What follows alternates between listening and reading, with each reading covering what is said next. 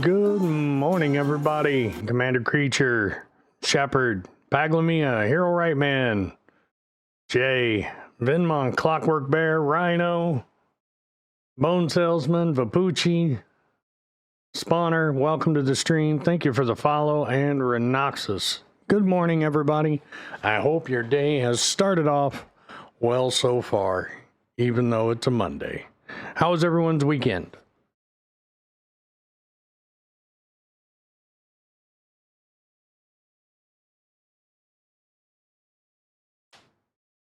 Way too short.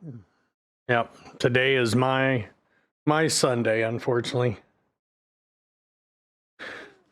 For those that haven't seen the tweet yet or the Discord post, Hazy Days narration just got published to Patreon.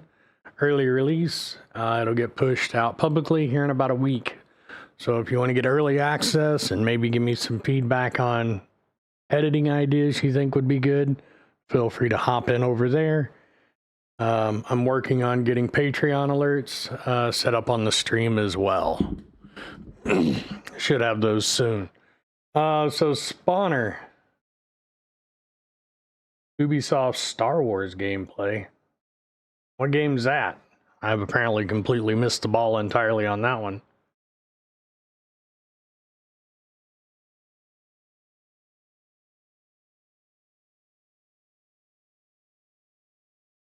What is Ubisoft pushing out? Seems like everybody's spitting out a space game now.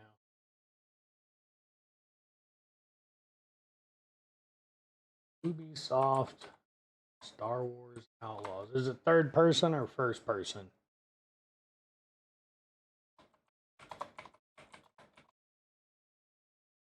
Let's see what telemarketers call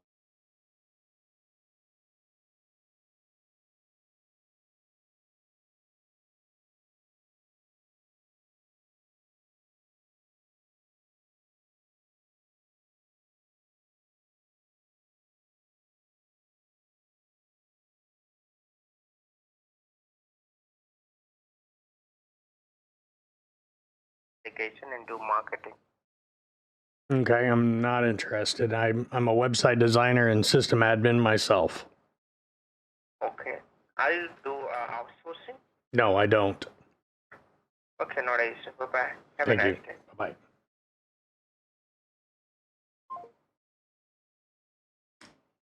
I was waiting for the scam pitch. Yeah.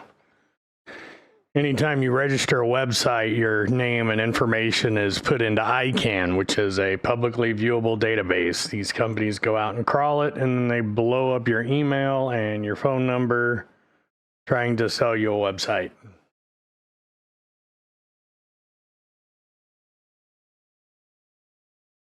I'm pulling it up now. Let's Spawner. So give me kind of a quick rundown of your system specs.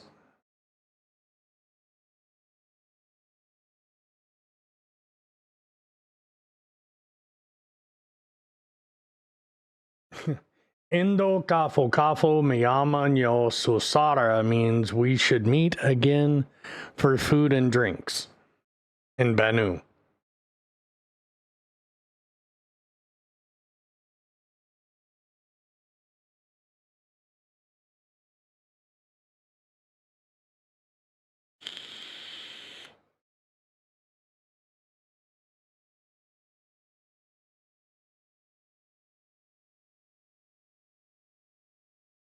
All right, so when you open up RSI, now when you just sit there and let it run, do you get a 30,019? What's the error? Do you get an error? Does it have you alt F forward?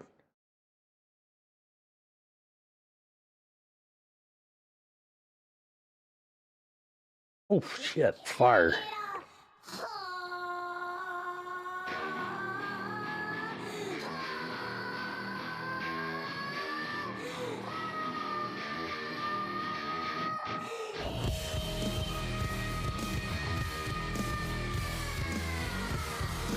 Tax, thank you so much for the resub. Going on a 7-month streak. Thank you very much. You absolute legend. Greatly appreciate it.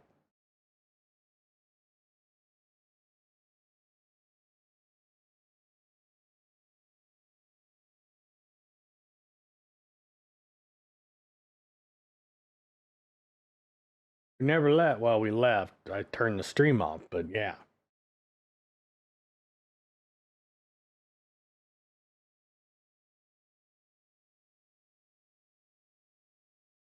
Okay, so what you're going to do, have you gone down here to the bottom right, this section right here? Click this and hang on.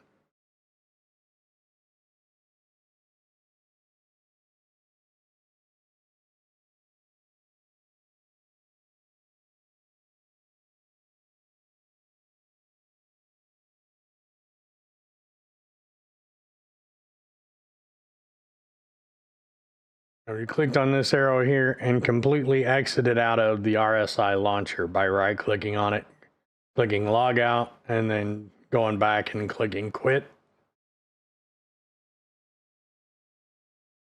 Because just clicking here doesn't close the launcher.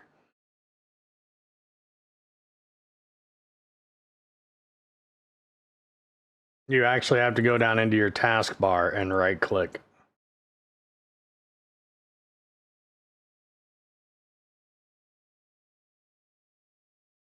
And when you just sit there and wait, does it give you an error code?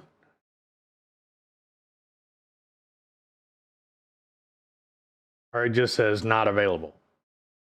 There have been instances where you have to use a VPN for a while, and it's usually has to do with some weird DNS issue between your ISP and their servers.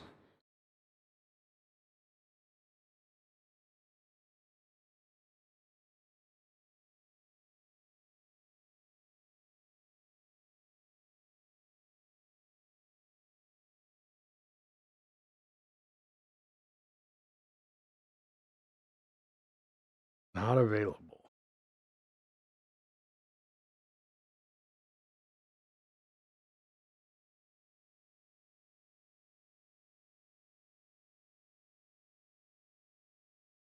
Do you have a VPN?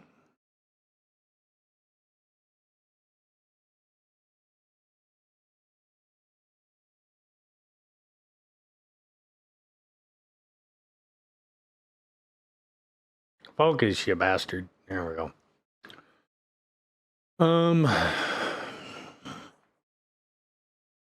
No. It doesn't only work. This is an issue that affects, because they have servers in Europe, they have servers in the US, they have servers in Asia and Australia. It's not that issue. It's just the internet being the fucking internet. Sounds like I'm losing my voice. Holy shit.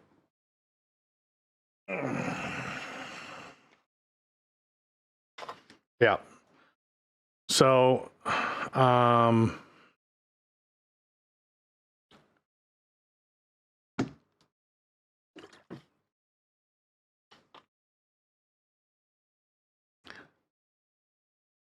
you can try that. That's usually, that may work.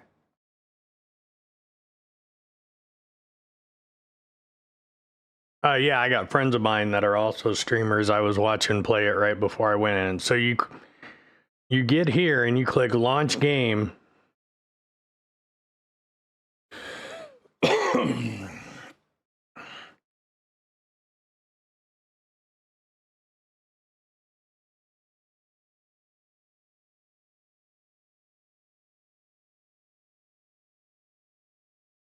And then you click acknowledge. This pops up. And then you get entitlement processing. Yeah, Vapucci, the link thing, I've turned it off, but it's still excessive.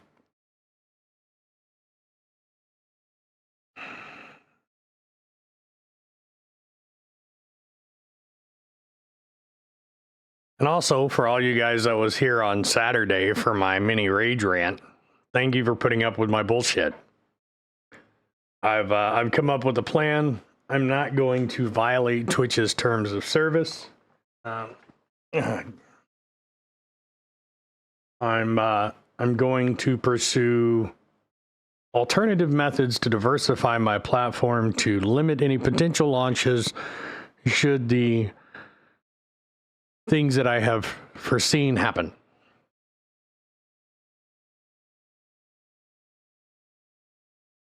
It's filtered for all. I've got to go in and find out which one of the fucking bots I'm using is filtering links.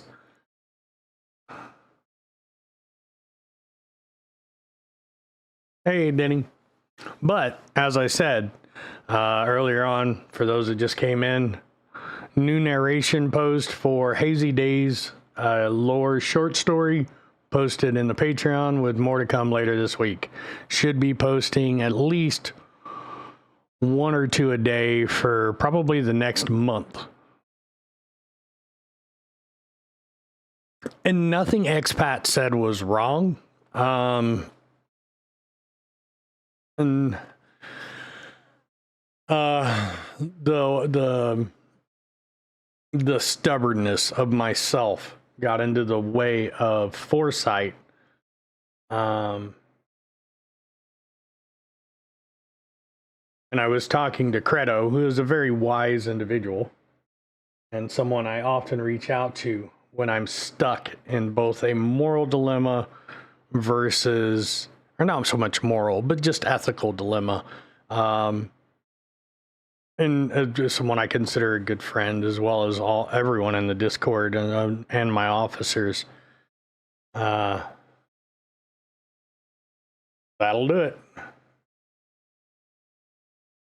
And to go true nerd fashion, and I basically said this is a Kobayashi Maru type of scenario. It's a no-win scenario, and he made a very valid point that I had forgot about. There's the point of the Kobayashi Maru scenario is not, how do I put this?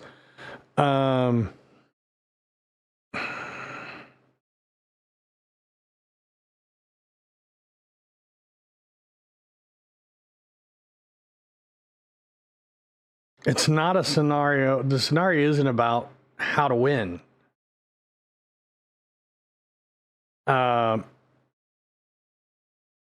Okay. I'll wait. Because I don't have my ad notification thing up. And Spawn, glad we got your DNS problem, or got you back into the game. It's a weird glitch. They're working on it. When was the last time you restarted your computer? If you're not sure how to see exactly when that was, click on your Windows logo down at the bottom of your screen, right click on it. You're going to menu like this, click on Task Manager, click on Performance, click on CPU, and look at Uptime.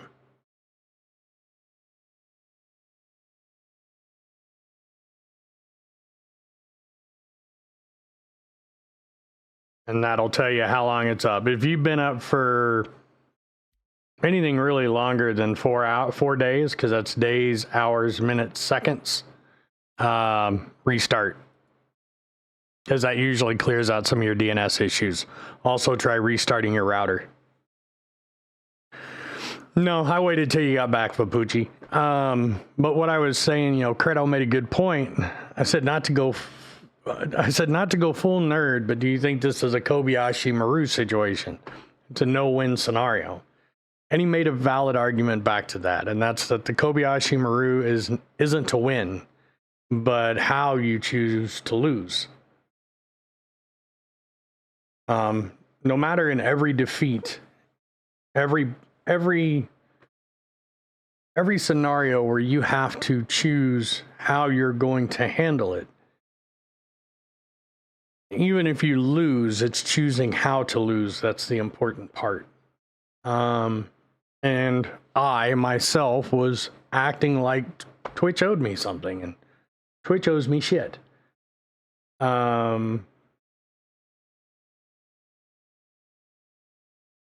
Because they make no promise of any type of win.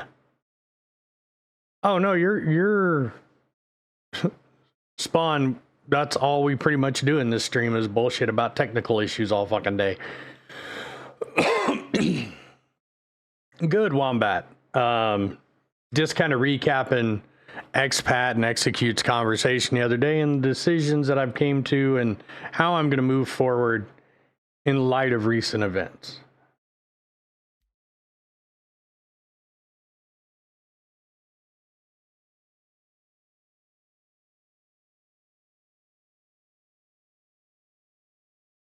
And that's pretty much it.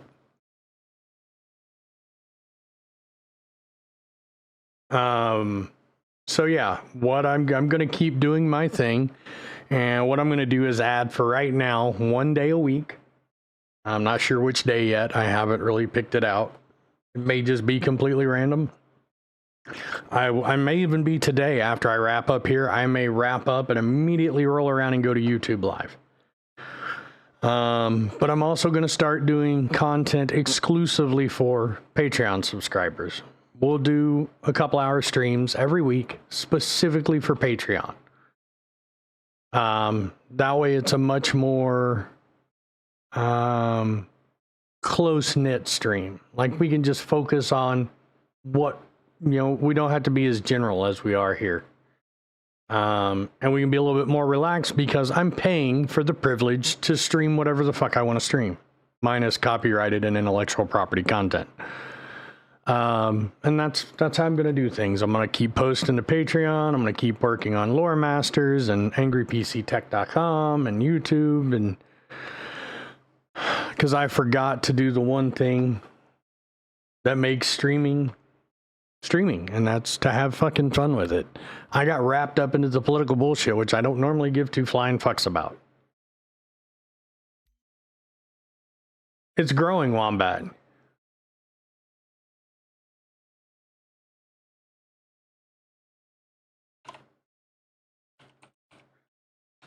Is there not one on the homepage? Because I can fix that shit real quick.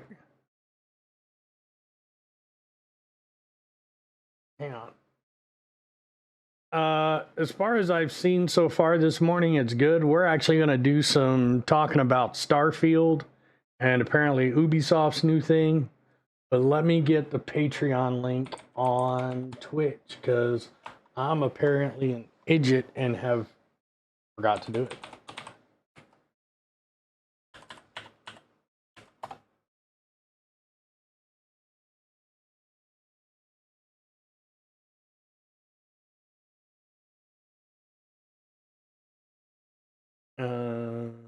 Dashboard.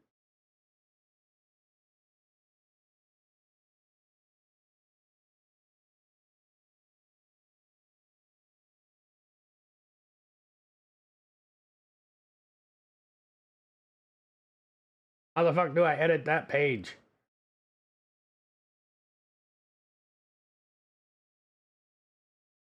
Oh, I don't think it's going to be a flop.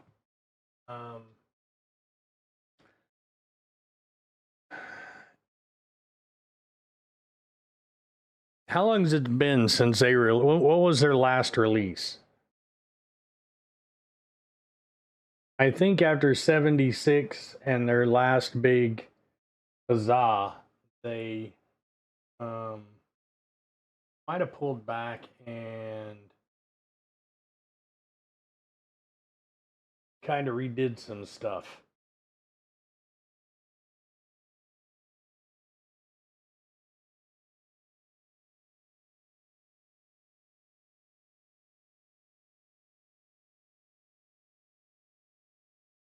Which I hope they did. I hope they fixed and really, really, really, really concentrated on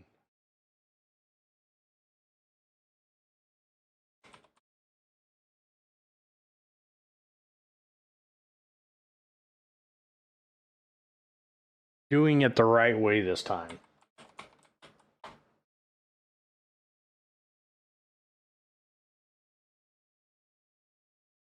Oh, shit, I'll have to get my stream elements link later. There you go. That's been... My Patreon's on there now.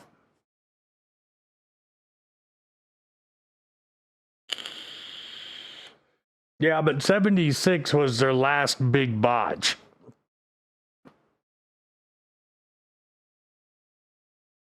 Like Fallout 4 was good, Fallout New Vegas was good. They had their hiccups in the beginning because small scale testing and sending it out to the wild are two completely different scopes of testing. Hey, Randprint. So it's going to be interesting to see how well they automated their testing this time. I said it was good. I didn't say it was great. Hell, it's still fucking broke.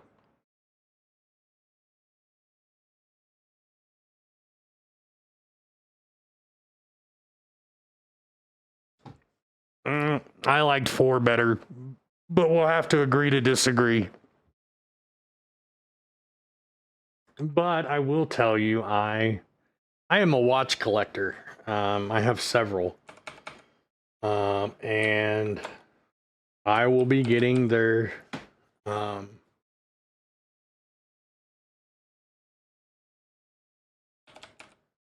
soon as I find out how the fuck to buy it.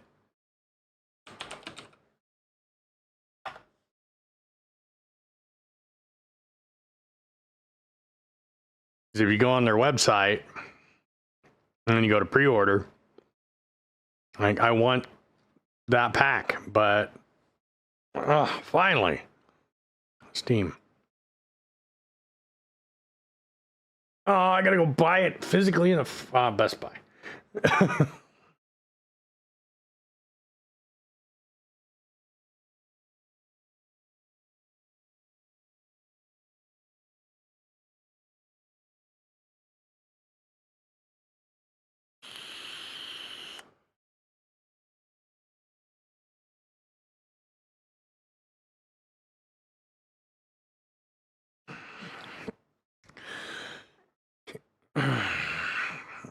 I don't disagree with you there, Randprint, but it was still fun.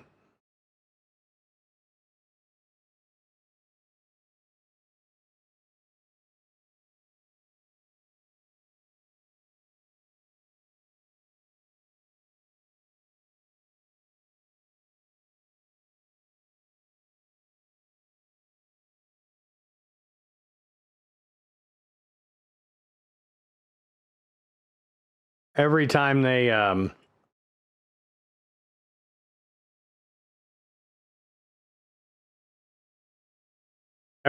get some more in stock, they pretty much immediately sell out.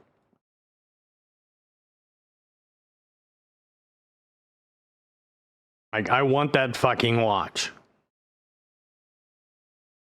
Nobody makes a good game that tells a good story anymore. You know why? Because every story is the fucking same.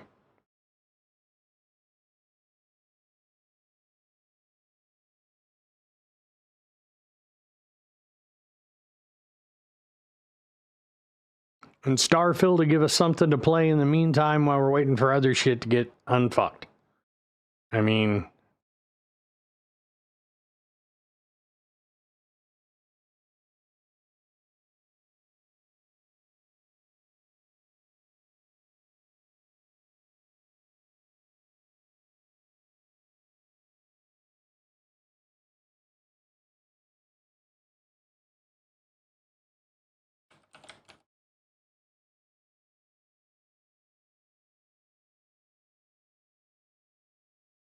Like, I guarantee you it was no coincidence that they announced it right now, the day before the beginning of First Contact Day. I do have a skin, and I believe I have the flag, Wombat.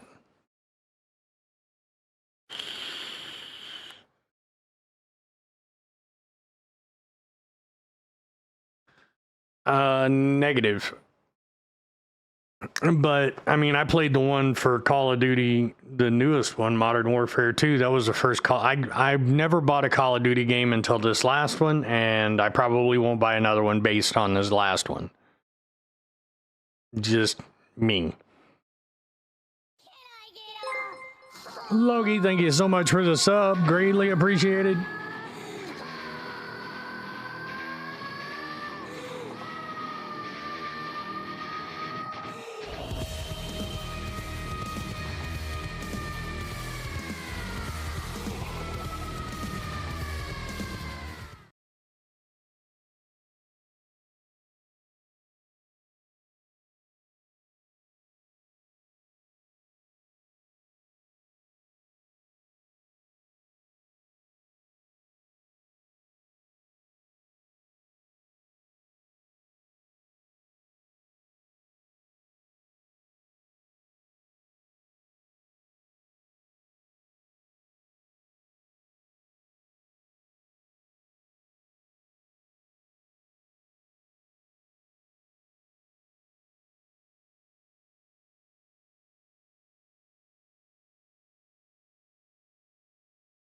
I guess it would help if I unmuted myself.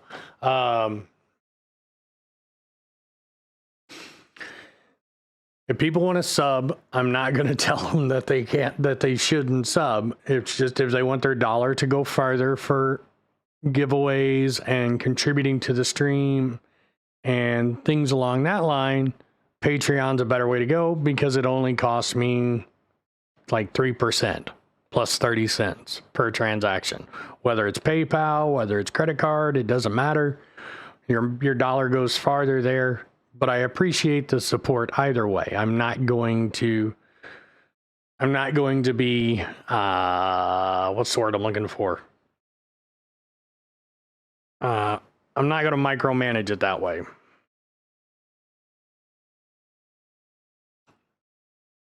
But just to give you guys a little bit of a sneak peek of the clip that's loaded in there. Hazy Days. This short story originally appeared in Jump Point 10.02. A sudden uprush dispels the dark. Pernell Harry opens his eyes to find himself in a bright, sterile medical facility. There you are, Mr. Harry. Where am I? It's okay, you're an Orson. It looks like your region was successful. How are you feeling? Pernell draws a deep breath, then wiggles his fingers and toes. A little sore. What happened to me? I'm afraid I can't help you with that. It's not the wrong screen, John. It's an audio. It's like an audio book. It's a narration. There's no video. It's just audio.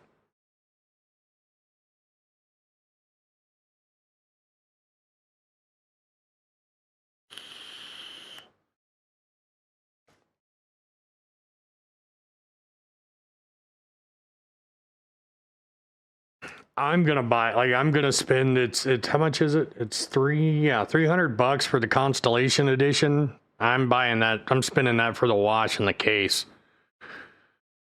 No, Patreon's not just audio, but I can post audio files, video files, live stream on it. It's many things. Dose has heard the full file. He proofed it for me.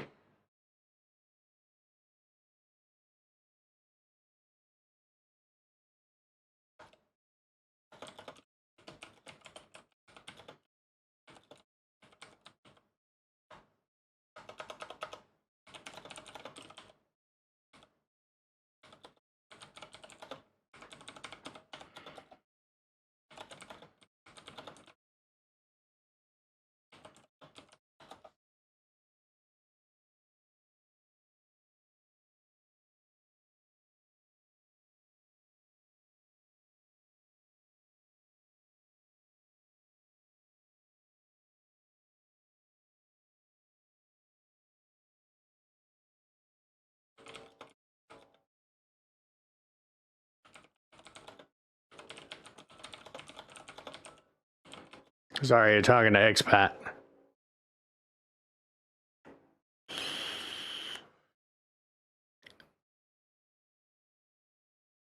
The only reason I'm ordering it is the watch, the case, and the patch. I mean, you think about a smartwatch, a typical smartwatch is about $150 to $180 ish. The case is that looks like it was nice construction. That's another 40, 50 bucks. The patch is another 10, 20 bucks, depending on where you buy it from, plus the game for 69 bucks. So there's value in the Constellation Edition. Plus, like I said, I collect watches.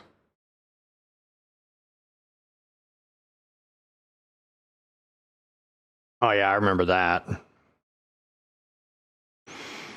Oh, and I finally made a decision on an air filtration system. It's plastic and metal construction, Spawner, from what I understand.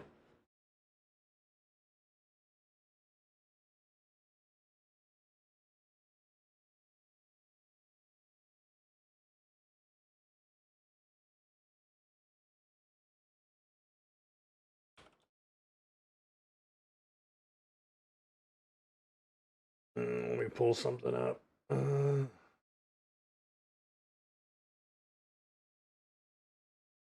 Pretty much everything on them but the main chassis, they're plastic and metal. You guys are going to get a recent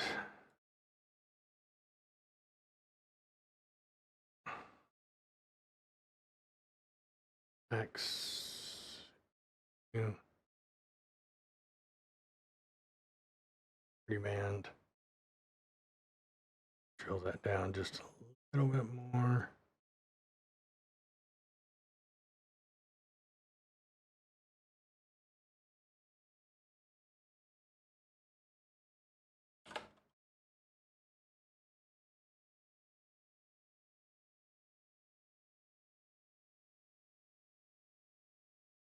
Pretty much Claxton, yeah. Hazy Days. This short story originally appeared in Jump Point 10.02. A sudden uprush dispels the dark. Pernell Harry opens his eyes to find himself in a bright, sterile medical facility. There you are, Mr. Harry. Where am I? It's okay, you're an Orson. It looks like your region was successful. How are you feeling? Pernell draws a deep breath.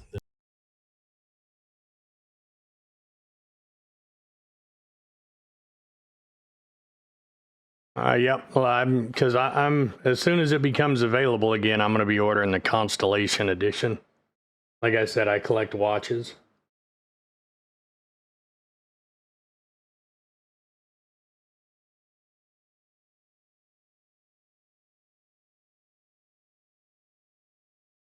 Save.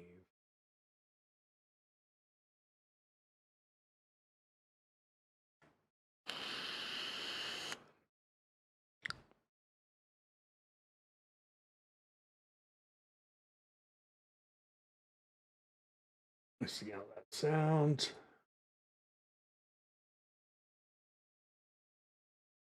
He's on a beach in Castle, basking in Nope.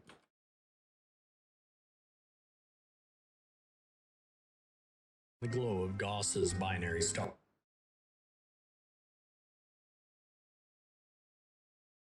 Down.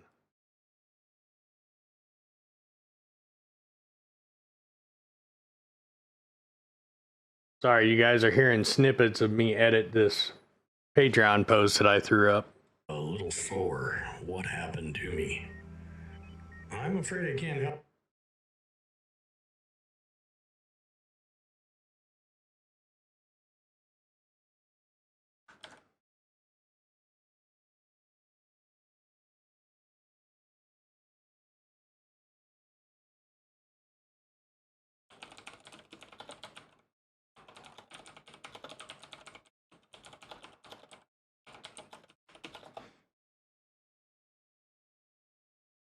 All right. We're going to trim that down just a little bit more. Hazy Days. This short story originally appeared in Jump Point 10.02. Sudden uprush dispels the dark. Hey, expat. Now Harry opens his eyes to find himself in a bright, sterile medical facility. There you are, Mr. Harry. Where am I? It's okay. You're in Olsen. It looks like your region was successful. How are you feeling? Purnell draws a deep breath and wiggles his fingers and toes. A little sore. What happened? There we go. Yep, here I is. I'm not playing the whole thing because a lot of it's behind is in my Patreon for the early access. So we're everybody's catching little snippets as I just check the audio in it. Yeah, here you go. You can hear it. I bench and closes his eyes. No recent memories surface. Eventually, Purnell stands and walks across the platform, knowing full well that things could be worse. At least. And it's got that nice, deep, melodic drone to it. So the Constellation edition of Starfield is $299. So you figure about $150, $160 for the watch, and another $40-$50 for the Pelican-ish case, and then $10 to $20 for the patch, plus the game. You're got good value. Let me run a reverb tool on it, because I don't have like a reverb. Oh, I know where that's getting put in. Hang on.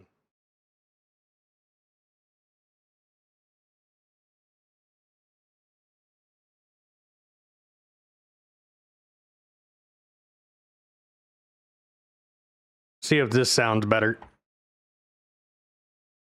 He remembers the location of his hab. Back at his green circle hab, Purnell opens a closet to change. For a second, he's shocked to see his favorite helmet missing. Of course he was wearing it when... And he pauses again, hoping something will come back, but nothing does.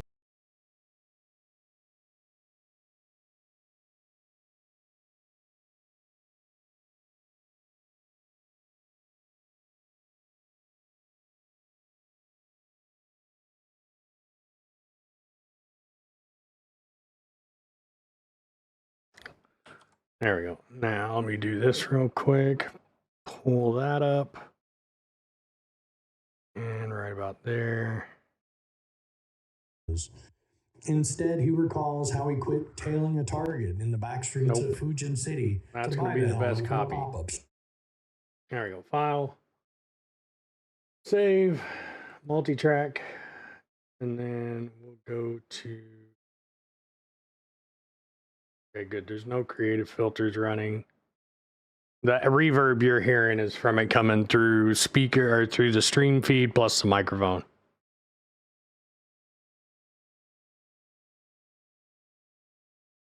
And do that. Wiggle that a little bit. Something about it suited him, and it had served him well, keeping him safe. That is, until now. Only later did he discover that it was an early and exceedingly rare CC conversion helmet, one that is immensely valuable to him in many ways, and now potentially gone forever. Purnell pops open his Mobi and There we go. Turn myself down just a hair. scrolls through his inventory. His heart sinks when he sees what's missing. It must have been a big op if he took so... There we go.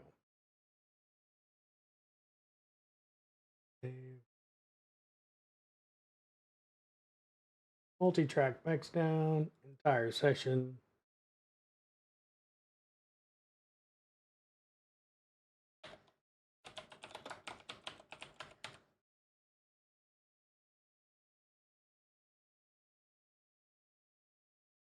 There we go.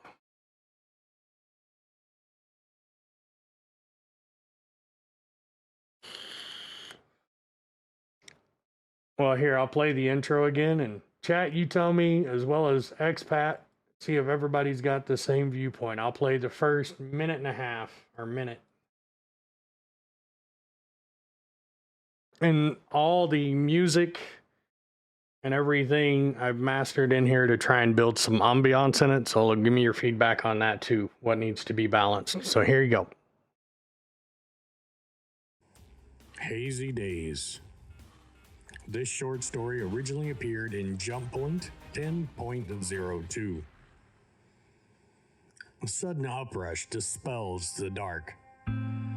Pernell Harry opens his eyes to find himself in a bright, sterile medical facility. There you are, Mr. Harry. Where am I? It's okay, you're an orphan. It looks like your region was successful. How are you feeling? Pernell draws a deep breath, then wiggles his fingers and toes. A little sore. What happened to me? I'm afraid I can't help you with that. You suffered a traumatic injury, though.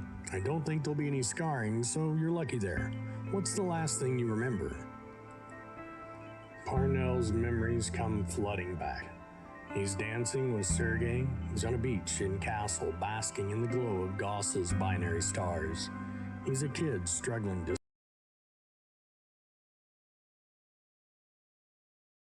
And there you guys go.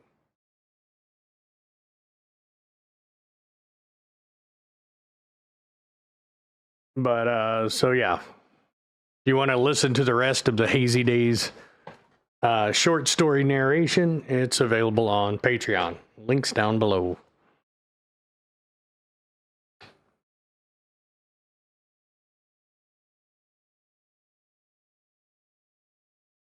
But I'm going to try and put, like when I put together these narrated short stories and long form stories, I'm going to use sound effects as well as just me telling the story to build them out. And I want, I would appreciate feedback on those.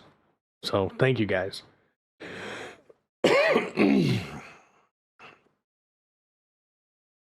There we go.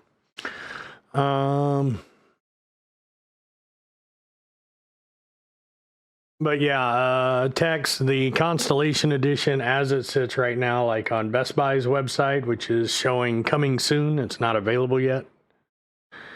It's $2.99 a month.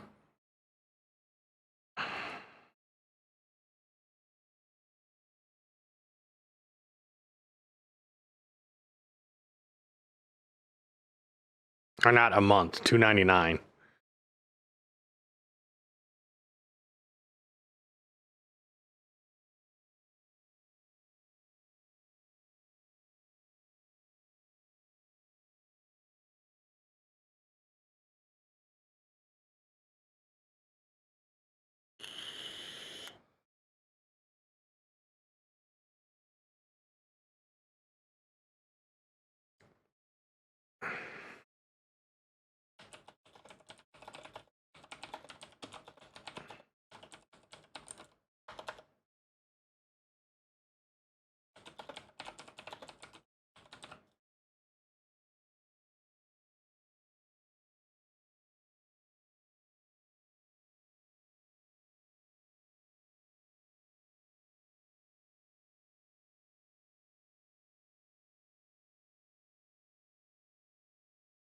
It says coming soon, so there's probably going to be more coming.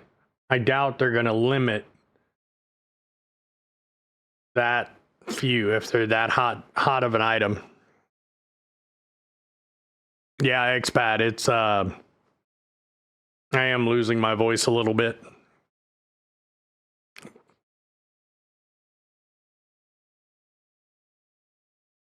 I don't really know why. I don't know if I'm losing my voice or it's allergies. I've got a air purifier on the way. I bought a, see if I can find it. Blue Air, yeah.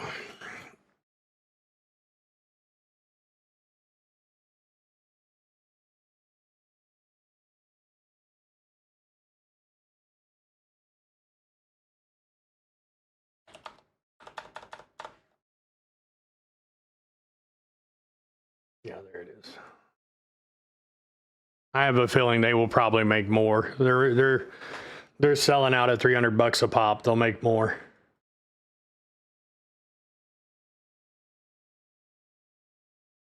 So yeah, I ordered this bad boy here. To rotate the air in a 1,200 square foot space twice an hour. So I bought one of these. I'll probably end up adding another to it. Gives me air quality, live real-time air quality readouts via mobile as well for PM1, PM2.5, and PM10. And I have a feeling this will help the missus and I both with our sinuses.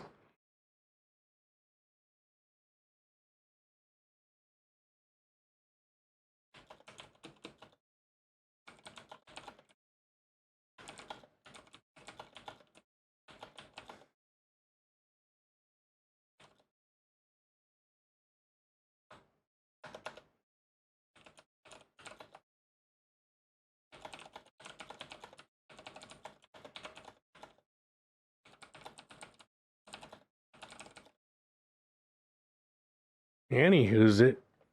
So has everybody watched the video on the Starfield release? You guys want to go over it again or check it out again? I have no problem with that.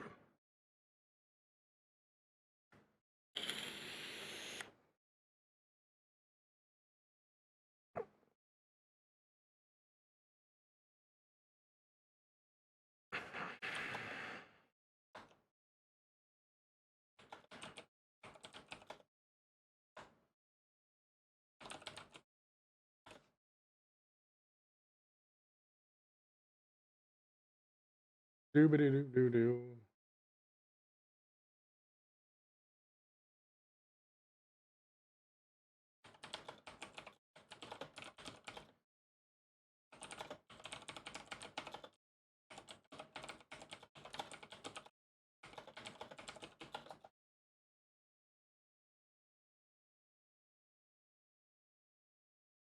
Modular friggin' ships, yeah.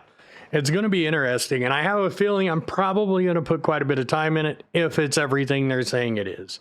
I think we're all a bit, I think the word is jaded by space games at the moment because of Elite and Star Citizen, and the list goes on. But yeah, I'm stoked for it. I will be, actually, if you order the premium edition upgrade physically, like if you order it from Best Buy, if it's available there, you will get the Steelbook display case and the patch, but I want that fucking watch.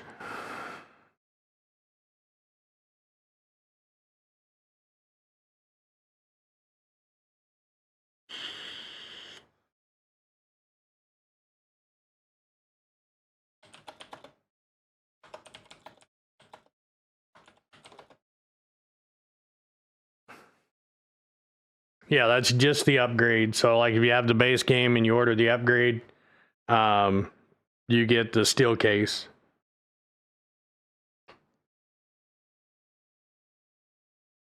But as soon as it's available on the 5 days early access, I guarantee you we'll be playing it on stream. But I want that fucking watch. I want that watch. So fucking bad, I want that watch.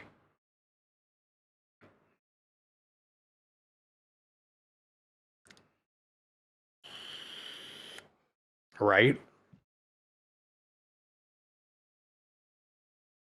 Oh, and then apparently they was telling me there's a new Star Wars game from Ubisoft. Outlaws. My thing is it fucking third person? Let's watch the trailer. If it's third person, sorry, I'm out. I'm so sick of fucking third person games. At least that's what I hear. The Empire? They're everywhere.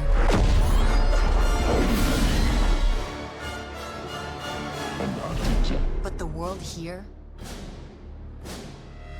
belongs to the syndicates.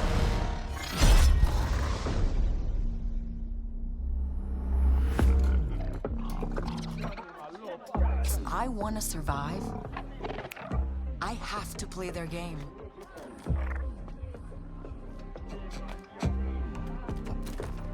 Looks like I'm all in. She's in here somewhere. On second thought, I'm out.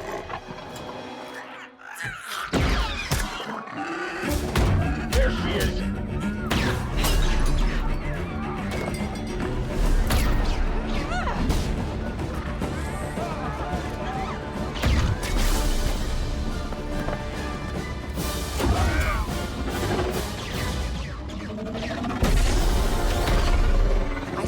held back my whole life. And now, I just need a chance to finally be free. Wherever that takes me.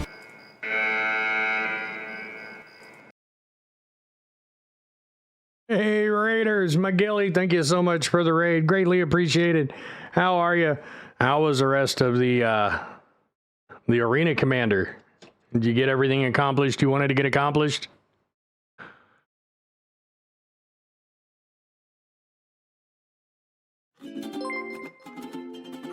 You become comfortably numb to it, Jay.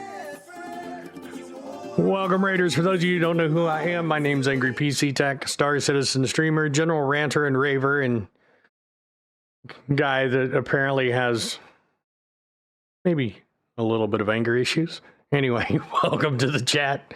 Pull up a seat, hang out. We're checking out the new Star Wars Outlaws trailer. Talking a little bit about Starfield before we hop into Star Citizen and see what kind of trouble we can get into. Yep. And we'll probably be doing some more of that next weekend or so, McGilly. You're more than welcome to join us too.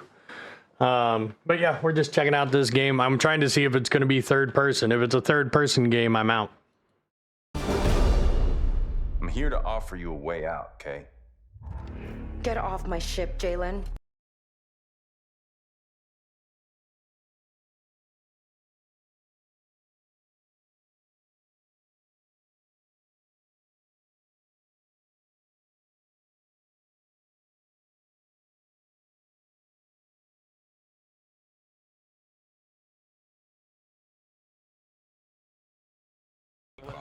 Of course I am. So I'll say all that again. For those of you in my chat like Spawner and anyone new that might be lurking, if you're not already following McGilly, go do it now while we're sitting here talking. He's an amazing creator. Tons of fun to watch. Got all kinds of cool overlays and things like that you can find just by hanging out in his chat. Very knowledgeable about the game, very knowledgeable about voice attack and other things, and just all around cool content. Go check him out. Give him a follow. Another one that I've got to recommend as well is Expat Brad. And give that shout out there. Another amazing creator that does things a little bit differently than just about every other Star Citizen creator. Who's parked in front of my house and why? Oh, it's a neighbor.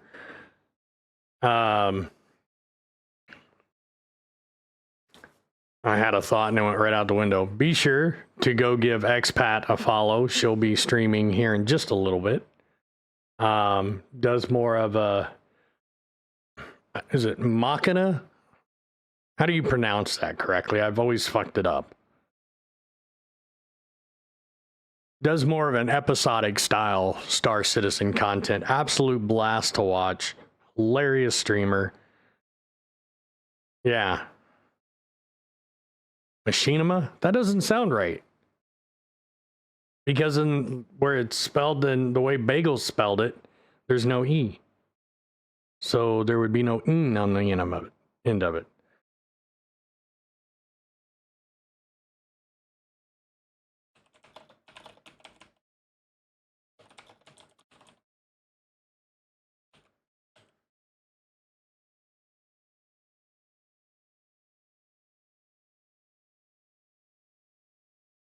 Machinima. Machinima. Sounds like something I'd yell after I hit my shin on the drop hitch on the back of the car.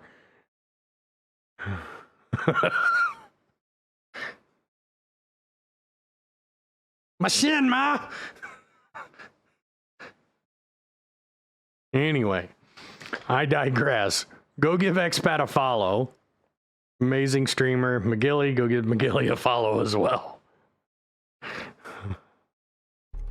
Give me a chance. You're gonna have to trust me. It'll be dangerous, risky. But if you pull this off, you'll never look over your shoulder again.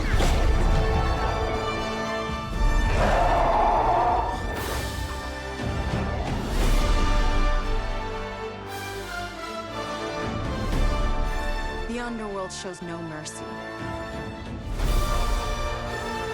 If these are rendered in engine, may God have mercy on my 3080.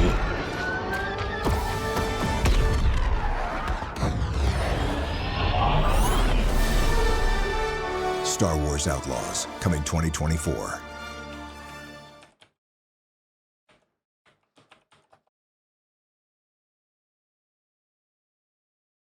Oh, that's just a trailer. Fuck off. Oh, in 2 hours?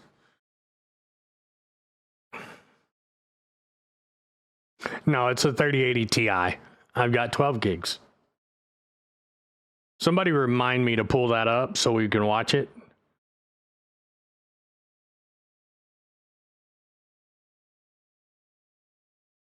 Yeah, it's gonna be fucking microtransactioned into oblivion.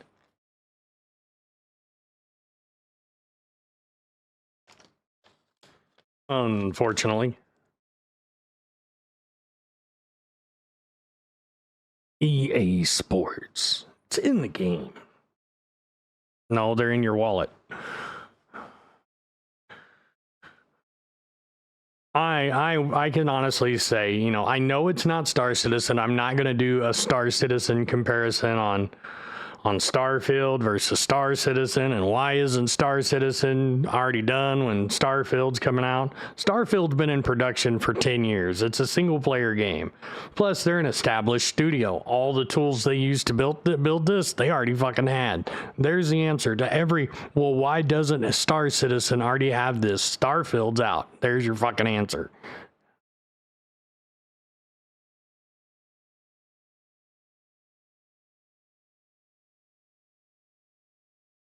I swear to God, if I see one more person, well, Starfield's coming out in September and it's already ready. Star Citizen's had 10 years. Why aren't they done yet? Well, they ain't done yet because they're a brand new studio and none of the tools they used to make their fucking game existed before they came about. So they got to fucking make them all. So go get your knickers in a wad somewhere else.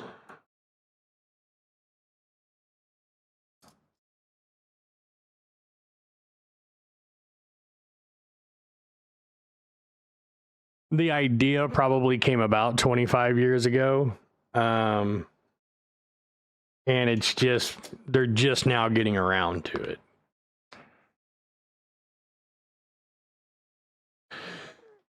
Well, it's hilarious that the day after this drops, the Starfield or Star Citizen Reddit goes silent because of the whole API bullshit. You ain't the boss of my knicker wad. I don't want to be the boss of your knicker wad, Frosty. But it's nice to know you have one and you have it under control. I'm sure it probably will, Grin. It does, but I mean, it's kind of just... In Star Citizen, I have to fly to that. I actually have to go from this planet to this planet, and then I gotta line up to do my orbital re-entry to hit the spot on the map that I want to land on. On Starfield, it's click, click, there.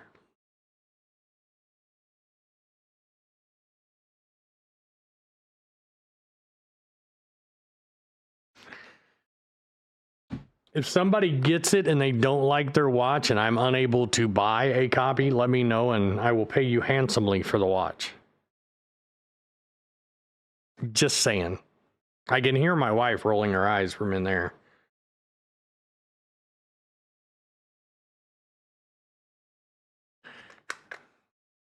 All right.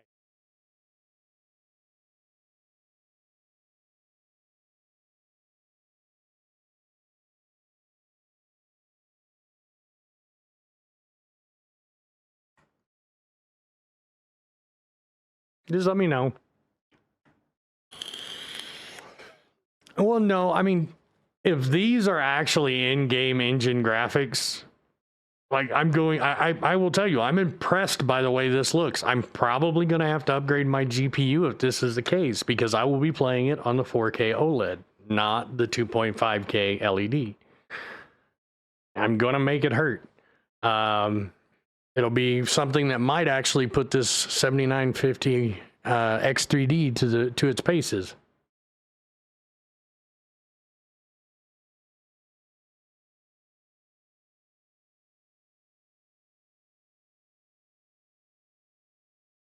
Yeah, so I haven't looked at the requirements yet on Steam.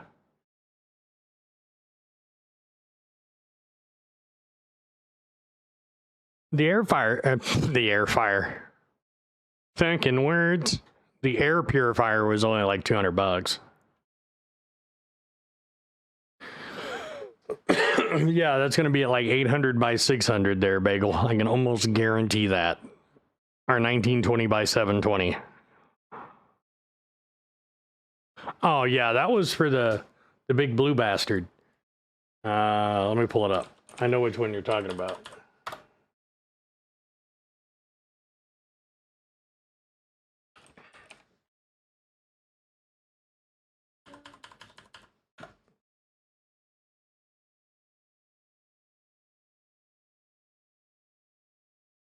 Okay.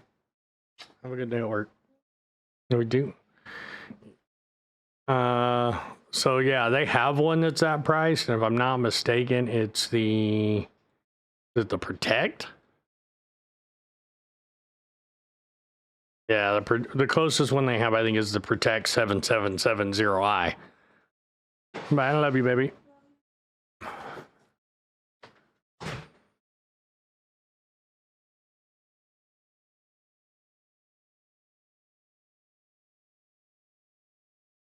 But I guarantee you, I like the ambidextrous charging handle there on the rifle.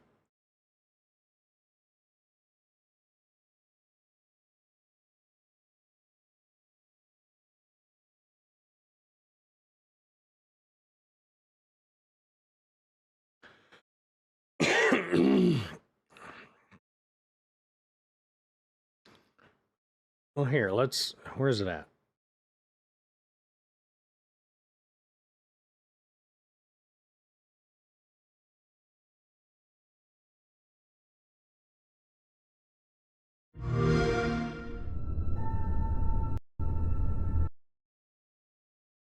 I don't know what's up with Windows 11 here lately, but my fucking taskbar will not stay out of the way.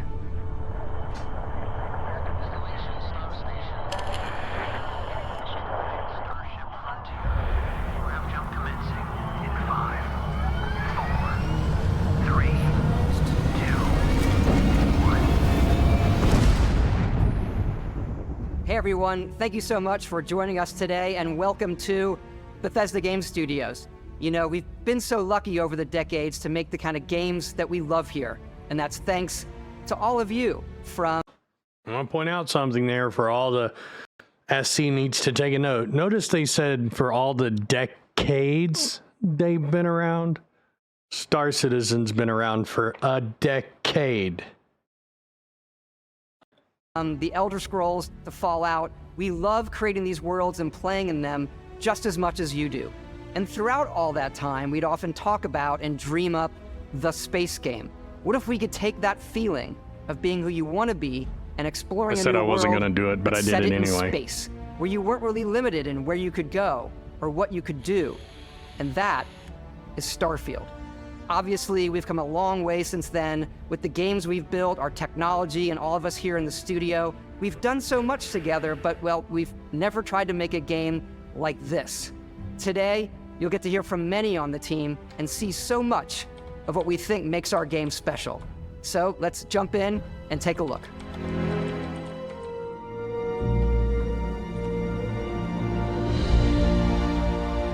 Starfield is our first new universe in over 25 years.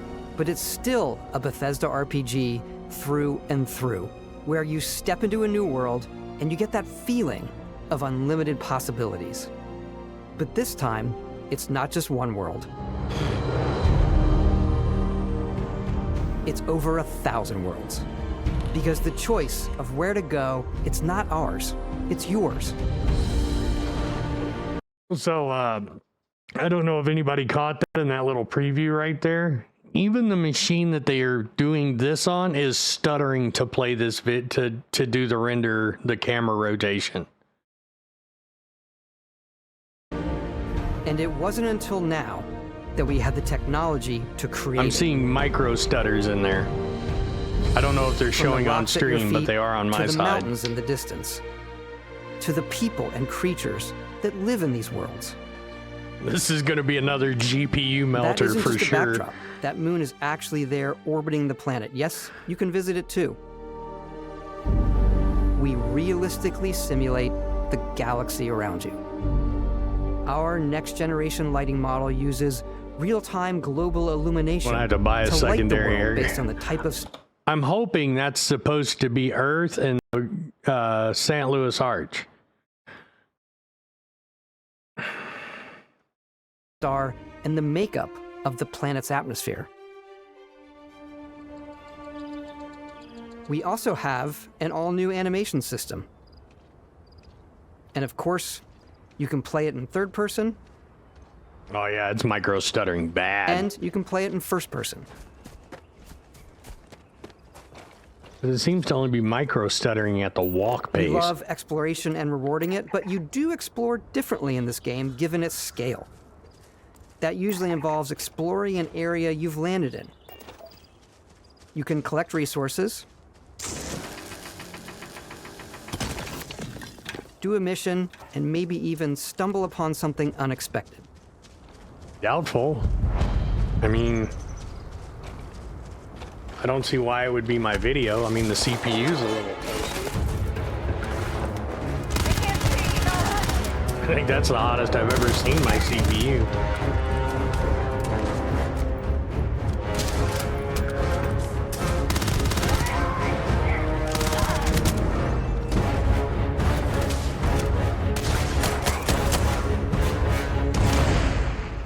I mean, the death animations are pretty funny. We do love stuff and all of the items allowing you to pick everything up. And you can view all that in your It says we can pick everything up. Can I pick up that fucking bubble level that's up there on the wall? Where'd it go? I went back too far.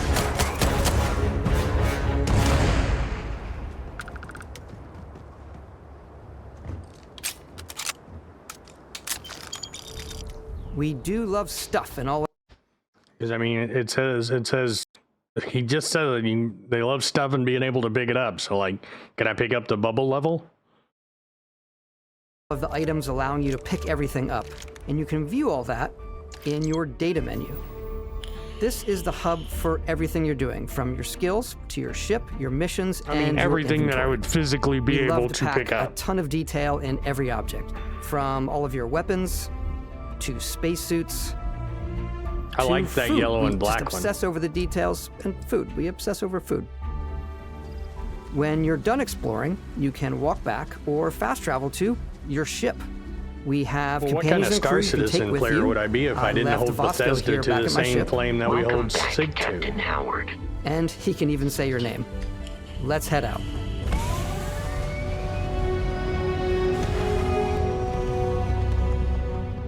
Our mission was to convey the wonder and majesty of space exploration, to evoke the romance of the golden age of early spaceflight. And we've been referring to this approach as NASA Punk. This means a design language where the tech is advanced, yet still looks grounded and relatable.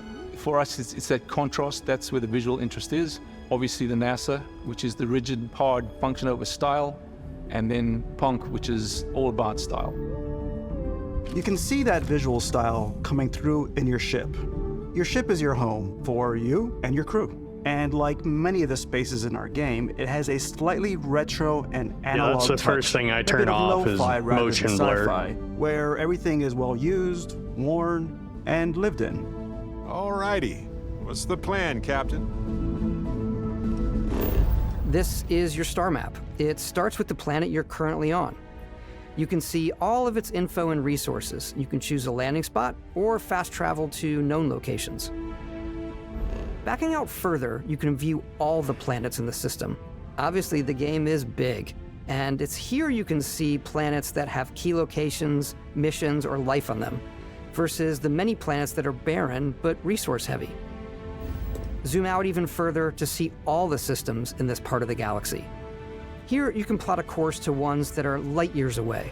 This uses your ship's grav getting a new drive to map fold soon. space and jump to these systems. And you will need to upgrade your ship and skills if you want to jump to the most distant ones. But for now, we'll plot a course to the Alpha Centauri system where we can find the city of New Atlantis. I didn't say how soon, I just said soon. But the part that sucks is, again, as you jump to the system and you get there. Welcome to UC Space.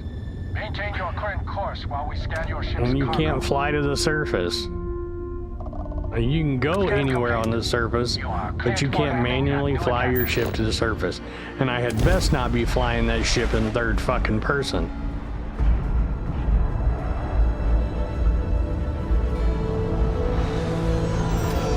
As soon as you land in a city like New Atlantis, your eyes are guided upwards to just these boundless, vast buildings. I mean, that's it's gorgeous. It's the biggest city we've ever made, not just in size, but also in the amount of custom art, crowds, and quests. So the main focus when we're designing a city is obviously what supports the story. We try and tell as many small stories as possible. This is a colony war memorial. It's a few moments of gameplay that make the space feel like it's full of real characters that are going about their day-to-day lives. It's paralyzing if you really stop and think about it. Buddy, it's coffee. It's also where your adventure with Constellation begins.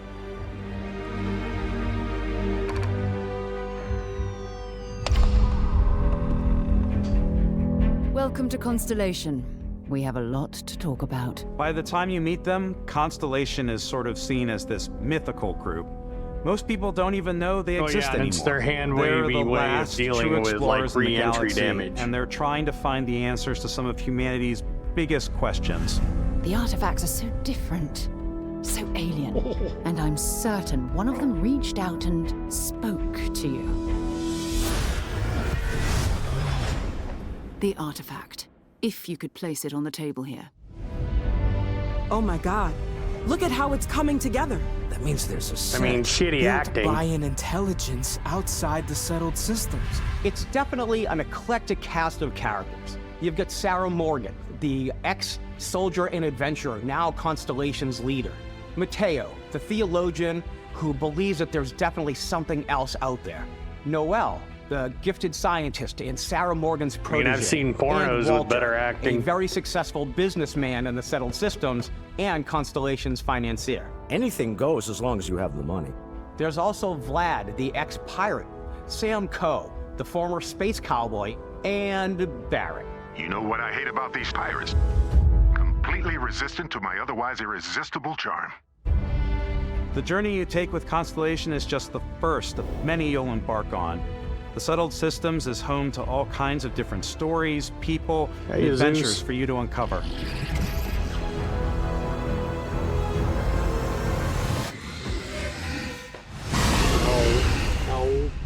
No. The United Colonies is where you'll find New Atlantis, the first major human settlement in space. The people who live here value law, discipline, and the legacy of humanity. They consider themselves the true children of Earth. You ever think of joining up with the Vanguard of the United Colonies, even get your UC citizenship? New Atlantis isn't the only city within the United Colonies. The city of Sidonia on Mars to this day serves as the largest mining facility for the United Colonies.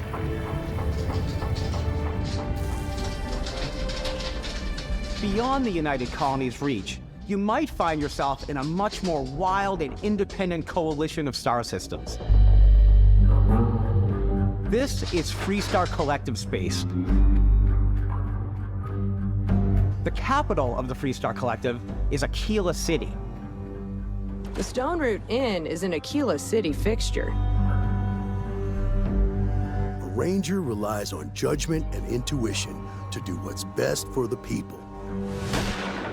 Neon started out as a fishing platform, but is now known throughout the settled systems as a pleasure city, where almost anything goes.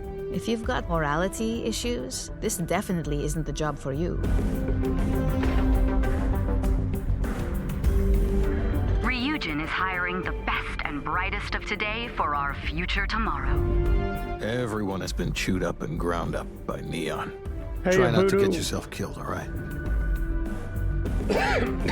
Outside the bounds of civilized space, there are still plenty of unclaimed systems to explore. No, but these we were areas just are talking also about home to the that. I most missed the hostile pre-order. factions in the galaxy. I will be, as soon as it's available, though, I will be. Hungers. All heathens shall be made dust in time. A new face. Is this the face of a brave runner here to challenge the Red Mile? They think the galaxy is theirs. They are wrong. It belongs to the Crimson Fleet. It always has. Why the fuck is my In GPU Starfield, so we're hot? It's pushing our never cities that and fucking settlements hot. further than we ever have before. It's all there, waiting for you. A slice of humanity's future.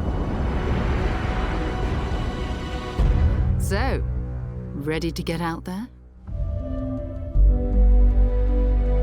Throughout the galaxy, there are so many things to see and stories to experience. But the most important story is the one that you tell. I'm the type of person who spends hours in character creation, and I think people are going to be really excited when they see all of the improvements we've made. One of the biggest overhauls was done through our character generation system. We scanned a wide range of faces from different age groups and ethnicities. And by mixing and matching all that data, we were able to create highly detailed and diverse characters. We use that exact system to create all of the characters and NPCs you're going to see in the game. So any character you see almost always is a character you could make yourself. Snap out of it. Hey, come on, come on. Okay, take it easy. You were out cold. No physical damage. Mentally, the jury's still out. You know who you are? New recruit for Argos Extractors? Ring any bells? Any of this look familiar? You start your character creation journey as though you're cycling through employee records. You'll pick from a lineup of 40 presets, and that'll be your starting point. Your journey from there can be as detailed or as quick as you want it to be. This new system has more to offer than ever before. It's also the simplest character generation system we ever had. We let the player get as close as possible to make whatever they want. With the various facial morphs you can blend together, the dermesthetic and makeup, blemishes, scars, piercings, teeth settings, it's a lot. But I think it's the most fun to use. Are you fucking kidding me? Character creation is more than just how you look. This is also where you start to decide who you want to be. That's where backgrounds come in. Backgrounds give you a bit of backstory and start you out with 3 basic skills. From chef to Dusty. You know, the crew still has a betting pool about which restaurant critic you must have crossed to wind up here. What's great about backgrounds is you never know when yours is going to come in handy. You could be in the middle of a fancy restaurant talking to some guy, and suddenly you learn he needs a beast hunter to help track down a monster. Fine. I probably should stick to professionals anyway, given what happened the last time. We're also giving you the option to customize your build even further by letting you pick up to 3 traits. Traits are completely optional, and they come with their own advantages and disadvantages. You could choose to meet your biggest fan. By Vectera! Is it really, really you? He'll join your crew, and he'll give you gifts if you're willing to put up with his constant commentary. I can't believe I get to stand near you, breathing the same air. I've got to have every molecule.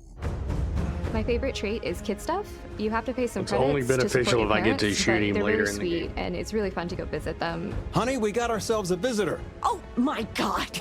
I came across some hostile zealots in space, but because I had chosen a trait that made me the same religion as them, I was able to get by without any issues.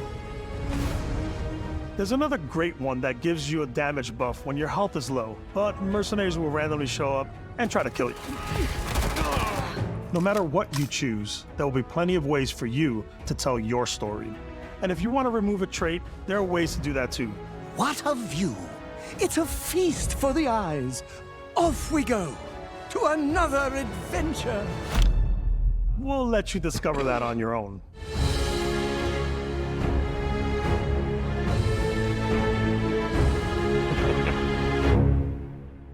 Hey, medic. So there is a different Once you've built the perfect character, perk if you that's when murder your journey can fan. really begin. We took what we loved about skills and perks from our previous games and put them together to create an all-new skill system. Each time you level up, you get a skill point, which can be used to unlock or rank up skills. Ranks are unlocked by completing challenges associated with that skill. Challenges become increasingly difficult as you work your way to higher ranks. With our 5 different skill trees and 4 ranks per skill, there's a lot to choose from. I like the xenosociology skill because it lets you mind control aliens. Boost pack out of the gate. I'm boost packing everywhere. I don't need another I like dog maxing out jumping my on physical lap. tree so I can get neuro strikes and just punch my way through combat.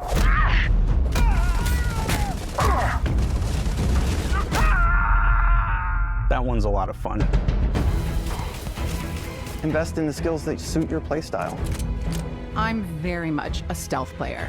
So, I'm out there pickpocketing everyone. My favorite part about being Why stealthy did it look like that character was wearing a dustpan on slowly its creeping head? through vents like you're in a movie, and then jumping out and springing on people. Whenever possible, I like to talk my way through situations. This area's off limits. Fine, I'll issue you an access card. I'm more of a run and gun player. I like doing the death from above thing where I boost pack over guys and I throw landmines at them.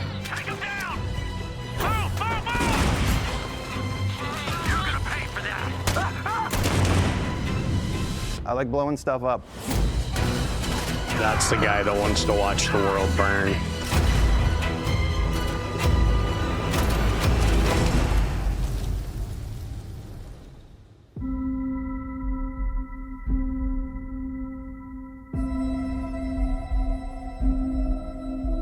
Exploration is a key aspect of The all our visuals are games. fucking stunning. In Starfield, there are full star systems with new life, resources, and adventures.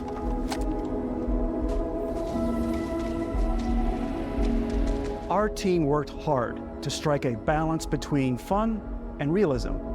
We studied data from NASA and a multitude of other sources to help us make the world feel believable. From the way we And then you approach go and make it planetary a third-person atmospheres game. to the way we placed biomes based on the planet's distance from the sun. Once we had created a grounded world, we could start looking at all the things that make that world fun.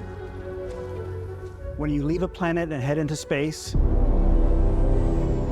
you'll be navigating asteroid fields, having chance meetings with interesting strangers. Any game that claims it's for immersion should have one mode and one mode only, and that is first person. Anything other than that is a break in the immersion.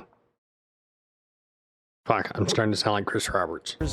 Dogfighting in space, and exploring derelict ships.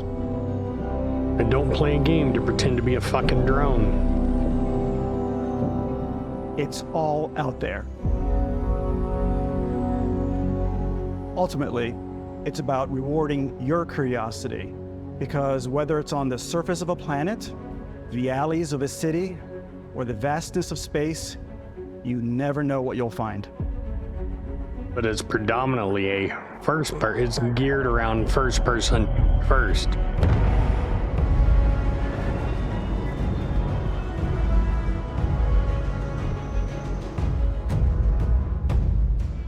Space exploration is possible thanks to your ship. Your ship is almost like having another character or home you can make What all your GPU own. do you have? I think Or you'll be CPU blown do you away have, by the Bagel? amount of stuff you can do. You can buy a ship. I'm sure you can find something you like. Customize and upgrade that ship. And hire a crew to keep it up and running. Oh yeah.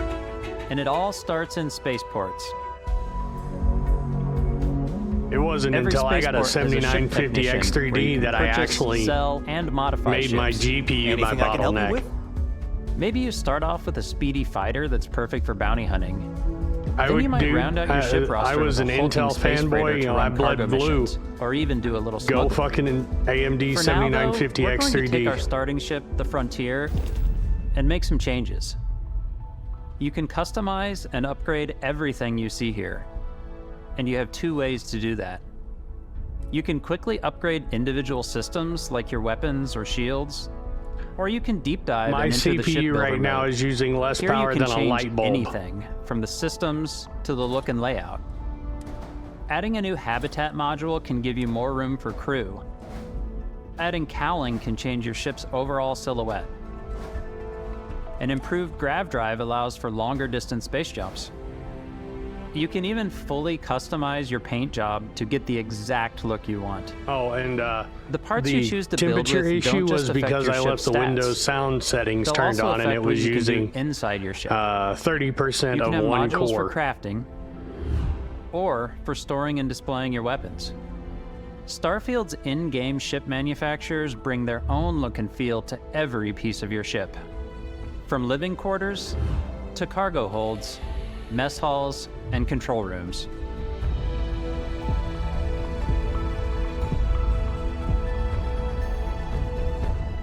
Our modified Frontier is a practical ship, but with a little creativity, your ship can look like almost anything you want. It's a bit odd, but one of my favorite ways of customizing ships is I make them look like animals. The HMS Platypus, as I called it. There's the crazy cat Where lady it had from The like Office. a giant tail to it.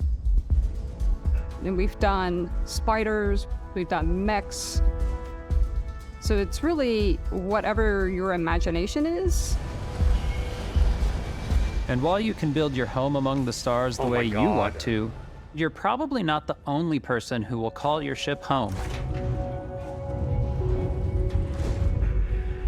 Ready to lift off when you are, Captain. Unless Intel does something to change their Engine's power ready. consumption, I probably won't be Frontier going is back. fueled and ready, Captain.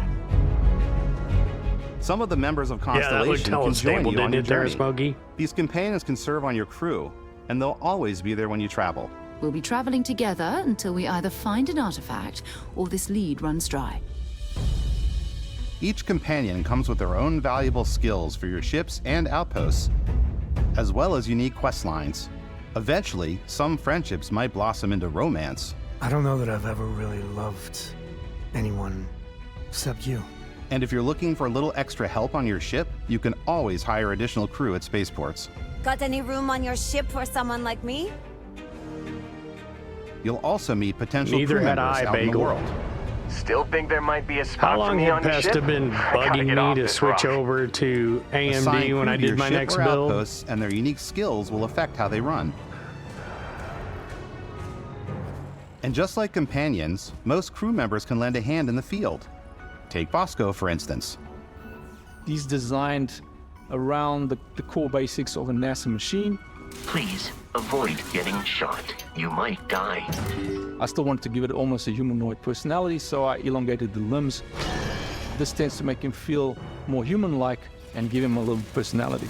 It is a shame exploration requires so much bloodshed.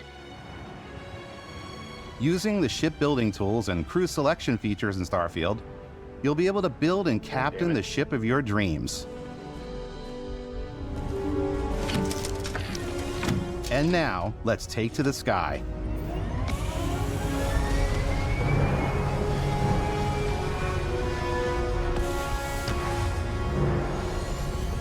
So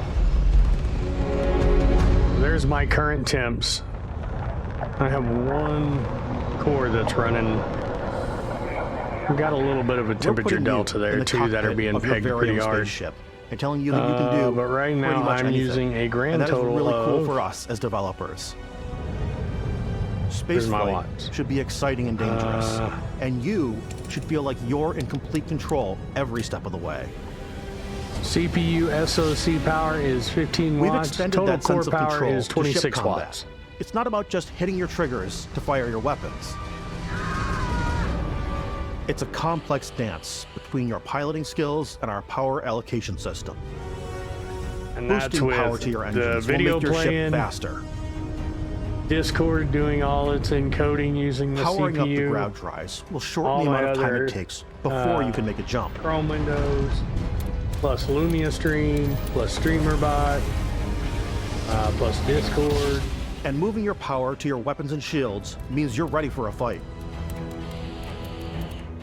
You should always be on your toes because you're not alone out there. Now, mind you, I'm also running 64 gigs of DDR5, PC 6400. But there's my overall core usage. Unlocking the targeting control system skill will allow you to zero in on specific subsystems of the ship you target.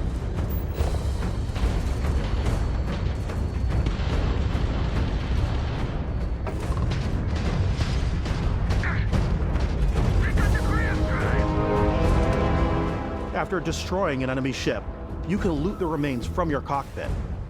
You can always turn any ship that engages you into scrap.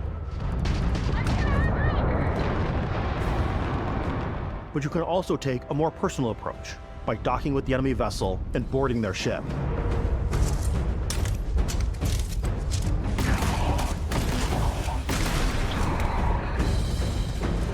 But then does it become my ship? Once you've taken control of an enemy ship, it's yours. Oh. Add it to your fleet and retrieve it at any spaceport. But space is way more than fighting for your life. Just like when you're planetside, there are plenty of sights to see and stops to make on the way to your next adventure. Like these massive star yards. Walk the halls, talk to the crew, maybe get talked into buying a whole new ship. A civilian in my star yard. Let's see about getting you a proper ship, one worthy of you. Maybe you'll dock with a gigantic battleship, like the UC Vigilance. No Man's Sky has Or more rub of an elbows with the arcade and galaxy's wealthy cartoonish elite on a vibe cruise to it. ship fit for the stars. There are plenty of personal encounters to be had as well. Yeah, we're kind of You biding can time a hail little any ship bit you until come that across to starts trade, playing. I'm swap info, curious to or see maybe even commit an act of piracy. Let's do this. what that's When going to be. playing, I'm trying I generally go like crazy. I want I to stream, definitely but go, like, the this more morning my piracy routes. voice has been I going to wanna shit, take and I'm over sure you can ships, I wanna probably board hear ships. it. I'm like, this is now mine. Going to I shit. steal all these sandwiches and Oh, put 'em, just the you know, combat? in my cargo Yeah, I can hold kind that of I have agree. specifically for sandwiches. I don't want to play the hero, but I want to go out and just start taking things from people as quickly as possible. Some strangers might be looking for a little human connection in the darkness of space. Oh, Hello, stranger. I just finished cooking up some food. If you want to come on over, just pop on by. Some of the best moments are the ones you discover on your own. The thing I love most about Starfield is that it is a Bethesda game through and through.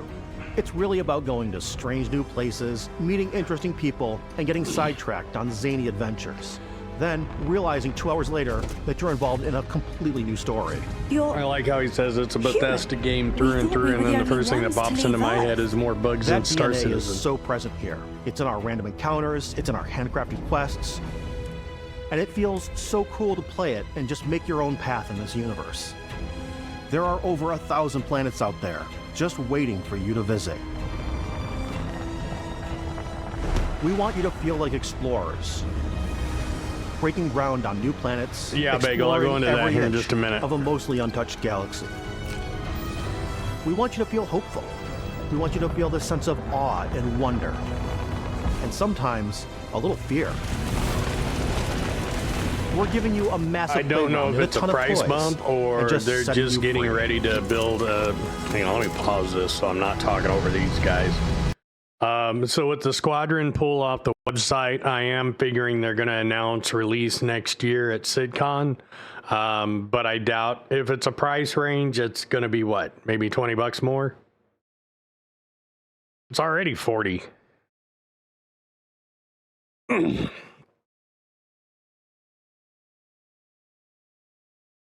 Oh yeah, I'm gonna play the shit out of this as well. You get it for 20 if you buy it as we're talking not. Yeah, it'll be Squadron 42 when the game's announced and it goes on sale. Will be $69.99. Because here's the thing: everyone that's bought it now has paid pre-release early buyer pricing.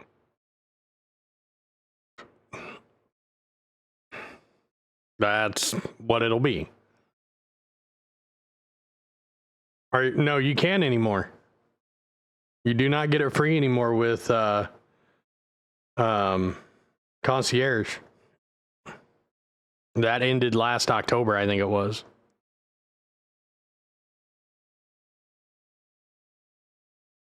Were you concierge before, I think, October?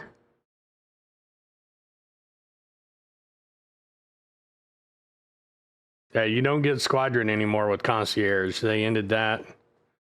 Hang on.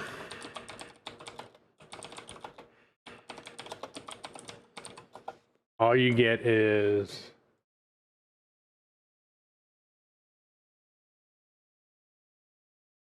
Oh.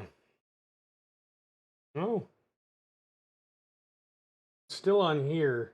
Okay, yeah, that's what it was. There it is. It was March.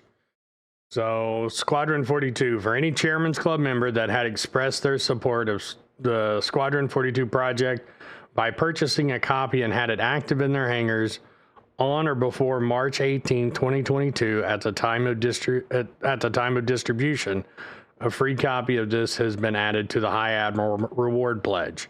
This was a one-time bonus reward for members that had already purchased Squadron by the indicated date and time and will not be granted to new members that reach High Admiral.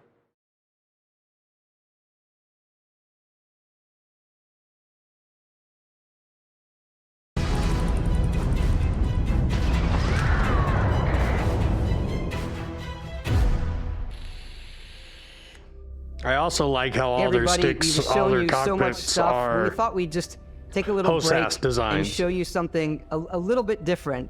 You know, we put so much detail into our game worlds, and we love the opportunity to bring that into the real world with our collector's editions. And for this game, we've done a watch. It is the Constellation Explorer's Watch. This is the watch that you actually get in the game that acts as part of your HUD, where it's the compass and then environmental information. It connects to your phone to give you notifications and other information. And we've also designed this really cool case that it comes with, Istvan. Yeah, we really took as much care and designed this case as we did the watch. Our attention to detail in the game totally translates to this. Inspired by the cases that the astronauts used during the Apollo era to bring back samples from the moon. It's got an intricate locking mechanism, authentic, heavy, comes with a Constellation patch, NATO strap, and the overall functionality. It's hard to tell, but it looks like the case is also made in metal. In the world, in the Starfield universe. Oh, and hey, take this. You'll find it very useful out there, and it even tells the time. It would be nice as if the app on the phone connected to the game.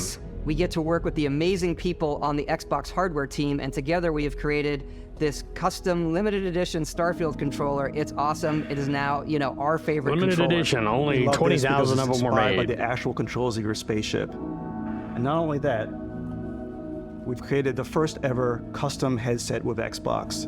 And this is a perfect pairing with that controller.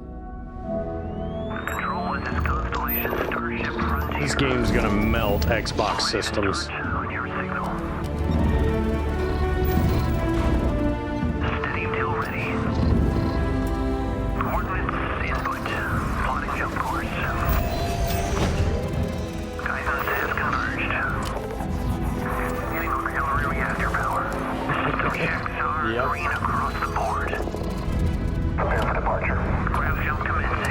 I do like the 1970s color palette on everything now.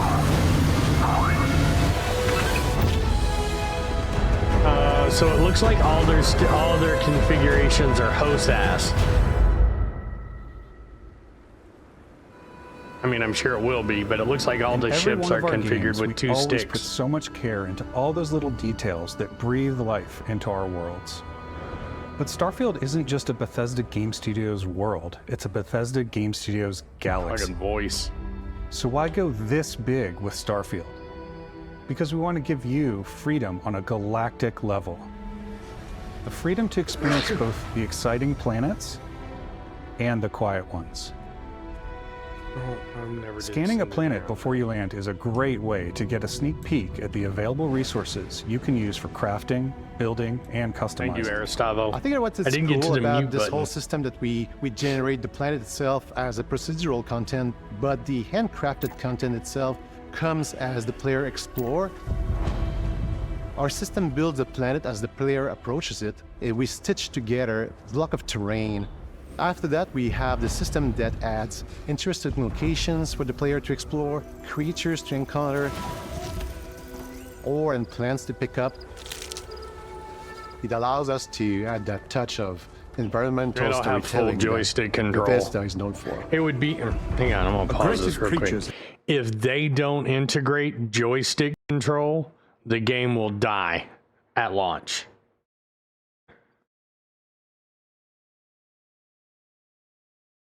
Like, I guarantee you, the moment it gets out that it doesn't support like full joystick support, it will die immediately.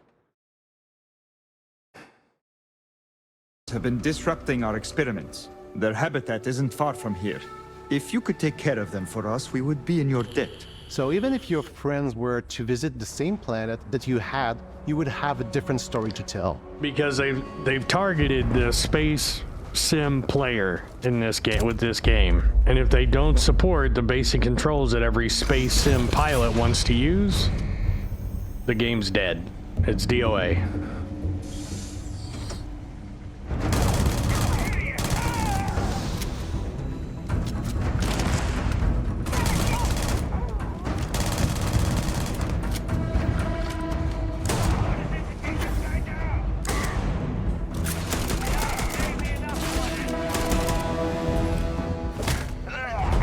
And I like that zero recoil there, though.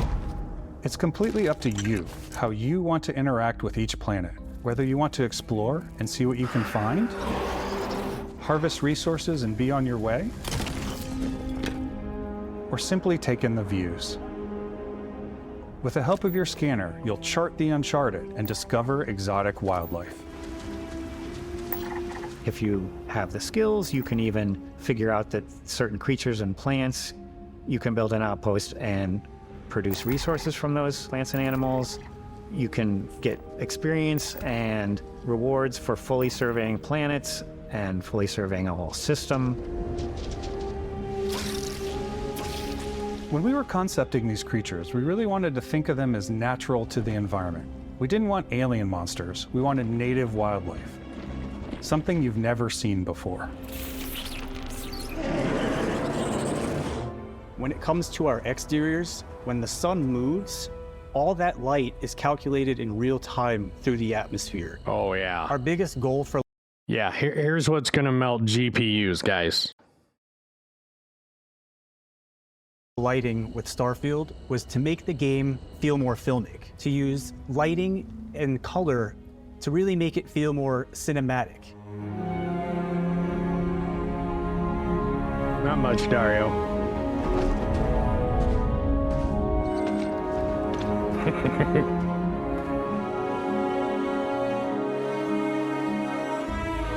Right.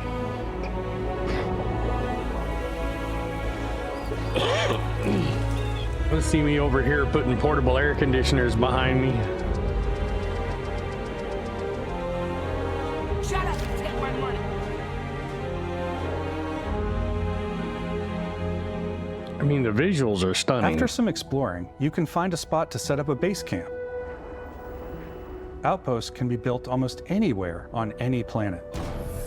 And the habitat modules come in all shapes and sizes, filling all different purposes. Yeah, there's going to be like everything that looks cool as fuck. There's going to be this one caveat that pisses us all off. Added bonuses and set up extractors to harvest resources while you're away. Something cool we have this time is we have a new fly cam where you can toggle between on-foot building, or you can now use a top-down isometric camera, which helps plan out larger parts of the outpost and placing those larger halves. So that way you can really plan your structures and what the overall feel of your outpost is. And then when you're on your feet, you can really decorate. That is what Rastar is supposed to look like when it comes to our base building. Oh no, that sucks. Really?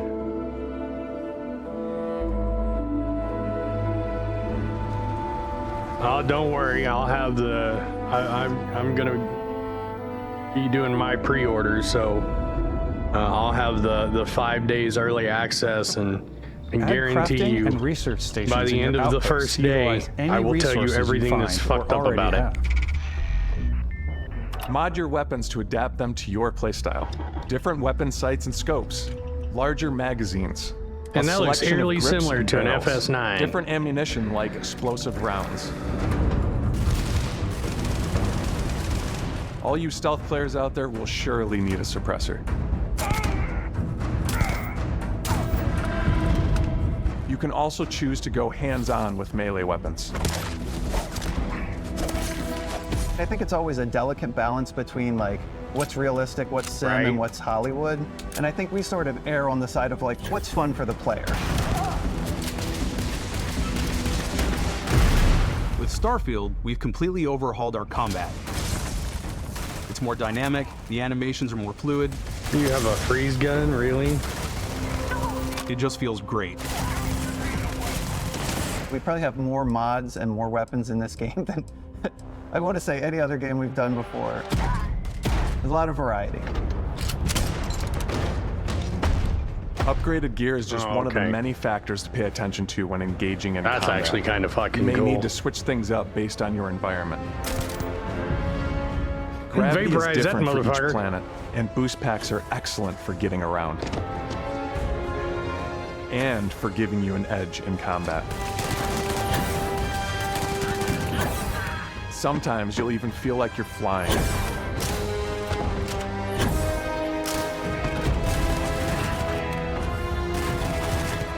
Zero-gravity environments pose a different challenge. Firing a ballistic weapon in zero-G will actually push you backwards. Energy weapons, on the other hand, offer a more stable shooting experience. Solo only. We also have mag weapons. These are high-powered electromagnetic induction ballistic arrays. That's how they were able to pull this off as fast as they did. Can dish out some serious damage.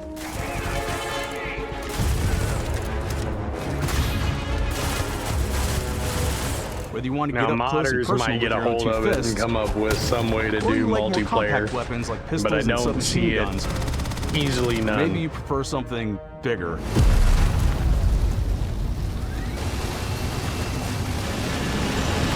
Starfield's got you covered.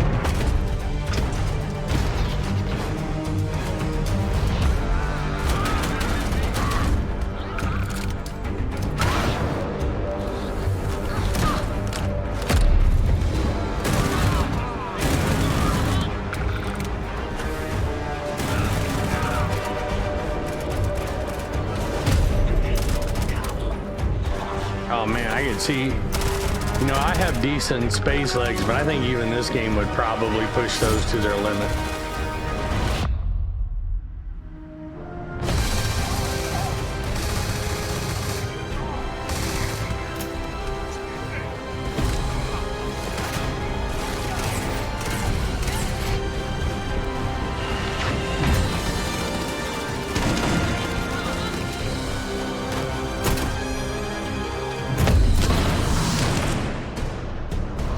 Shit.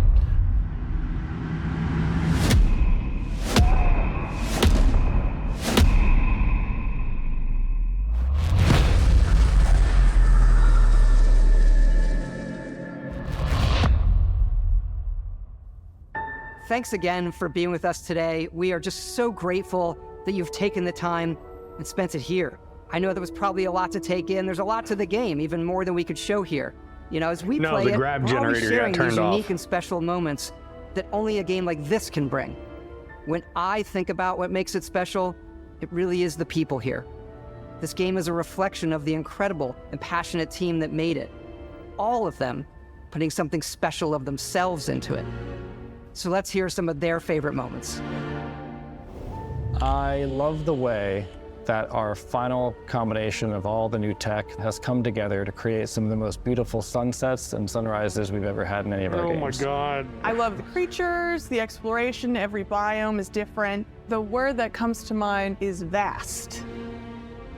I like to use our photo mode to take rock star photos. I just love that constant feel of discovery and wow, I can't believe that there's more here. I'm most excited about our outpost building systems.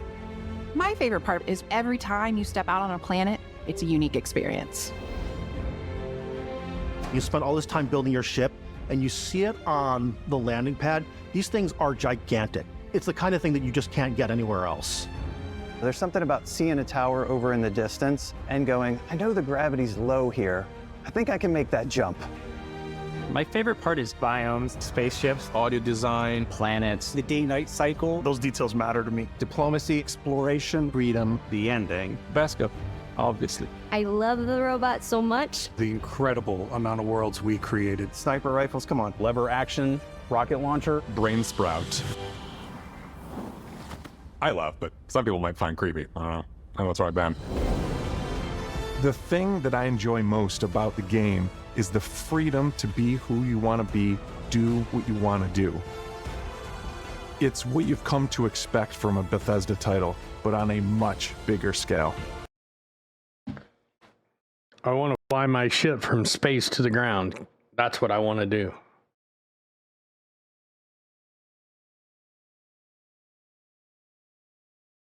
Can I do that?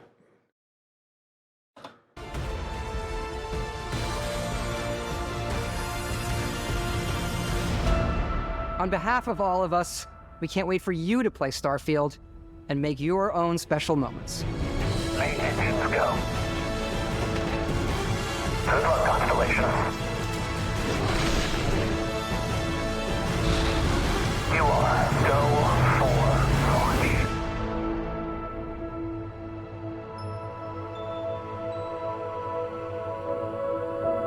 I mean, it looks fucking stunning.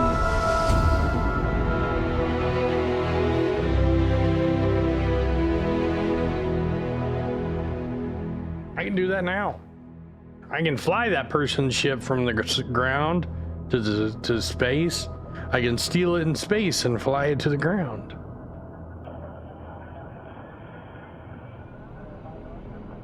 Kinda. In pieces. Play it day one with Game Pass.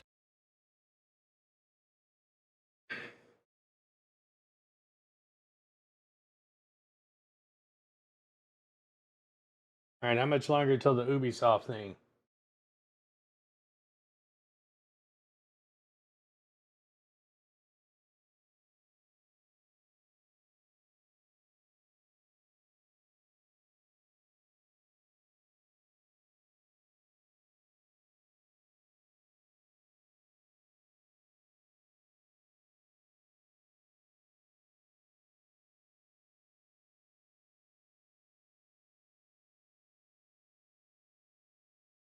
You'll have to send it to me in a whisper, Spawn.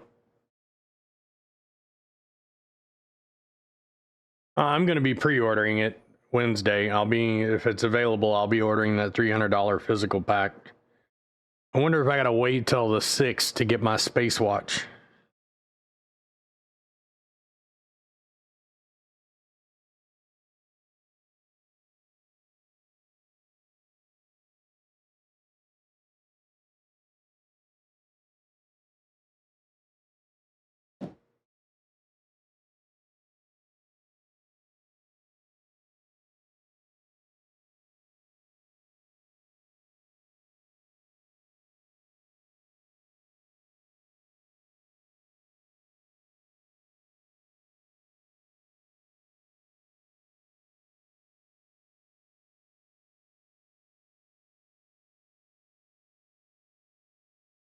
Well, it's a credit key.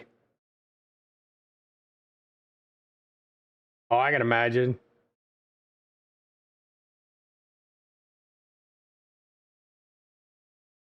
On the 1st of September?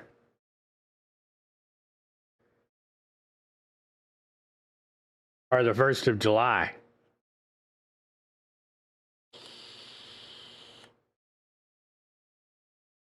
I mean, yeah, fried, but I mean, Star Citizen's fucking 90 gig.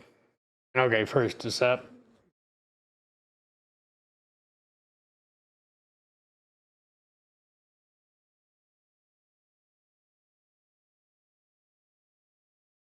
Spawn, did you send me the link for the Star Wars thing? Send that to me. I gotta go take a piss.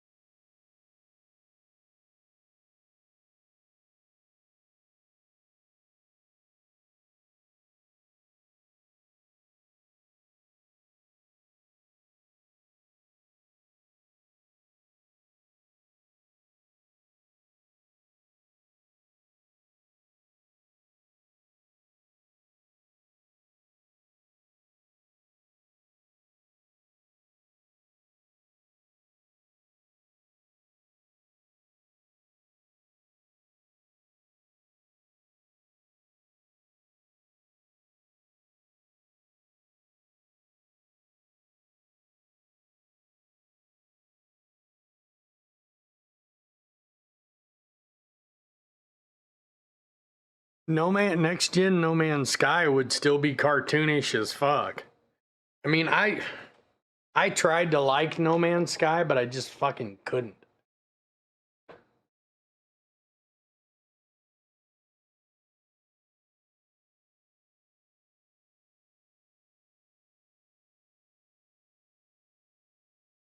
In a game like this, you don't need more than 30 frames per second, though.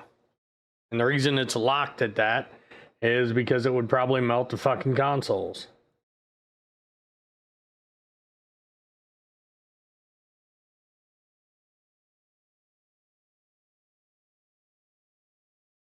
One hour. We can fuck off for an hour.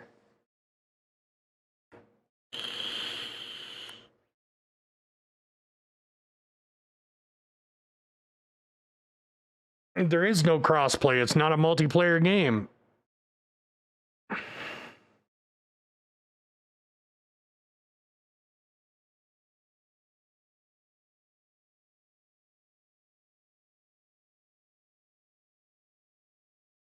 Yeah. I liked. Poodoo, you'll have to send it to me. All right, let me do this too, real quick. Yes, I know they're being filtered. I don't know which fucking bot's doing it at the moment. Everybody, go follow Expat real quick. Also, those who aren't, Poodoo is another friend of the stream and another streamer that if you're new to Star Citizen or getting back into it and are looking for good creators, Expat, McGilly, and Poodoo, all of them are the top of my list of streamers that I watch in no particular order. 8.32 now. Yeah, send it to me in a whisper on Twitch. 78.23. Or I could do this. Hang on. A VIP full do because I haven't made him one yet. Anyway, there you go. There you go, Poodoo. You're special. While we're sitting here waiting, remember, folks, the Patreon's new. You're getting early access, exclusive early access to unedited content, blooper reels, and stuff like that as I get them made.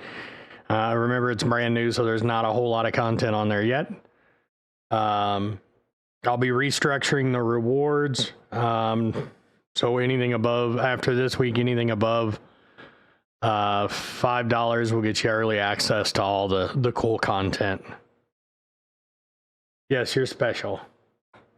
So if you want to know where to find that, you can find it down in the doobly-doo, or you can click on that link right there.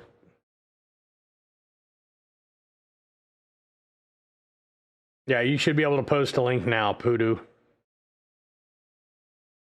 I meant to make you a VIP a while back. I just kept forgetting to.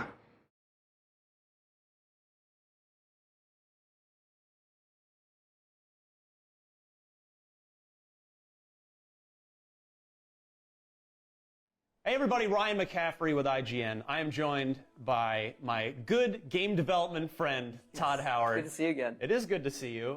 We chatted a year ago remotely when you shared some Starfield details with me there. Things that are a little different now because the game is imminent. I played it for about an hour. We just watched, we're recording this the day before. Yeah, it does. You still see him, but we don't. 45-minute Starfield Direct. There's a lot to get to, Todd. There's a lot going on with this. So Is Todd Howard related to Ron Howard? Down into more nitty-gritty. They look related. This is the first new IP you've done in a couple of decades now. It's been a little while. So totally new thing. It's the biggest exclusive for Microsoft in a long time. Kelly. And it's certainly the biggest thing Microsoft's put out since they acquired Bethesda. So, pressure. Do you, in all seriousness, like, do you kind of feel any extra pressure compared to any of the other games you've made, or you just kind of focus on what you do? 300 endings. If the stuff that like we talk about in the gaming community is something that goes through your head or gets talked about in the office at all? Well, clearly, I'm aware of that. Everything Kelly's also another compared to our previous games. Another streamer to go watch on what we when do. she gets the opportunity to stream. But for us, we have put so much into this game, and it is, as you said, our first new IP in over 25 years.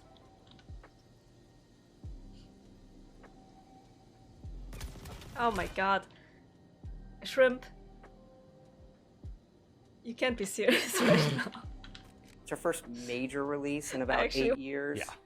So for us, we have just put so much into it that we're just doing. I don't know that little fuzz patch he's got coming down from his hairline where he has the remnants of what at one point was probably 1970s-esque mutton chops. Needs to get fucking shaved. With some of those things you said to get the attention. Yeah. And that we know there's a lot of people out there looking forward to it, and we just view our job as, hey, just do the best job we can do, put everything we can into the game, and hope everyone loves it. Ready to lift off when you are, Captain. Oh, nice, Kelly. Sorry, I'm losing my voice. Frontier is fueled and ready, Captain. So I think the last time we talked, or maybe the time before, I gave you a little grief for. I haven't decided yet. I may end early to save my voice. Really far in advance. I did. And I think we were having a little fun about that before the delay. So, it's good. We want a better game. We don't want you to just make the date. What are you playing at work? Are you playing Star Citizen at work? Like, how has the extra time been spent specifically with Starfield? Well, look, it's just such a big game. And as you do these things, you do your best as it comes to release dates and projections. But given the scale of it, if one thing is off by a percentage, that can escalate quickly to more time. Do paperwork. And we've really paperwork spent for what? This year playing the game a ton. You can tell me on Discord. Over and over, and making sure that it's balanced, it's as fun as possible, honing systems and interface. Obviously, bug fixing and all of those things, performance, and really getting it where we're really, really sure and solid on what we're putting out there for everybody. Well, speaking of performance, Xbox gamers went through a little unpleasant surprise with the last Jesus, Dario. Not too long ago with Redfall, and that maybe not performing on console on the Series X, kind of how we'd hoped. So just I think really all we're looking for is not necessarily everything's got to be 4K 60 or 120 frames, but just kind of nobody likes surprises, when it comes to the game that they're going to buy, how it performs, how it feels. Now, your games have always been these just boundary-pushing, envelope-pushing, huge, open, detailed worlds. They've been 30 frames per second on console traditionally. So I'm going to turn it over for you for a second here. Just lay out, just so that nobody's surprised come September 6th. Sure. What are we looking at if I'm going to play this on a Series X, or even if you want to mention Series S as well, like what's the experience going to be, technically speaking? Yeah, I'm glad you asked. I think it'll come as no surprise, given our previous games. What we go for are always these huge open worlds, fully dynamic, hyper detail, where anything can happen. And we do want to do that. It's 4K in the X, it's 1440 on the S. We do lock it at 30 because we want that fidelity. We want all that stuff. We don't want to sacrifice any of it. Fortunately, in this one, we've got it running great. It's often running way above that. Sometimes it's 60. But on the consoles, we do lock it because we prefer the consistency. Yeah. Right? You're not even thinking about it. And we don't ever want to sacrifice that experience that makes our games, really, really special. So feels great. We're really happy with how it feels, even in the heat of battle. And we need that headroom because, you know, in our games, really anything can happen.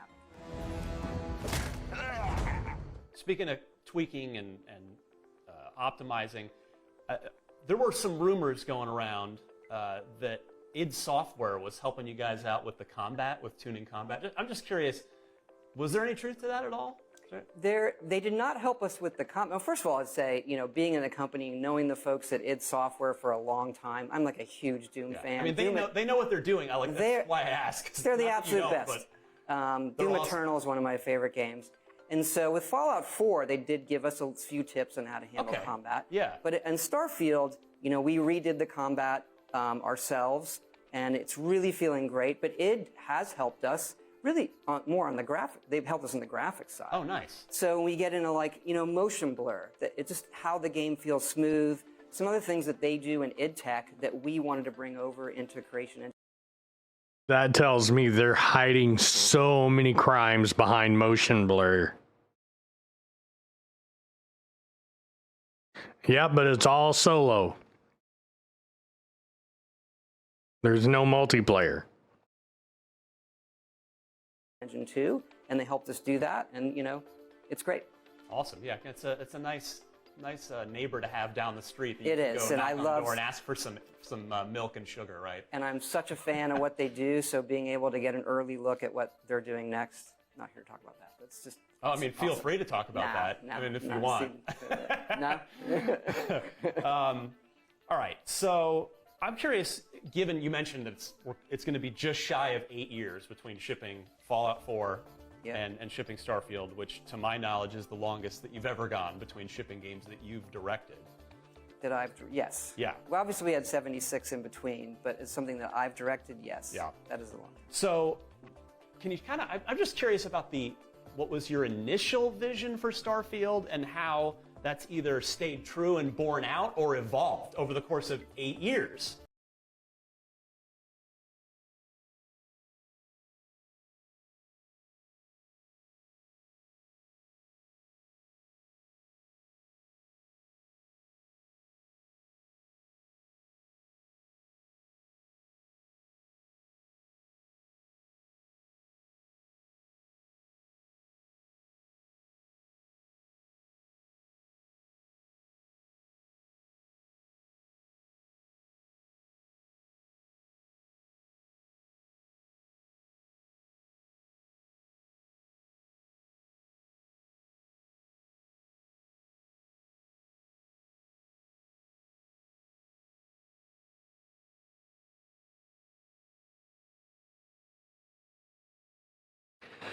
Motherfucker. As I was saying, I'm going to be that guy because I said this earlier on in the stream. Like they said earlier, okay, or like I said earlier, Bethesda has had decades to build the tools that they used to build on these games and have been adding to and working on their engines over those decades to give you what you see on the screen now. SIG has been around for 1 decade. They don't even have all the tools completed, the tools they need to make the game completed to make the game. So it's not really a fair comparison or fair to say to Star Citizen or SIG, well, Bethesda did it, why didn't you? Again, 30 plus years of game making and building the tools and the platforms and everything else to make the games you're seeing. Decade, 30 plus, slightly over 10. Now, once SIG gets their tools built, right, they'll be able to take the tools that they've already built and use them to rapidly implement new gameplay loops, new systems, new stories, new missions, new paths, new ships. They'll easily be able to deploy and integrate new assets into the system. Bethesda already had these tools, and it still took them over 8 years to make this game with tools they already had. It still took them 8 years. Star Citizen started with fuck all in a dream.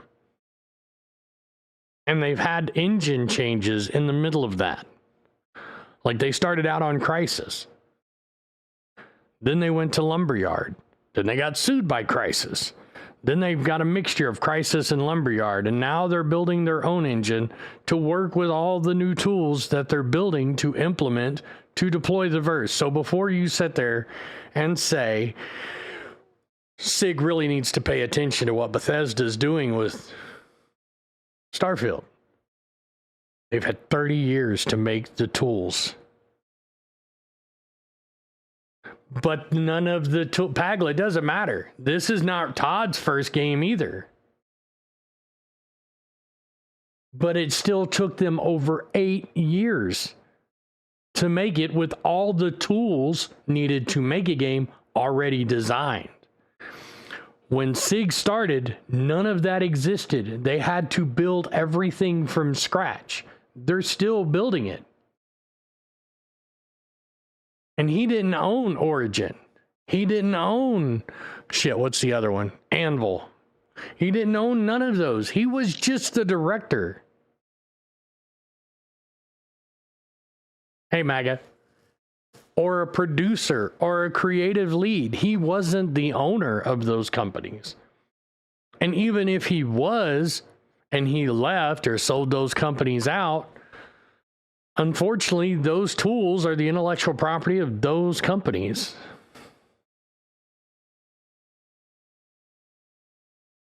So when you look at how long it's taken Bethesda, a company that's been making games and developing games actively for 30 plus years, how long it's taken them to make a single player version of this that is still untested in regular people's hands and is nowhere near as a fluid designscape as Star Citizen is, no load screens, etc., so on and so forth. Do you really think it's a fair comparison to say SIG needs to watch Starfield? Why is Starfield so much better than Star Citizen?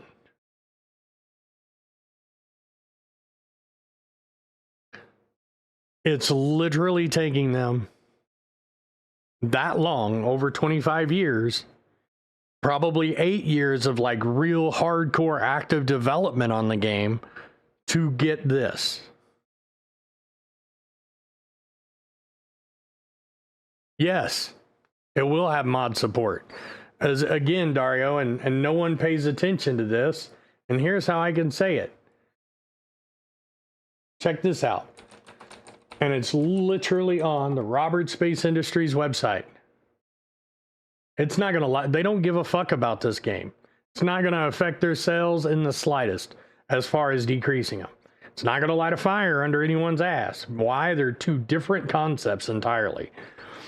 If you go down here to add-ons,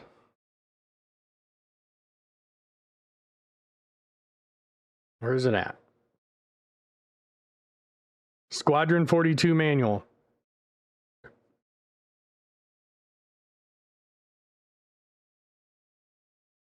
This teaches you the Squadron 42 game, and then the engineering manual for modders.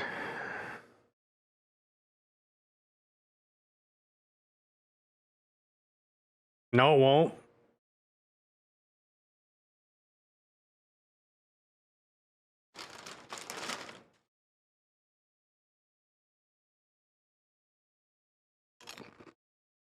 Because here's the thing.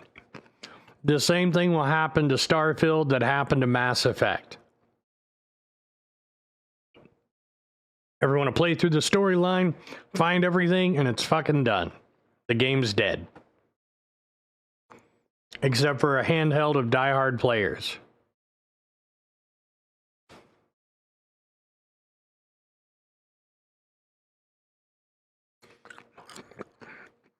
And here's some facts for you.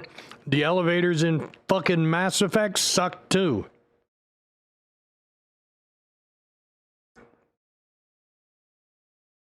That's a great question. I will say this, that the game sticks to the original vision. That took longer than I wanted. Do you play them as much as you still play Fallout 4 or Skyrim or Mass Effect? Or do you play any of those games as frequently as you play Star Citizen?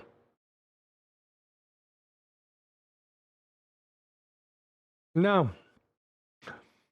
I have forgotten about Star Citizen for 2 or 3 years at a time and come back, and I've spent more money every time I come back. It's not really going to affect their bottom line. It comes in waves. There's enough of a player base now where the waves are a continuous cycle.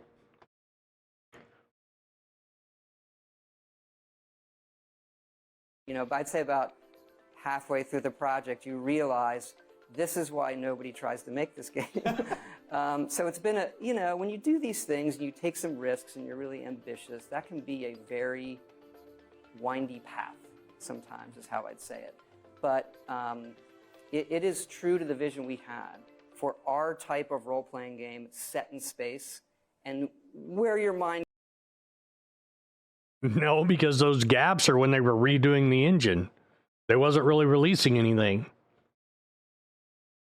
Kind of goes, and we want to, as much as possible, say yes to the player. Like, can I do this? Can I do this? Yes, yes, yes, yes, yes. And space is big, so the amount of content that we ended up making to have that really feel authentic to that, that did grow and grow from where we originally started.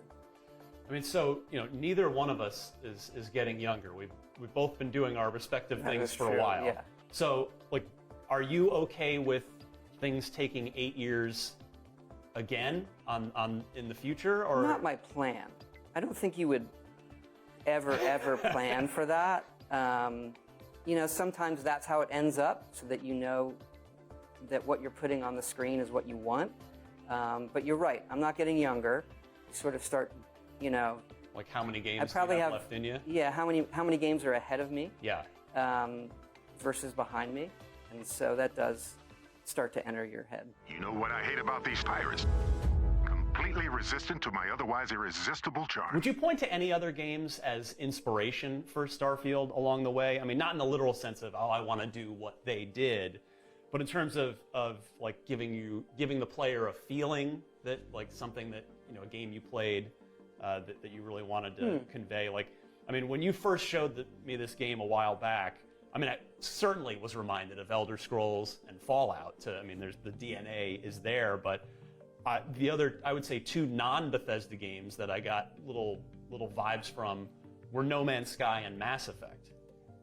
Well, clearly, those other games that are science fiction, I think you might look at and say, okay, this is science fiction, it's like that. I think to minute, obviously on the ground, it has similarities to Elder Scrolls and Fallout and the things that we've made and how it feels in your hands, or some certain mechanics. But believe it or not, it's the games that put you in a world, that transport you to a place. So I think it probably also, as a flow, probably has more of a feeling of like a Red Dead 2, right? Like, I'm living the Western fantasy. Yeah. So in this, you're living this science fiction explorer fantasy, and sometimes that's being on a barren planet and nothing is going on. Or an Old West town, like we saw that in the direct. Right, and all of that. So for me, it's games where I feel I am rooted in the reality of this universe of the game, and everything else kind of disappears. There was, as people have now seen, there was a lot in the direct, in the 45 minutes that were covered. A big takeaway for me was that for everything we saw, there was just sort of these hints of constellation, and that seems to be who the main story is going to revolve around. But separate from that, or kind of, I guess, adjacent to that, it seems like there's so much to do in this game that are you going to be okay if players just don't end up really necessarily even paying much attention to the main story and just end up kind of doing their own thing out there, or are you taking kind of greater pains to make sure that people want to stay and get through that main path before they get back out to the wild space frontier? It's a good question. I view our job as giving people the menu. Yeah. Here are the things you can do, and it's a very large game. Obviously, there's a lot to it. It can be complicated at times, and we have found though that the gaming audience, particularly our fans, they want to have all those options. And I do think more than anything we've done, I really believe this, that the more you give to Starfield, the more it gives back to you. And that was one of our goals. And so I do hope people play the main quest, and I hope people do this, but most of all, I want them ultimately to do whatever they want to do. Yeah. I mean, I know you don't want to give away a lot about the main storyline, certainly, and people don't want to have that spoiled for them, but what I would be curious of, given, again, the scale and scope of this that the Direct conveyed and that I barely scratched the surface of when I was playing a little while ago. Yeah, Dario, there are no alien races that I've seen yet other than critters. All the stuff you've got going on, how much of it will the main story lead you towards? Like, you know what I mean? Like, because you probably want to show as much of the diversity and as many of the cool places that your team worked really hard on over the course of the campaign, but you can't show everything. You can't lead them up to 1,000 different planets, right? We want to keep it sort of, manageable. That's what I would say in the main quest. So we hit some high points, but not even, it's still a small fraction, like you're saying, to what's in the game. And for us, like a main quest, we want it to sort of pay off. There are people that do want to come to a game, do the main story, and feel that, okay, I've won. I can now do something else. I think that's okay too. But we've also learned, look, we're sitting here, it's 12 years after Skyrim. We're looking at a game that has over 60 million copies and all these people playing it, and they're still playing it. And so we have learned we need to build in from the beginning a game that has this long-term play thought of. So that, hopefully, people are playing Starfield a long time from now. Well, on that note, you guys have always done post-release content. You've had like major paid, bigger expansions. You've had smaller scale stuff. I can't imagine that you'd even want to necessarily expand this game geographically moving forward, because there's already a ton there. So like, I know you're not here to Store, welcome to the stream. How are you doing today, buddy? Your post-release plan, but like, conceptually, how are you thinking about it, given that this is like a giant universe rather than just a continent, like in Cyrodiil and in an Elder Scrolls game? Right, it's a great question. I mean, look, we're going to be doing a lot of add-on content for Starfield. We love doing it. Our fans love it. We will have announced sort of the first one that's going to, we're going to do a story expansion pack that's going to be coming. Our plan is to do things of varying sizes. And we've done a lot of that in our previous games, so it's something that we really like doing, our fans like. So despite the size of the game, there's still things we want to add as far as features in the future, and stories and things like that. So we think this is going to hopefully that's going to continue for a long time that way.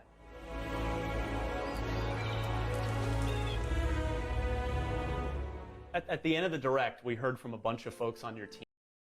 Now, one thing I would be concerned about is if they come out, 3 or 4 months after they've launched, everything's been good, and then they say, okay, we're adding multiplayer.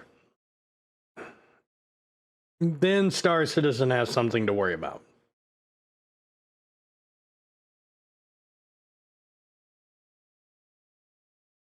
Team about their favorite moments that they've had while playing. Can you paint me a specific picture of a memorable moment for a character that you've rolled that you've been playing in recent months? Like some just memorably cool scenario. Let's see, just a few weeks ago, I had landed on one of the early planets and this sandstorm blew through and I went to run away from it and this... Yeah, but Rand, is that Todd's fault or their sense of entitlement?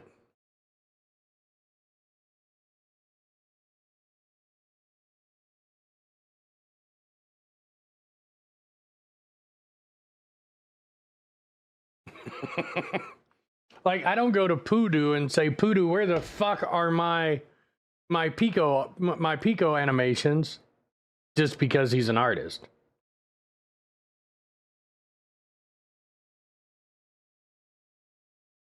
I mean, I could. Voodoo, where the fuck are my Pico animations? I'm kidding, but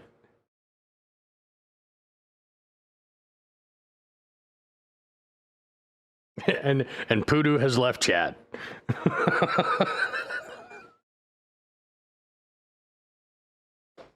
Because that's the equivalent of it. I mean, just because I write something for my stream that I need art for, and Poodoo's an artist, doesn't mean I'm entitled to his skill to do my work.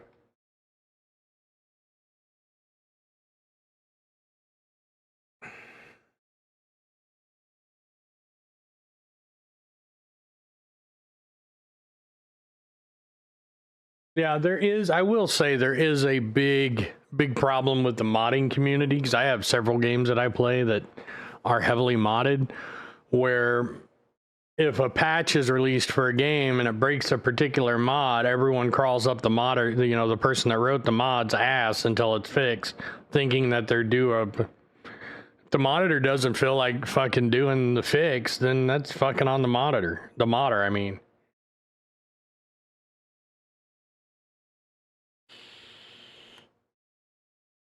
Yeah, the moment you turn your avocation into your vocation, it's no longer your avocation, it's your vocation. Ships can randomly, once in a while, they can randomly land, like enemy ships can land. So I'm going through the sandstorm, the ship landed, and I get in this firefight, and I got on the ship, and while I'm shooting the guys on the surface of the planet, the ship took off into space. So now I'm in outer space on the ship, and I was just like, can that happen? I guess that can happen. Yeah. One of my favorite moments from Oblivion, which I've told you many times is my favorite game of yours. That's the one that I have the most positive memories with. Was randomly finding a unicorn in the forest. That is yes, you can do that there. So, are there like 50 of those kinds of things there's a in good this number. game where there's a just lot. Stuff that's not a quest, you'll just randomly happen upon this memorable special I don't want to spoil what they are, but yeah, of course. We love that stuff. And we have some really, really special ones in this game that I think...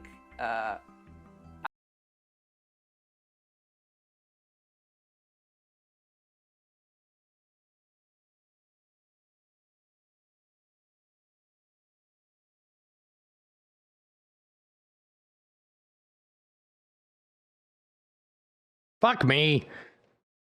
Fuck. I do that because I don't wear headphones. As I was saying, rand print, what you should do, put in your mod a way for them to generate a hardware ID that's specific for your mod that they can't really spoof once it's been generated. And the moment they come at you all bitchy and entitled, just have an authentication server that if it connects and it says XYZ, it automatically disables your mod and they can't put it back in the game.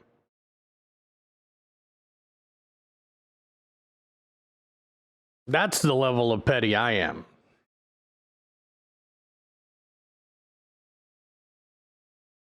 But I digress. I'm very curious to see how long after the game is out, that people discover it. Yeah. Now, you mentioned Skyrim and just tell them, the moment they say, just, hey, I need this hardware ID so I can fix the mod for you, because apparently it's an issue that's pretty much affecting you. So if you could generate that and send it to me in a DM, I'll fix it for you and you'll be able to get it pretty quickly.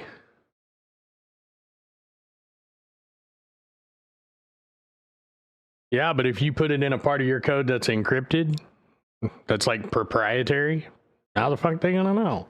Just there's something on your hardware. Give a hardware conflict ID error. Spoof the error.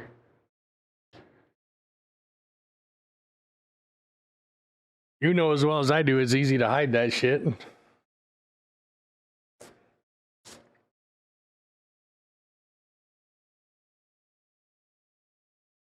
Just saying.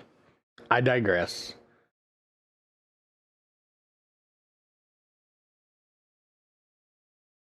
Oh, God.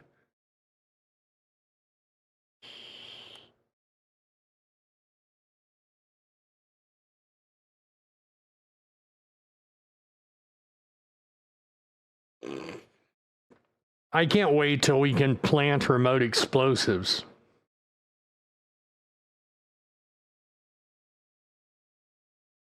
And do that kind of shit. You know, just run around, put sticky bombs on the outside of their ship.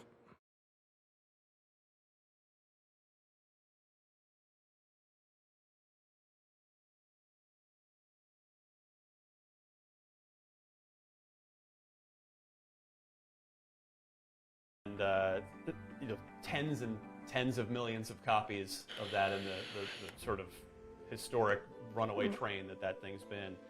I mean, you probably can't count on that level of success again necessarily. So what does success look like for you with this game?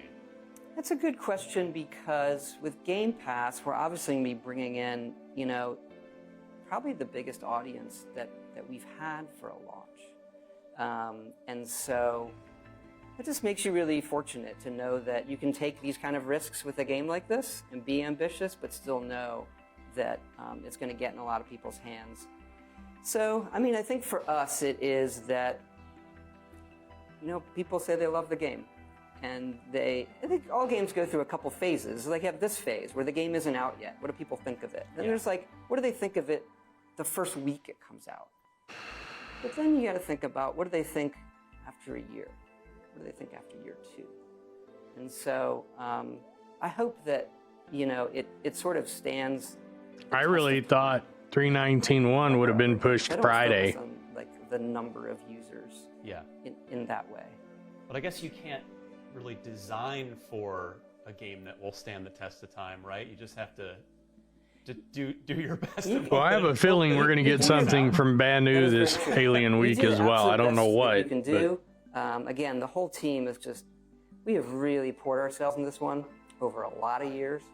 And, you know, you cross your fingers, you do everything you can. There are systems you can design that say, hey, look, this system is going to work over a long-term play, over hundreds of hours, like a character system, versus, yeah, after 30, you've burned through everything. That's certainly not the case here. It's clearly not, based on what I've seen so far. The 1,000 planets number is the big one that you've been throwing out. What's the ratio of the like procedurally generated stuff to the handcrafted stuff? Well, the planets themselves. No, the Banu doesn't really strike me as a racing society. I may be wrong, and there may be lore on that I just haven't read yet. As far as handcrafted content, more than any game we've done. I've stopped giving out numbers, but you know, just in the dialogue, it's more than it's more than Skyrim and Fallout 4 combined. Just in dialogue, right? So as we get into locations and art and everything, we've done more of it than we've ever done. Wow. Is it reasonable to suggest that if Starfield is as awesome and successful as we all hope it is, that as gamers, is it reasonable to think I remember them vaguely, Starfield 2 is 10 plus years away? Because the reason I bring this up, not to bring it back to like, you know, how much time do we all have left? But you have always kept. Is this going to get depressing? No, I hope not. Okay.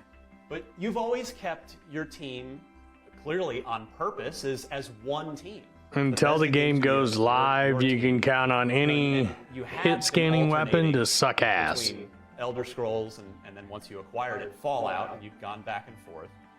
And now you've had this 8-year Starfield thing in here. You've already committed to Elder Scrolls 6 is the next thing. You said it's in pre-production. And then last year when we talked, you said, yep, Fallout 5. No, that's what I'm saying is the reason it sucks ass right now is because it's not a hit scan weapon when it's supposed to be.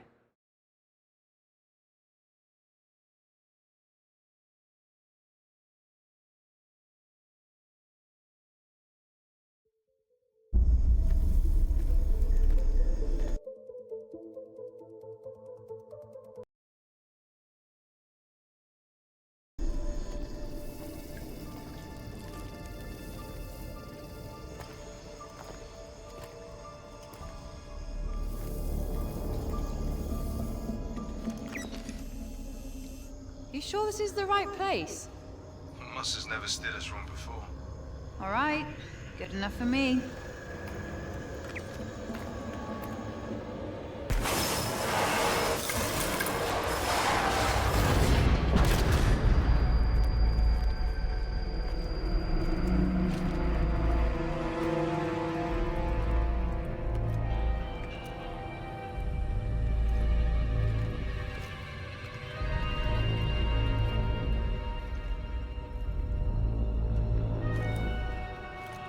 The multi-tool oxy cutter attachment.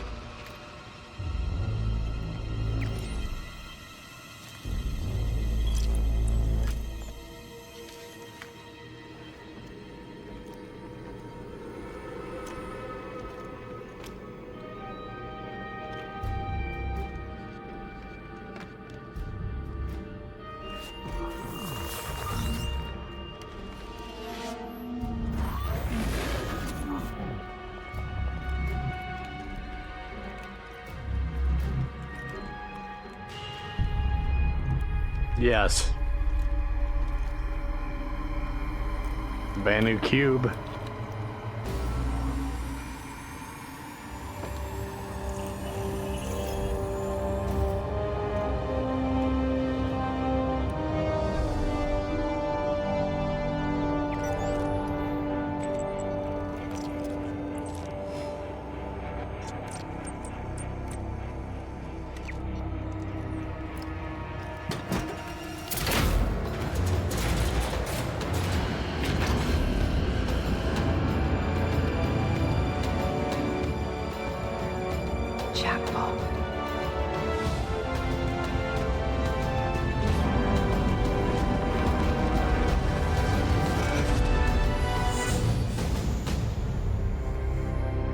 This was the commercial for the Banu Defender. Well, one of the commercials. This may be the other one, or the same one. I think it is.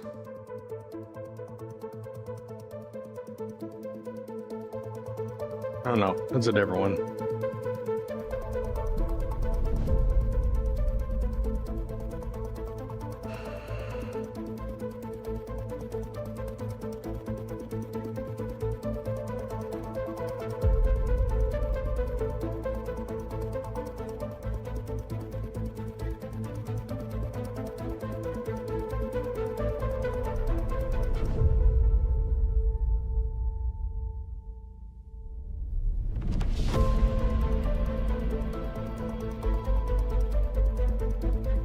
I think this is player done.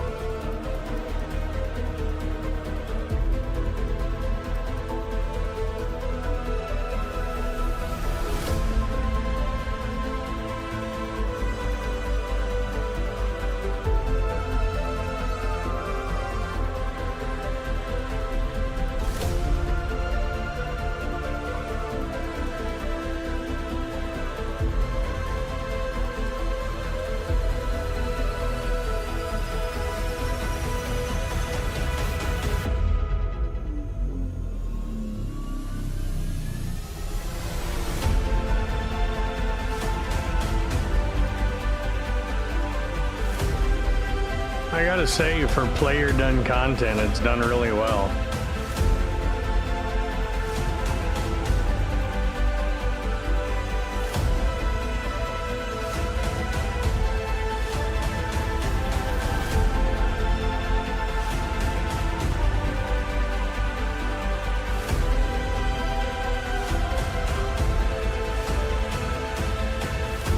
you can't overdo jump cuts.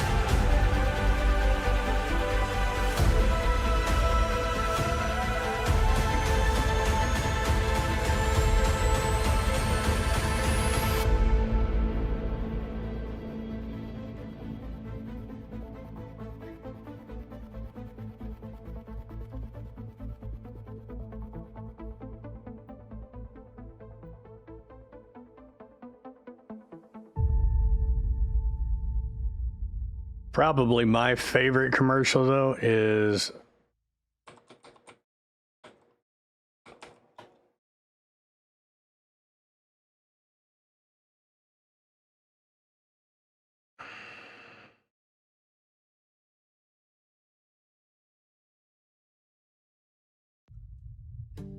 A comm comes over the spectrum with a job.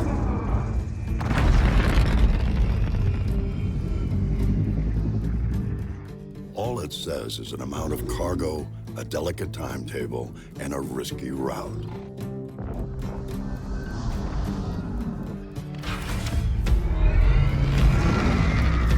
You know you've got 42 cubic meters to pack full of profit. We're talking pressurized and shock-resistant construction, so whatever you put in here comes out the same way. You got two Arc Duo 400 engines. Their award-winning colloid ion technology gives you maximum fuel efficiency while keeping your SIG low.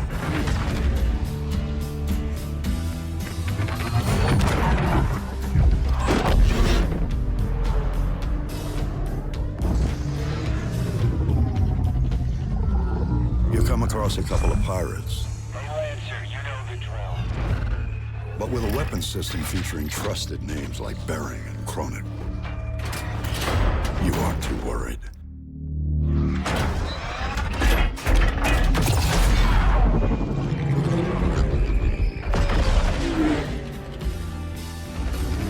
Commercial vessel, Freelancer class. Red tags look good. Cleared for landing at Area 18.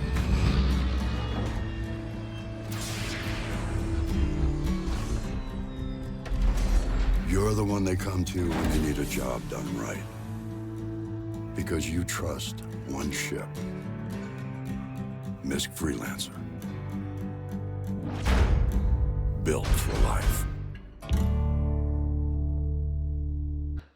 That was the best Space Ford or Space Chevy commercial I've ever fucking seen.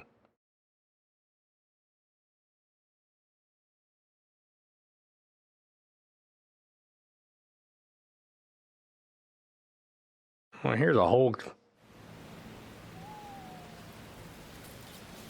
slew of commercials.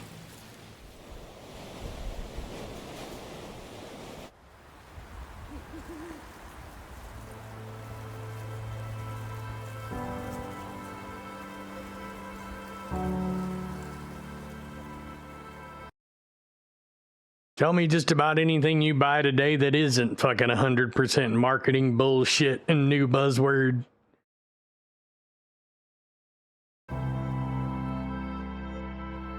I can't count the ways that you've lost my faith and caused me pain. Feels like yesterday. Your first mistake wasn't your last mistake. All the things you said, lies that infiltrated, I bet and I believed them. Nothing left, nothing left. But the heart it rules, it rules the head.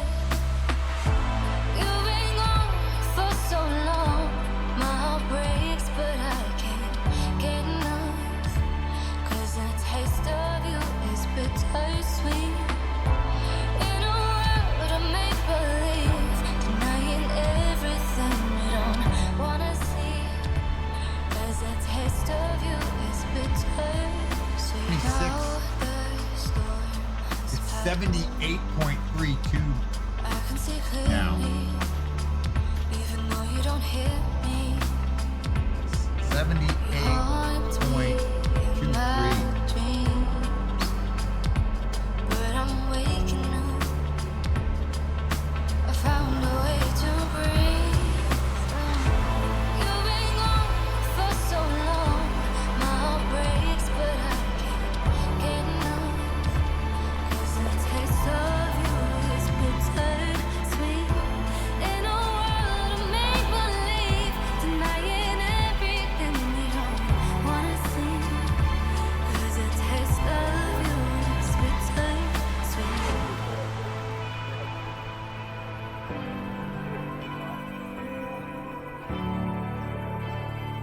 Cause the taste of you is bitter sweet.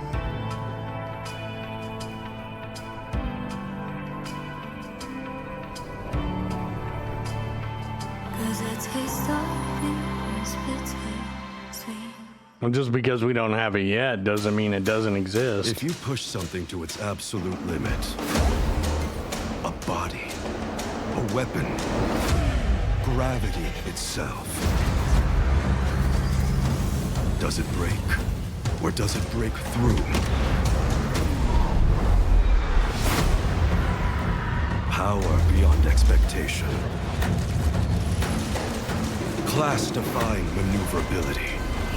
Transformative integration of Xi'an tech and design. A revelation in short-range combat.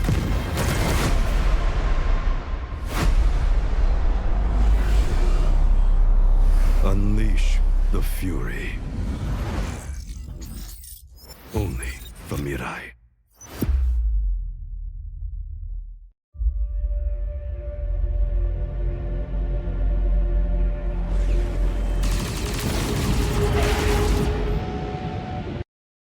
What you're not calculating into that number theory is the ability of humans to fuck up in strange and interesting ways.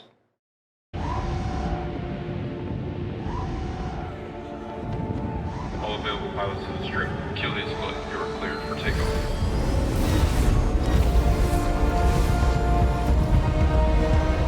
Julius flight. Engage burn in flight heading 110.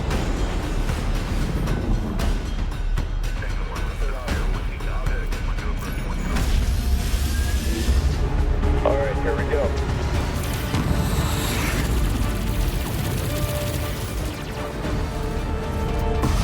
Incoming. Launching countermeasures.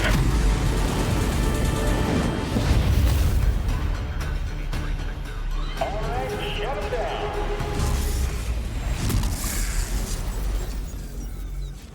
I've got a shot. Clear them out. Thanks for the assist. Anytime.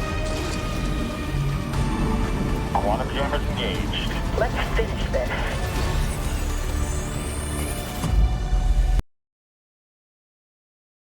It's not necessarily him. It's the other person that he's smashing into. And also desync. Again, the desync part of it is the human element fucking thing up in an extraordinary way.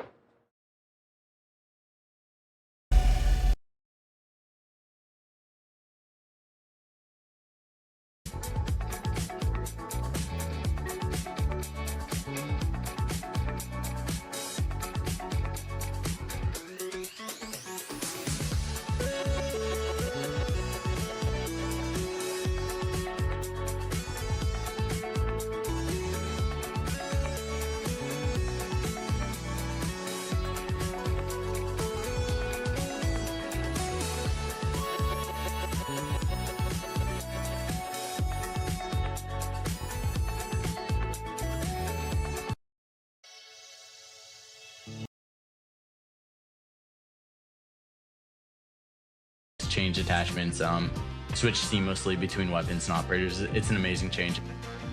The newest season has just been released, and a whole breaking down those boundaries and inviting new audiences to participate in architectural design. There's an important relationship between architecture, urbanism and video games. An understanding of how real cities are formed, how people behaved in cities, how people gathered in crowds is often very, very helpful in being able to articulate that meaningfully in a fictional world as well. Yeah, the character will have a blast shield when it gets its gold pass. Video game urbanism is the name of our teaching studio. But We've yeah, been I teaching agree this with you, for a number of Gustavo. years If now, this game is working with third person, it will students be to promote the use of game engine no that's bueno for me. as an Another Star architectural Wars method game for I design. don't buy. We've been Did I say gamers Star since Wars or we Star were Citizen? young, and I think that really informed Fuck, I in don't some way remember. our Either decision way. to become architects, because we've always been really Am I being interested by Okay, good. spaces. So Let me Ubisoft do approached this. us to reinterpret. If it's third person, I will not be buying the new Star Wars game, so I haven't bought a single one that's third person yet. Navigate across the buildings, the rooftops, the facade, interacting with architecture in a different way. As architects, we're trained Assassin's to see Creed- buildings in a particular way. Assassin's Creed is a game where third person works See the city in a new light. because of all the parkour bullshit. But that's probably the only like third person game I ever really got into. From the developers as to how they approach the design of the architecture, and hearing that, you know, you're facing real virtual problems we also face as architects sometimes was a really interesting insight. We thought it would be really interesting to explore video game architecture using an architectural methodology such as a scaled model. So we go from the side to the old kind of medieval. If it's a third person game, I can tell you with probably 98% certainty, I will fucking hate it. In the Bourse de Commerce, which Voodoo. is obviously the highlight of the model here. We picked the Aloe Blade because we think it was Because I don't play video games to pretend to be the drone hovering over the person that I'm watching the story unfold for. I want to be that person. and it was a really interesting building to look at. I play games to escape reality, not Really like do what I can do by taking my drone outside. totally kind of user-centric spaces, which is definitely something architecture can learn from. Nope. Didn't play Jedi Knight 2. No to Destiny. I hate third person. No, Scum, I can play first person. Entirely.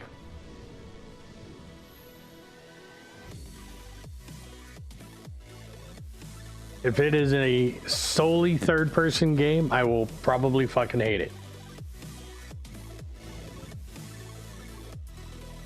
I mean, I can, but felonies become involved. But Scum is first person. Nope, no Ultimate either. No Star Wars Galaxies. No Diablo. The first one. Yes. Mass Effect I could handle. But I wasn't happy about it. Nope. Don't play Rust.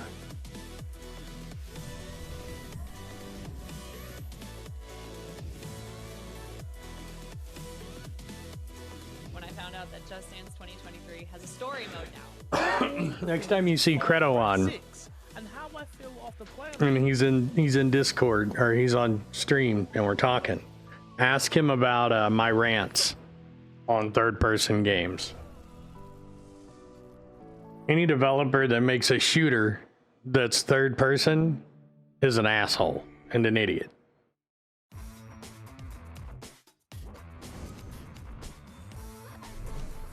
I want to be the hero. I want to be the protagonist in the story. Hitman I played a little bit of, but still didn't get into it.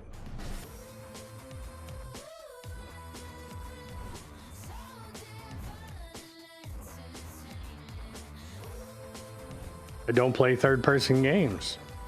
I played Fallout 1 and 2, but I love the Fallout series. The gameplay works.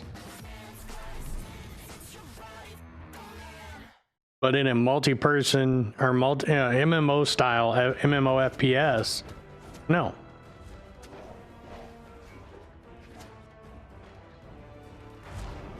Sims is not, that's a different type of game.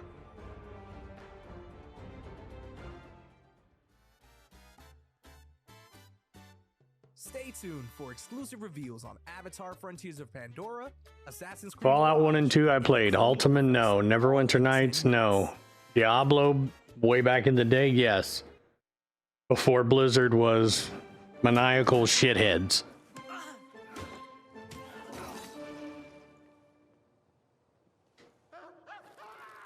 Will I buy Diablo 4? Fuck no.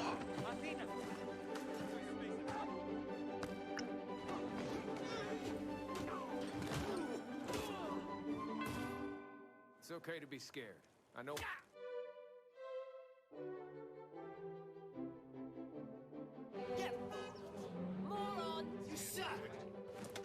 Like, see, I want to play GTA 4. I want to do some of those servers, but I don't like third person.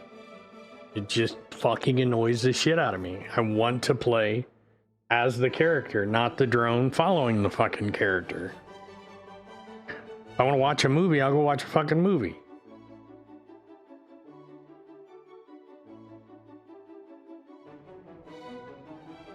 I'm still learning about mentality. You gotta work on yourself, you gotta be better about it.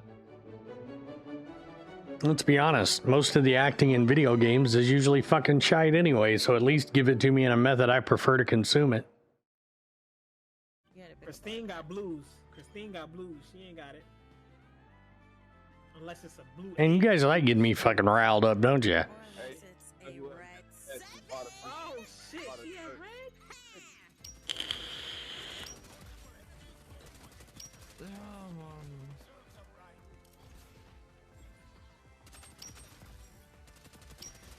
I'm not saying RDR, I play RDR.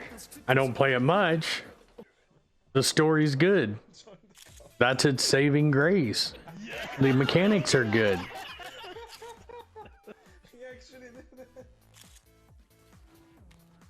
Oh man, I mean, we kind of caught the transition. We did another casual bar spin there. And you tell me, like, I get sometimes the mechanics don't work. Like in the Tony Hawk Pro Skater, whatever the fuck that bike game was.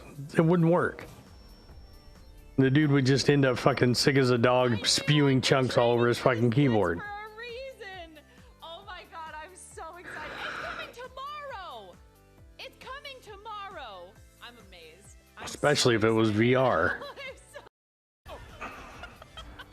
Like, oh my god, Becky, what are we gonna do? Skip. Layla, your dance was so amazing, by the way. I want you to know that Ubisoft San Francisco just donated $10,000. I know. I didn't even hear anything. I was just making. If there was any more fucking pink in that shot, never mind. Never mind. I'll be nice. The fuck? But you tell me what would look cooler as a first-person point of view viewing that, or watching it over the guy's shoulder. Instead of me getting the view of this ship rising up out of the fucking water with unobstructed, I've got this dickhead's head bouncing up and down in front of the fucking water in front of me, ruining the fucking shot. Really, we did? Oh my god! Let's reach the goal I call it. That's crazy. Wow, that's we started at like 7,000 something. So I'd feel sorry if a game company ever gives me a third-person game to fucking play on stream for a pre-launch event or whatever the case is. Matter of fact, I had a company reach out to me about a game, and I asked them, is it first person or third person? They told me third person. I go, not interested.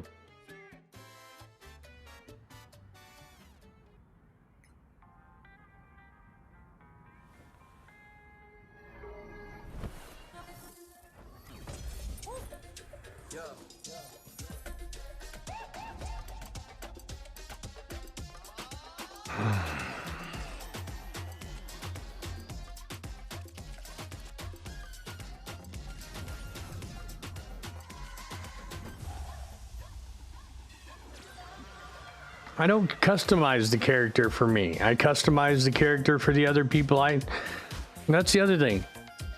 Okay. I understand character customization in MMO games, multiplayer games, where I'm going to be interacting with several people online. I don't customize a character for myself. I customize the character for the people I'll be interacting with.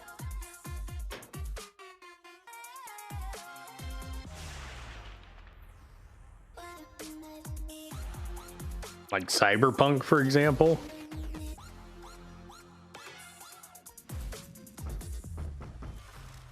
They're working on better character customization, Dario.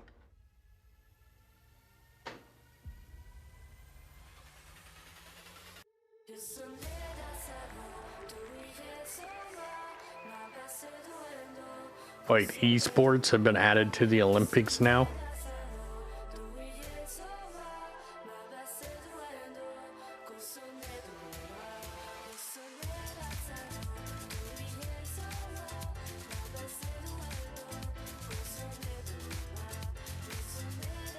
Yeah, you really don't have to. Who the fuck are you customizing it for?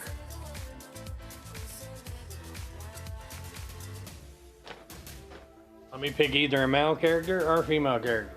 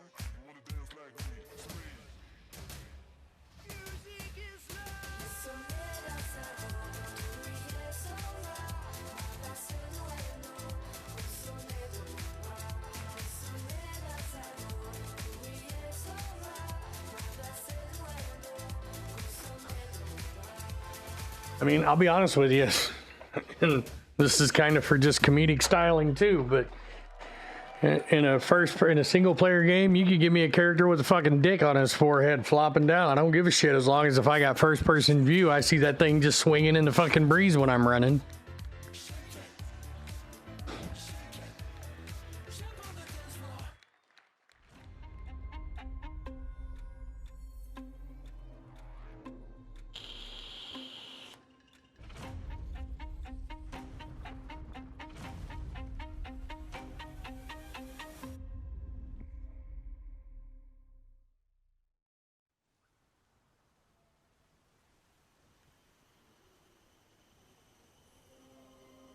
Efko sa na vieranel, tok be hemitsek.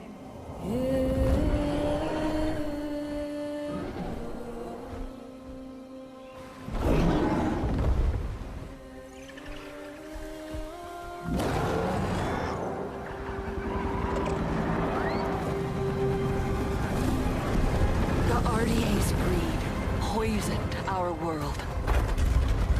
Secure the perimeter. All threats must be eliminated. They took everything from us. From me. I was trained in their ways, their technology, their weapons. Things that a Navi should not know. And then one day, they left. Hell's Gate is under attack. Evacuate now. Kill all the Navi children. But before they did, our teacher saved us and put us to sleep. This is your only chance to survive. And there I remained for 15 years. Until one day, I awoke. And I was free.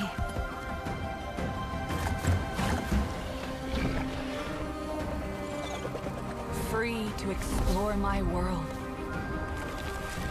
And whatever that thing was spinning around flying through the air, I bet that motherfucker is dizzy as hell when he lands. I was going to be free for what I was meant to do. Oh, God damn it. Stop it. Your true home.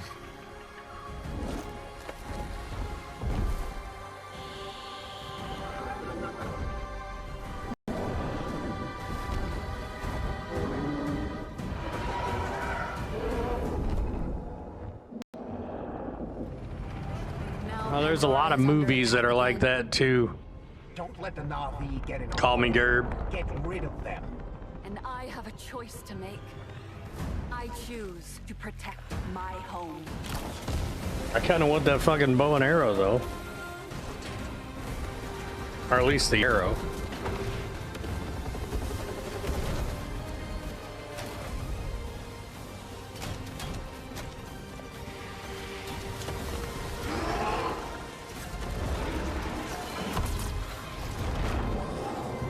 I was a child of two worlds.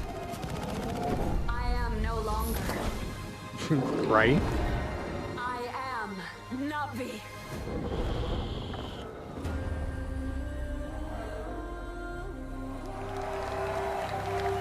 Sivako.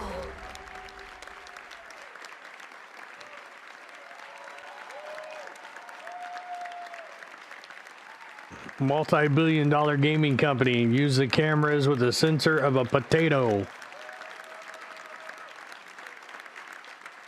Hi there, everyone. I'm Jim Cameron, the creator of Avatar and Avatar: The Way of Water. Thought this was a Star Wars reveal. In these films, I set out to imagine another world, a world as rich and complex as our own. And we wanted the audience to feel as though they were really on Pandora, to dream with their eyes wide open, and to explore this world with our characters. And it's always been our vision to embrace technology to allow us to find new ways outside the cinema. It better be VR if he wants that level of immersion. Share the same ambition, and the team at Massive have been pushing the boundaries of what's possible in games to bring a new corner of Pandora to life. So with Avatar: Frontiers of Pandora, our creative team at Lightstorm has been able to share their insights with Massive's talented team, who are experts in creating living, open worlds. Together, we'll be able to bring players to the Western frontier, with new environments, new flora and fauna, and new characters, and an original story that coexists with the events of the Avatar films. We can't wait for you to join this adventure, and we look forward to welcoming you back to the world of Avatar once again.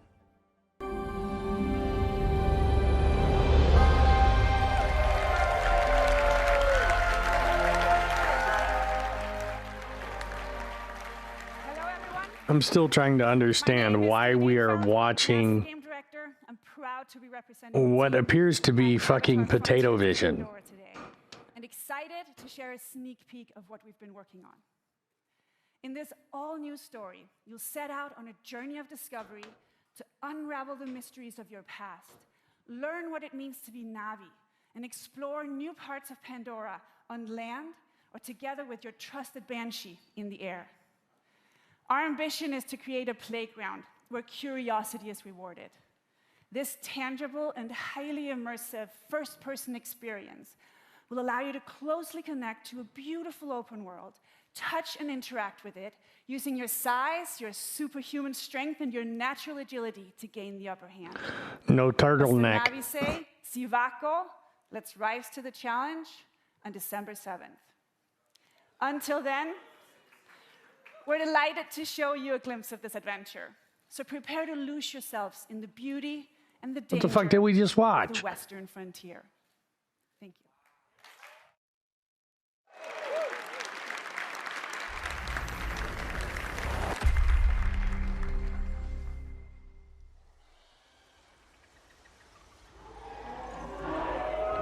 They're gonna show us this, but they're gonna stream it in fucking 1080.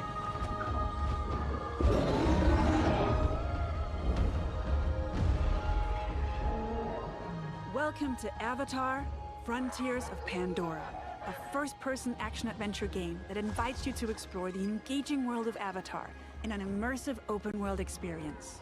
I'm Didi Dienfeld, game director, and I'm excited to reveal what's waiting for you on Pandora.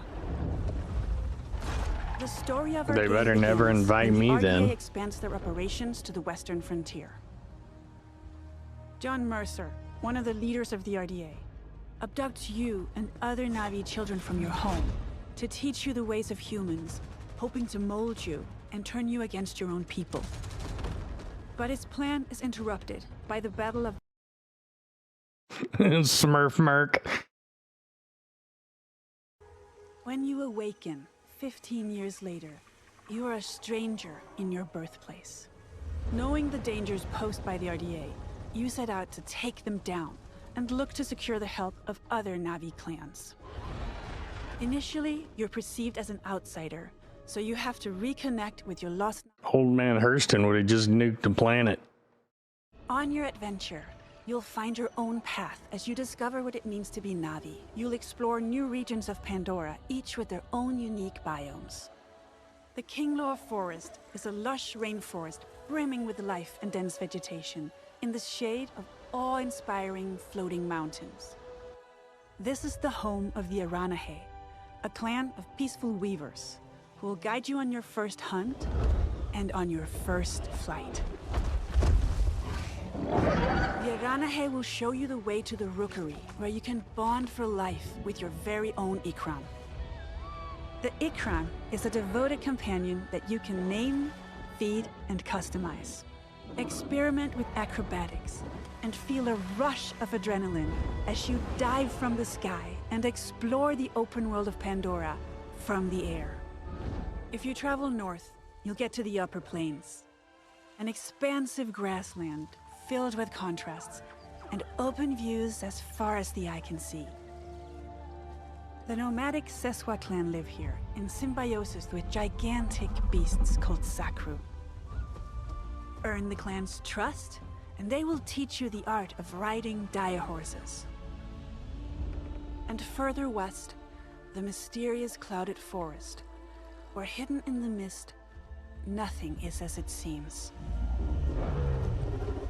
Here lives the Kamatiri, a clan of healers with their own dark reasons to stay hidden.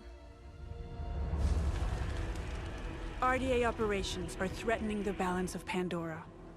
They build facilities of all sizes to exploit resources at any cost, spreading devastating pollution.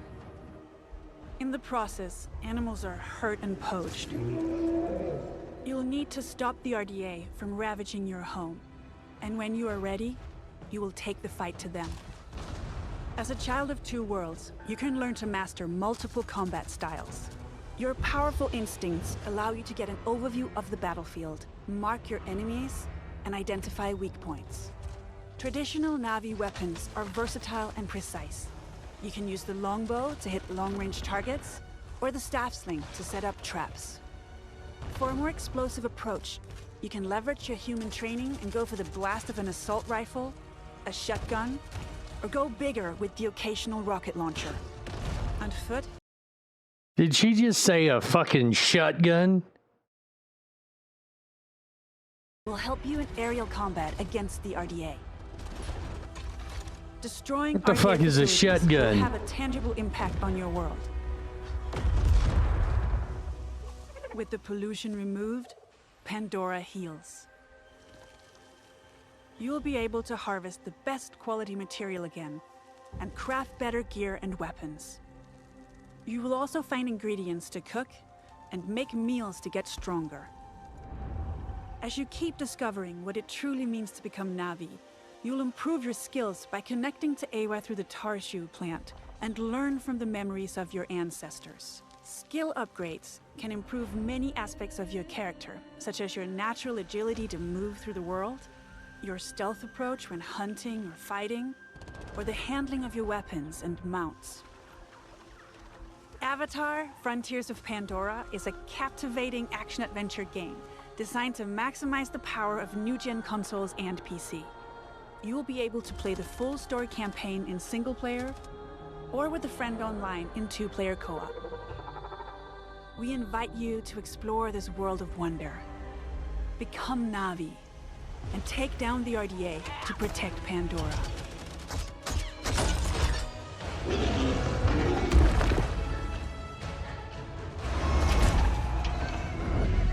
Co-op is a little redeeming. I'll give them that.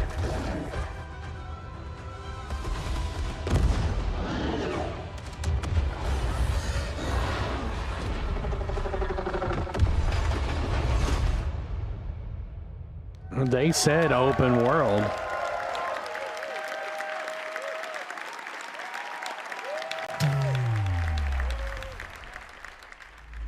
Let's go, chat. Let's get it, baby. You have some fun with it. Oh, another gun. Oh my! Another one. This feels great. I really hope the whole stream doesn't look like it was fucking streamed through a fucking russet.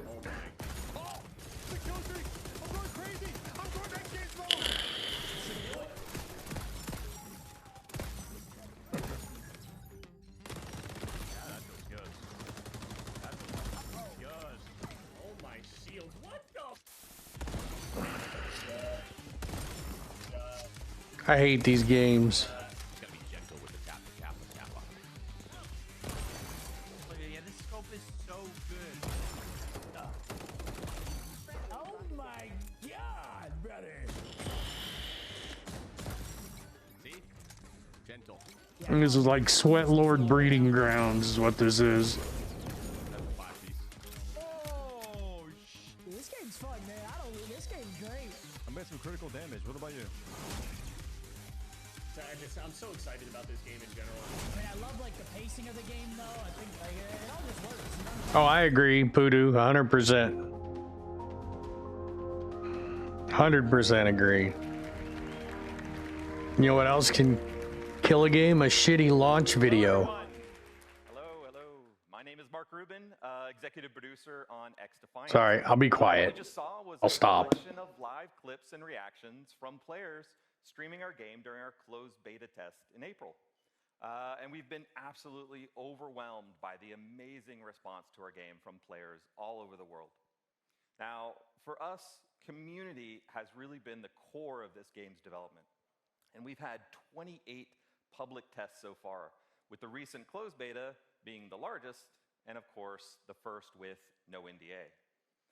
And throughout all of these tests, we've done our best to listen and respond to the feedback of players.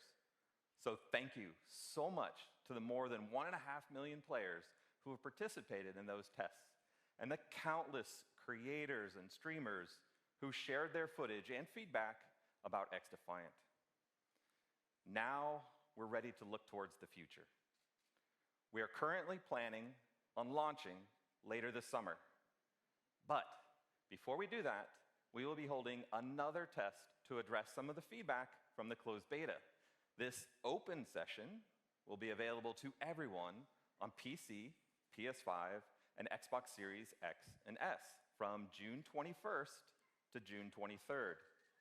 This is a short test, but we are opening it to everyone to get as much feedback as possible on our new netcode, our controller tuning, and of course, to stress out the servers as much as possible.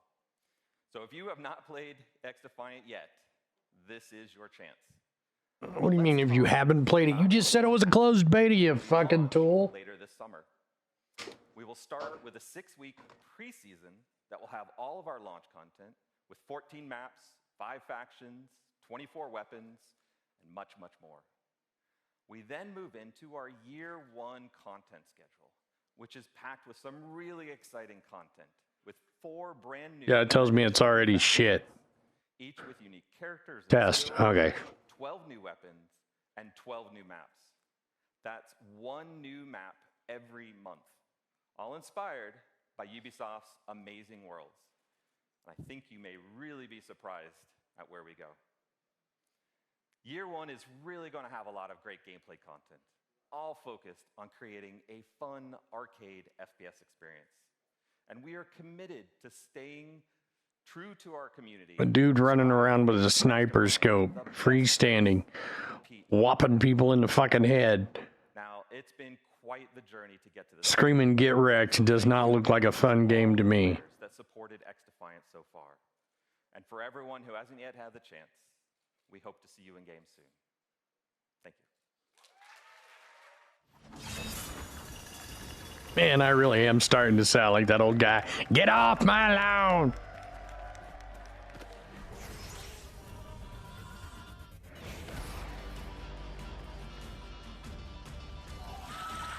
The fuck is this? Prince of Persia. They redid Prince of Persia.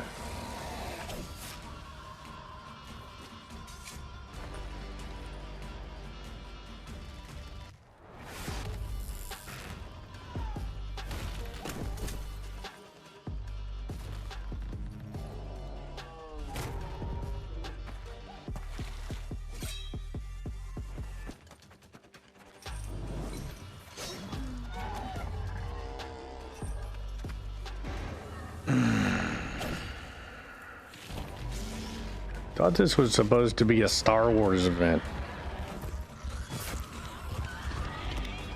Not fucking Ubisoft's IMDb reference.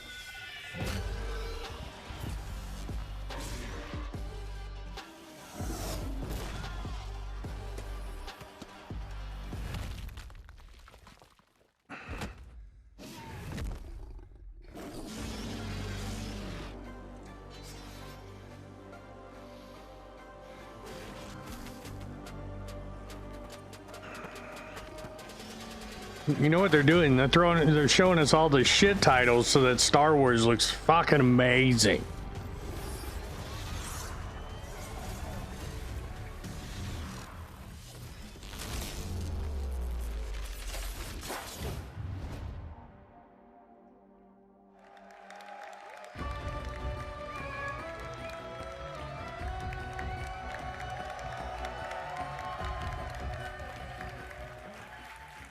Hi everyone, it's so exciting to be with you today. Yep, still cell shaded shit. 20 years ago, in 1989, I discovered a great action-adventure game, both challenging my skills and respecting my cleverness. It was Prince of Persia. I am Muniradi, game director of Prince of Persia, The Lost Crown. Time has come to open a new chapter and to journey in legend. Pitfall was the spoof of it. An era where the laws of mortals were ruled by the laws of gods. You are Sargon, a fearless sword prodigy, the youngest member of a squad of 7 elite warriors, the Immortals. One night, Prince Hassan, sole heir to the throne, is abducted and taken to her hostile and cursed land, Mount Kaf. You and your brothers in arms are sent on a rescue mission to save Prince Hassan. However, this assignment will cast you straight. I don't know. Maybe Prince of Persia was a spin-off of Pitfall then. This is your story. In Mount Kaf, your destiny awaits.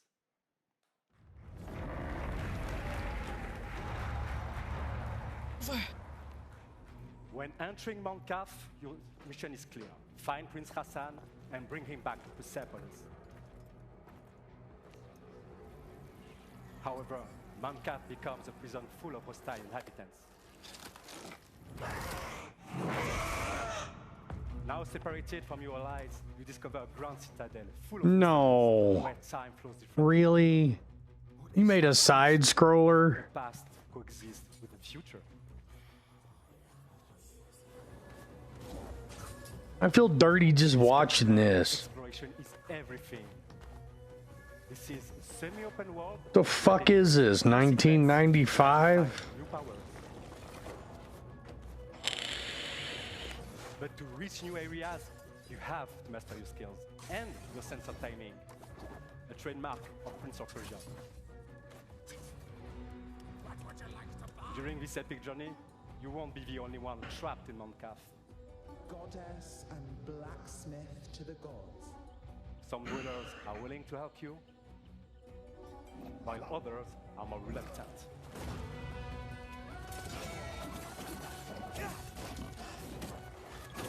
Who at Ubisoft thought this would be a good fucking idea? But Sargon is a swordsman like no other.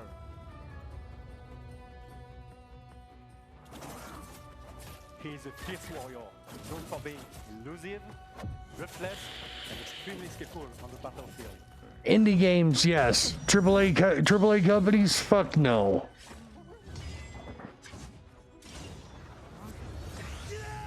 Fueled by anger, he constantly puts his life on the line to perform devastating attacks.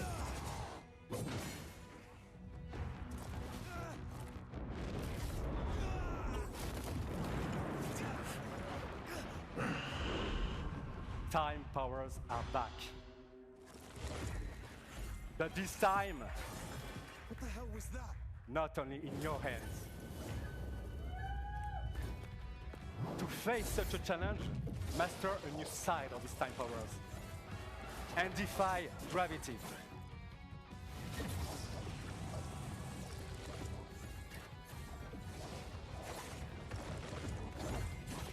By combining Why do I have a feeling there's going to be a hot take out of this stream some point today?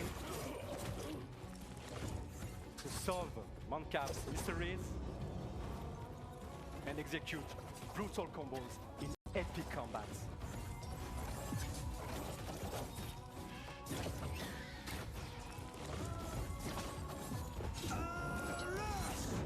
Oh, just...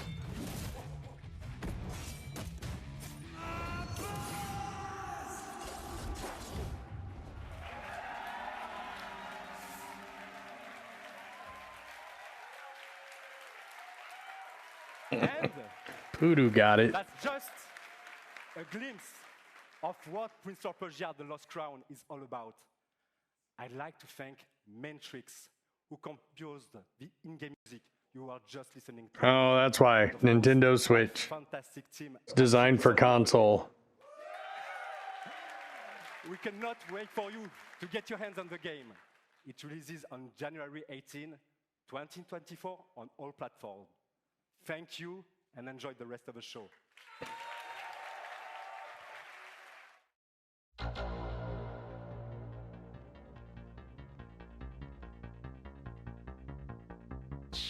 What the fuck is this? No, just, well, all consoles. Hi. Game launch, Wish.com edition. TV and movie producer.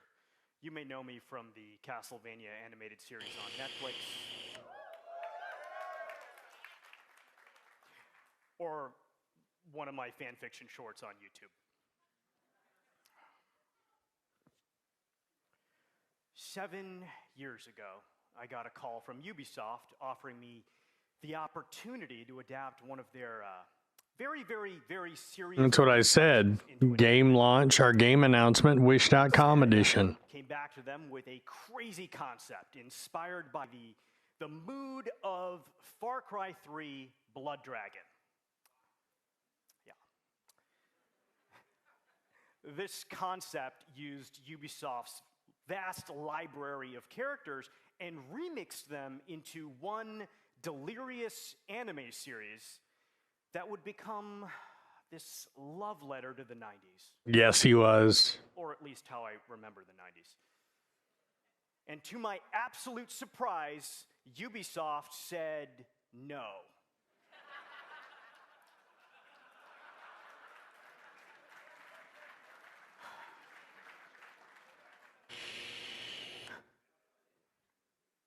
Just kidding. They said yes. That's why I'm up here. Come on. This is the story of how the first anime series by Ubisoft was born. Captain Laserhawk, a Blood Dragon remix. This show is many things. It's violent. It's a dystopian fiction in the spirit of the works of Aldous Huxley. It's a spoof. It's a satire. It's dark comedy. It's a love story. And as a descendant of Indian mystics, Oh I my can tell you it's God. the most philosophically I have not seen anything this bad. Oof. You've watched in a long You know, if there's any executives from Ubisoft sitting in the front row, you can all hear it. You all know they're going, oh, we fucked up. Genius Pirates at Bobby Pill's studio. And today, I'm very happy to announce that barring an apocalypse, which may happen, it will be released worldwide later this year.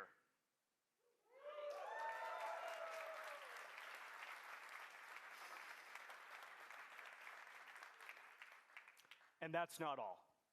I'm even more excited to share with you an action-packed, Easter egg-filled you didn't teaser miss much. trailer right now.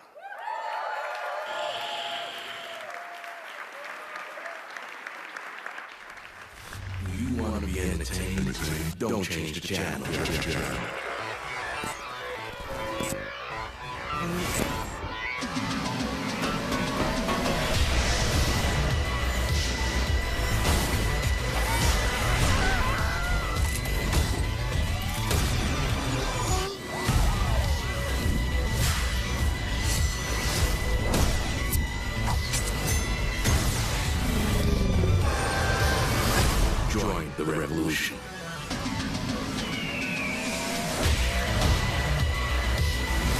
Let's do this.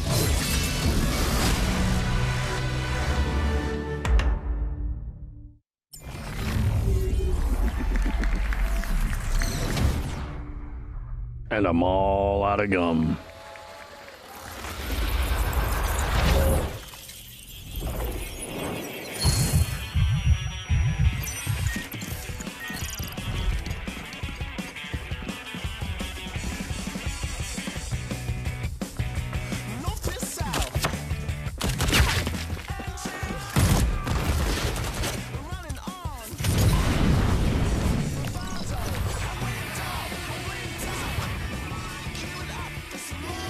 Oh, another The Division.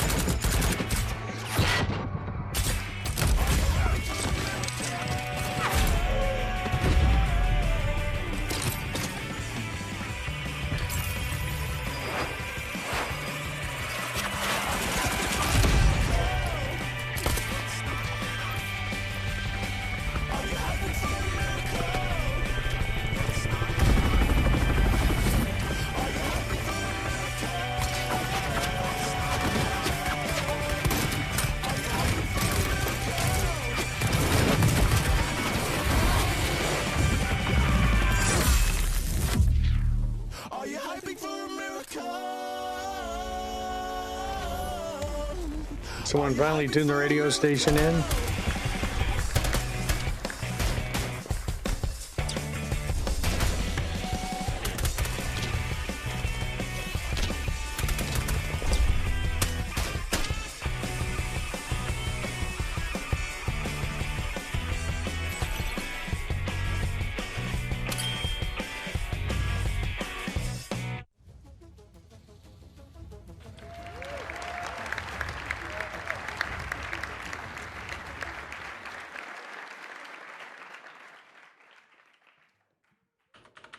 Hey everyone, it's an honor for us to be here with you today. We're home free, and this is our song Skull and Bones.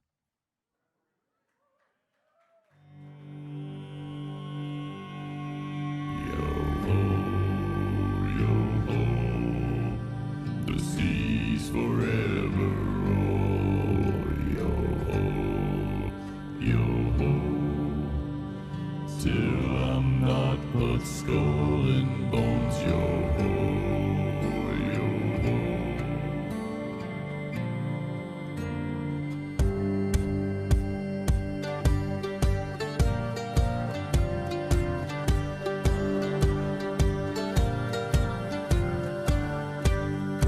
Outcast a kingpin was born upon the sea. There was meant to walk the land, a pirate's life for me. Alas, you winding up the sails, don't speak to mutiny. Find yourself a wanton port or bottom of the sea.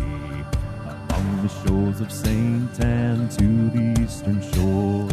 I'll take my chances on the wind to loot and plunder scores. Yeah, home free's an all, well, it's typically an all a cappella group. No one else around. We owe our honor to the sea and not to any crown. Yo-ho, yo-ho, the seas forever roll, yo-ho, yo-ho, the winds forever blow. Long after I met Davy Jones, till I'm not but skull and bones, yo-ho.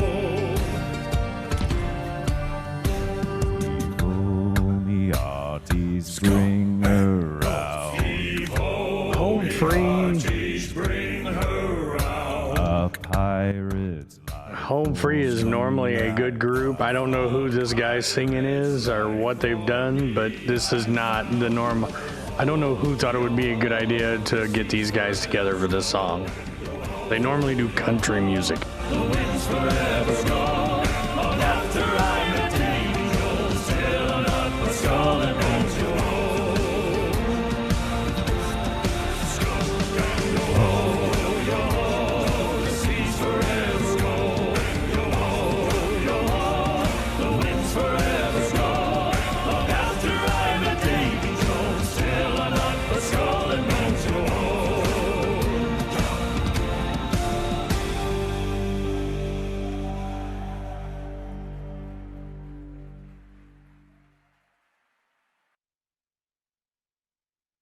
They did all that for a closed beta?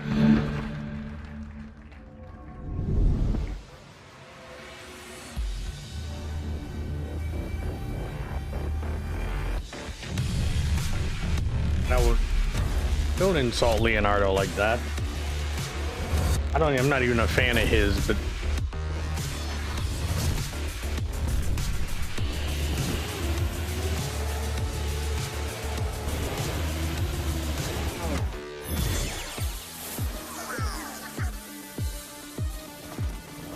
oh shit, I'm gonna have to nuke this out of the VOD. Nintendo will crawl up my ass with a microscope.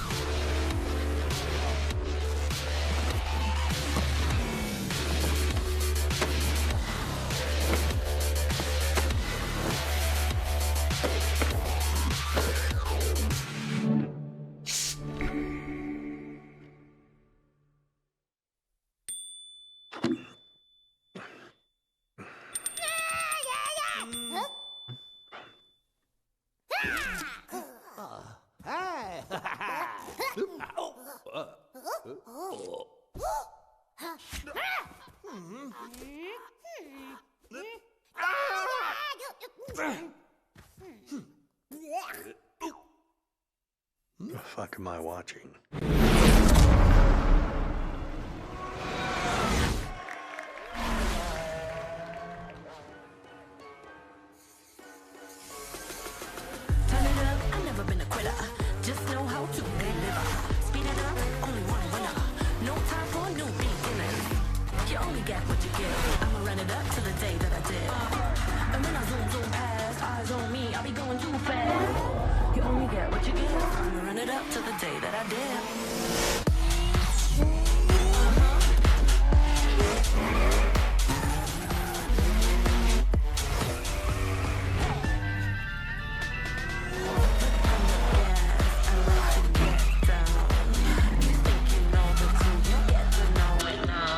Is that a Firebird that's not modded out to be like Kit?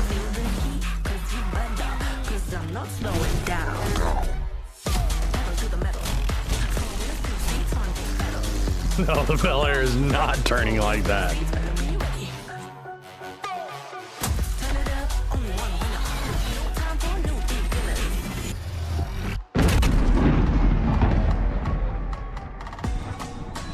Lotus.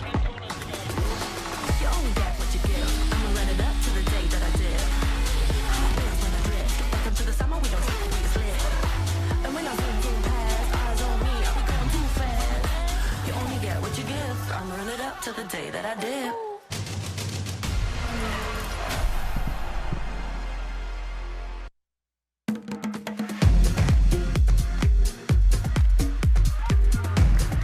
Thank you. Thank you, guys. Thank you, everyone. 5 years ago, the Crew 2 took off. Now, each month, millions of thrill seekers, just like you, are enjoying, playing, eager to see what's next. I am Stéphane Bellet, Creative Director of the Crew. Thanks. Hey. Today, at last, it is my pleasure to introduce the future of the Crew, Motorfest. Our own new take on the action-driving genre, a celebration for car lovers to share and experience car culture fantasy on the beautiful island of Oahu in Hawaii. No matter how you enjoy cars and driving, on your own or with your crew, Motorfest has something for everyone. Motorfest your portal to a medley of high-octane experiences. You choose how you like to have fun with your cars. This is what Motorfest playlists are all about. Playlists are truly at the heart of Motorfest. Wanna immerse yourself in the most exciting worlds of car culture? Yeah. Dive into the legacy of the world's most influential automakers. Voodoo, check your messages. Light up the night street racing scene, Japanese style.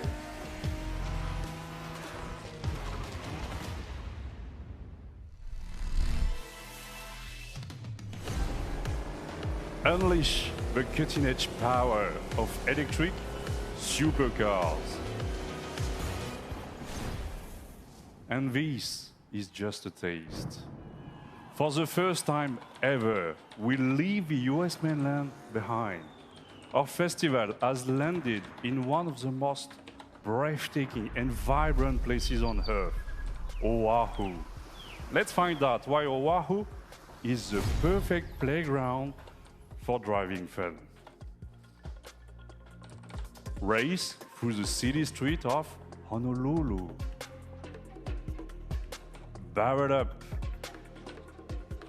black ash covered slopes. Adventure deep into lush rainforests. Or cruise the dunes at sunset with your friends. Opportunities for fun and challenges are endless. A unique playground like this calls for a profusion of vehicles. Choose and customize your ride with one of the most diverse lineups ever. From past, present, those are like the shittiest looking model. I don't know, maybe me, but those look like hella fucking generic models. I think so, yeah, I know. You are as thrilled as I am to get behind the wheel of this beauty. Hey, is it just me, or do those models look hella fucking generic? Building the perfect vehicle collection in the Crew 2. In a few weeks, you will be able to import your vehicle collection into the Crew Motorfest for free. Thanks. Even free, I won't fucking play it. So stay tuned and I have a for more force news feedback about wheel. the collection import and our complete festival program later this month during our summer showcase. Since the beginning of the year, thousands of players have tested the game and given us priceless feedback through the Insider program. Join the party, register now for a closed beta, and share with the world your experience in July. Did he say beta? From Closed the beta? entire team at Ubisoft Ivory Tower, mahalo, thank you. Welcome to Motorfest. Enjoy the ride.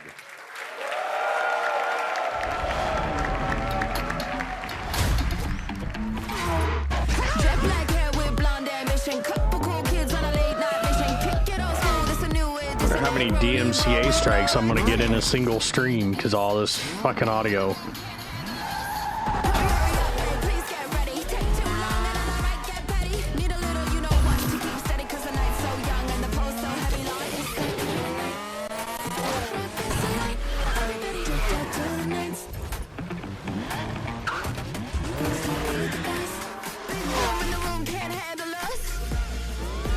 You're telling me that? Oh wow, look, dirt.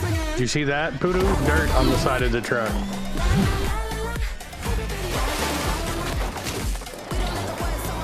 Not enough, but dirt. What's funny is Farm Sim does better dirt physics than fucking any racing game I've ever seen.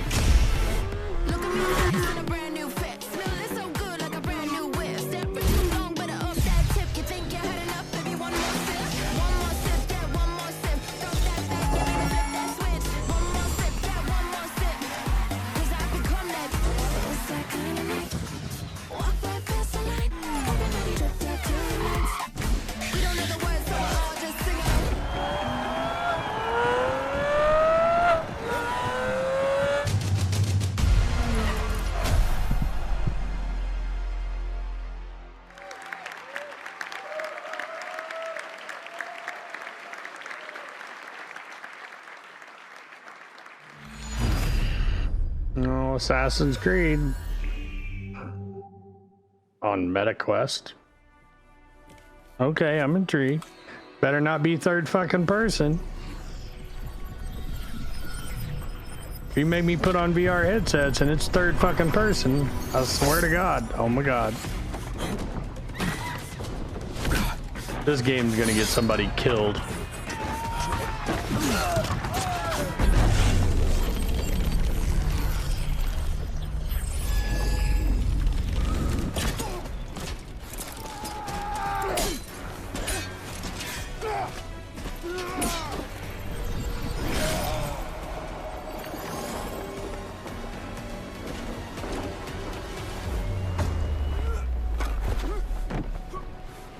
Where does it say that?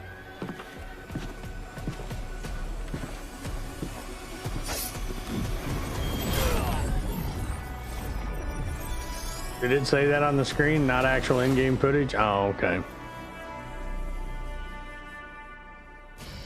Well, I mean, I know the MetaQuest by itself couldn't do that, but paired with a computer, it could. There's going to be a lot of busted windows in houses with that game.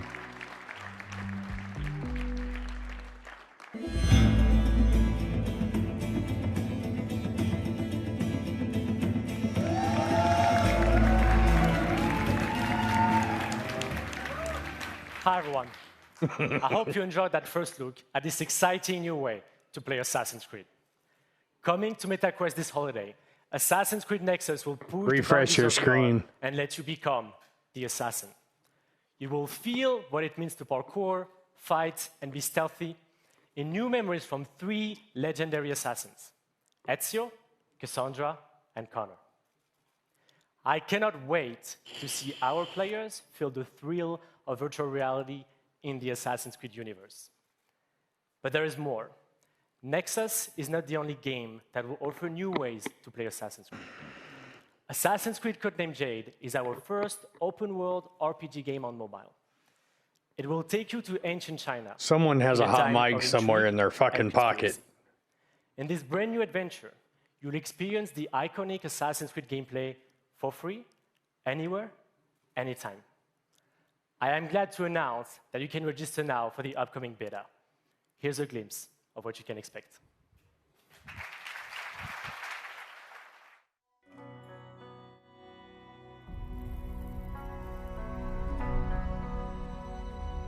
Legacy. It's honoring those that came before us, learning from their triumphs and mistakes, to illuminate and hold their stories to the light for all to see. That inheritance of knowledge helps to guide and shape our future. Now it's your time to build on those foundations and rise to even greater heights, to step out of the shadows and into a vast world, to make your own legacy.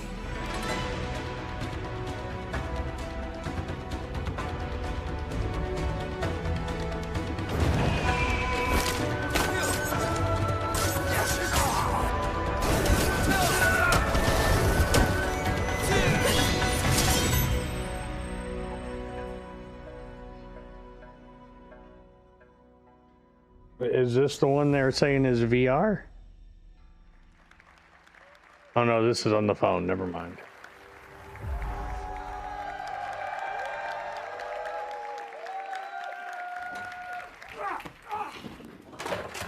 We've all been waiting for this moment. Assassin's Creed Mirage is a very special game, designed as an homage to the first titles of the series that many of us fell in love with. Coming October 12th, Assassin's Creed Mirage takes the franchise back to its roots. Sara, our narrative director for the game, will come on stage to tell you more about Basim and his journey. But before that, let's watch our story trailer.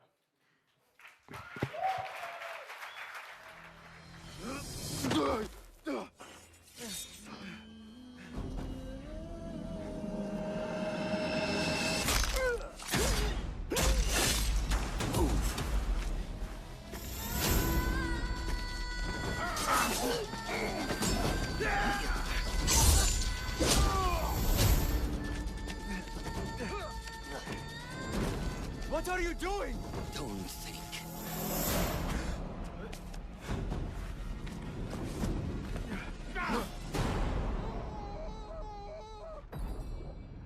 Time to put my medal on. Fulath, tell Basim the story of the feather. Our tradition of the feather comes from Egypt. The feathers of the heron were dipped in the blood of the targets.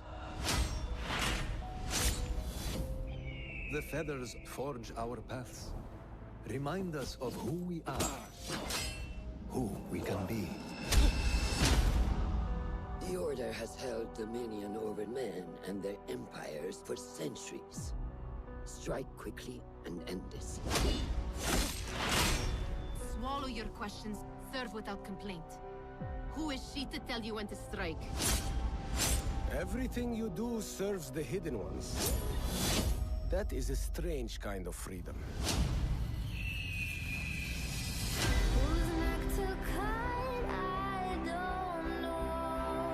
You are not the first to walk the shadows broken. Pour your pain into the Brotherhood.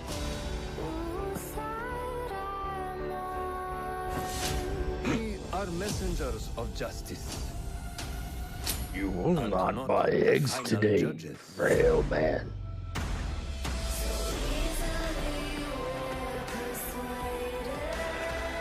He knows not what he is.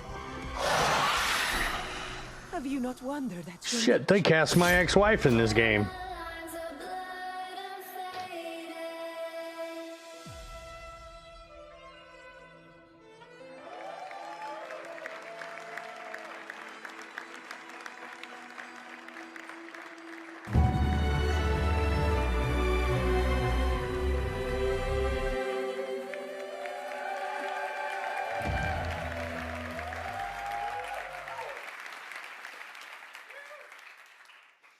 What does it mean to be free? What must be sacrificed in the quest for freedom and justice the Hidden Ones fiercely pursue? How can you find your path and fulfill your destiny when you don't know who you really are? As he grows from street thief to master assassin, Basim thinks he has found a sense of purpose as a Hidden One, working in the dark to serve the light. But his nightmarish visions keep haunting him, leading to more questions with no answer. In Baghdad, seeking the truth comes with a price. The capital of the Abbasid Empire, one of the richest, most diverse, and most advanced cities in the world, is at a turning point of its history. Unrest is growing, seeding a revolution against corruption and arbitrary justice, an uprising that will turn the tides of history and change the lives of everyone. Childhood friends, fellow Hidden Ones, as well as newly formed allies and enemies will shape Basim's adventure. But his horrific visions are the face of a struggle that he can only handle alone. There is a lot to look forward to in Assassin's Creed Mirage, and the best way to make you understand our unique Back to the Roots experience is to show you the game. In the following gameplay walkthrough, we meet Basim right after the assassination of his first main target, as he reports back to Roshan in Harbiya's Assassin Bureau. Enjoy.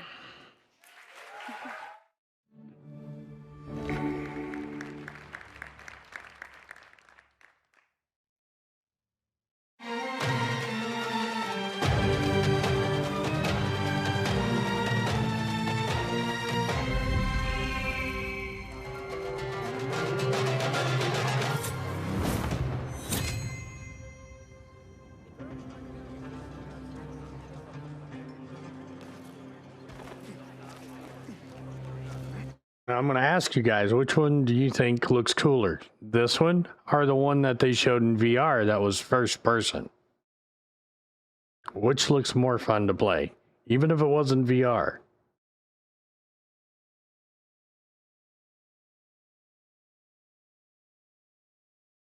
Which looks more fun to play?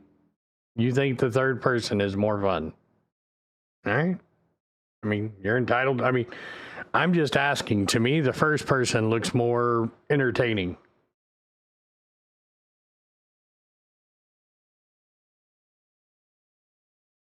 I mean, I'm saying first person, you still get the cinematic stuff that they're showing when they do specific moves.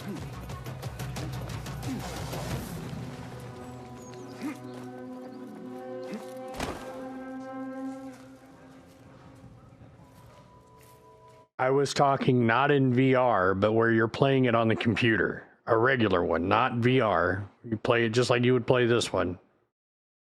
First person or third person. Alhamdulillah, a first of many achievements to come, Basim. We should only hope. There's still much work to do. While our focus was on Al Ghul, Fulov quietly scouted the city for where we could erect more bureaus. I have found dwellings in 3 districts that are most unassuming. That lady smokes since she and was Rebecca 2 years have arrived old. From Alamut and set off to Al Abbasiyah and Karkh. I will make my way to Sharqiya shortly. And I will join Rebecca in Karkh, where corruption is as common as the arid air. See Abu Ja'far about some things he's been working on. Then come find us. Have a look, Basim. I may have something that is of interest to you.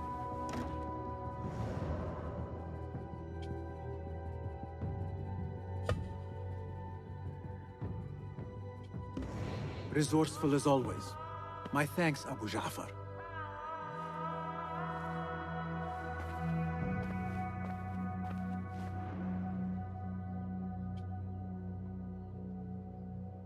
Yeah, that's what I said. She's been smoking since she was 2 years old.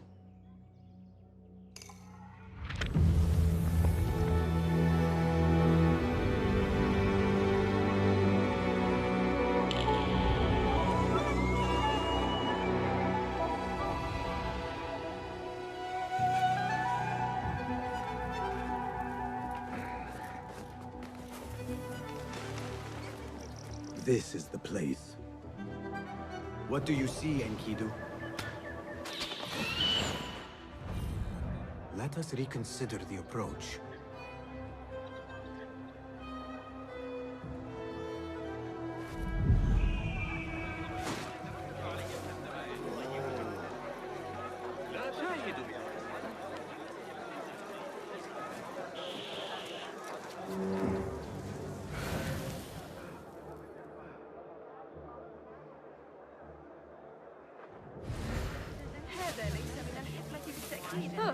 Act as usual. That guard who likes me said she and Ali's followers are trying to overthrow the prince.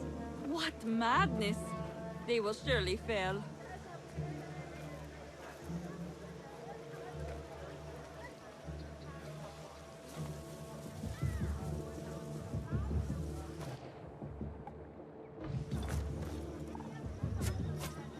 Shit! She little bastards!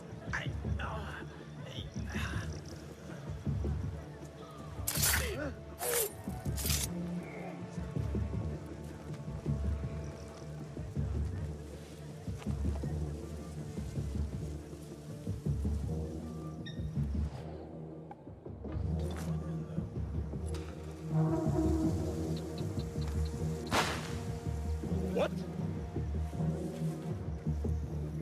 Hey! Hold on! Die now!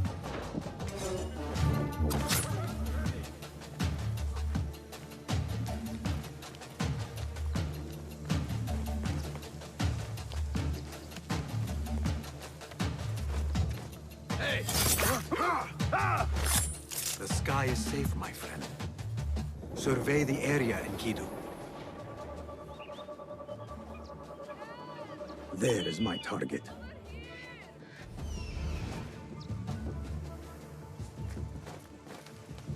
I heard his favorite was a spy. And that could be why we had her locked up. You learn your play!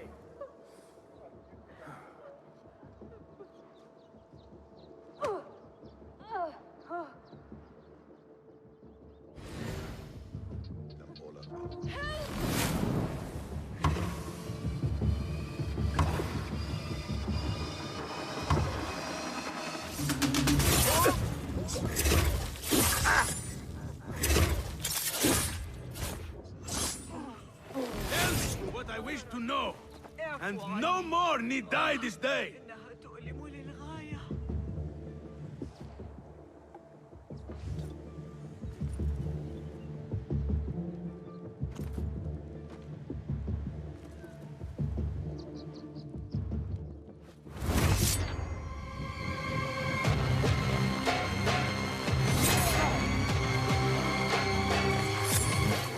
Thank you so much.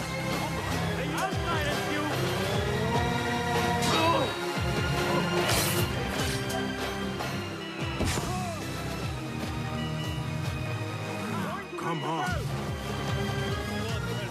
There he is! Stop him! No!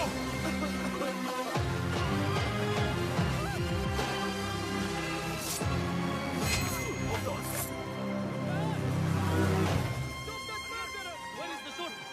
He must face the law.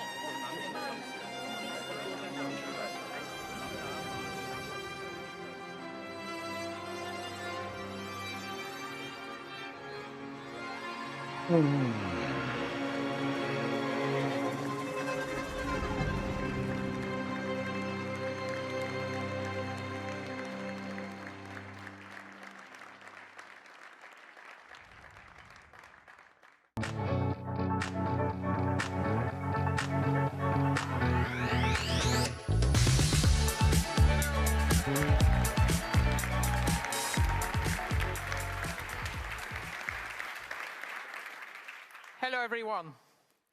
So first, I want to start by saying thank you to all gamers all around the world. It's thanks to you that we are here today. You are at the heart of everything we do. And to all Ubisoft teams around the world as well, I would like to say a big thank you.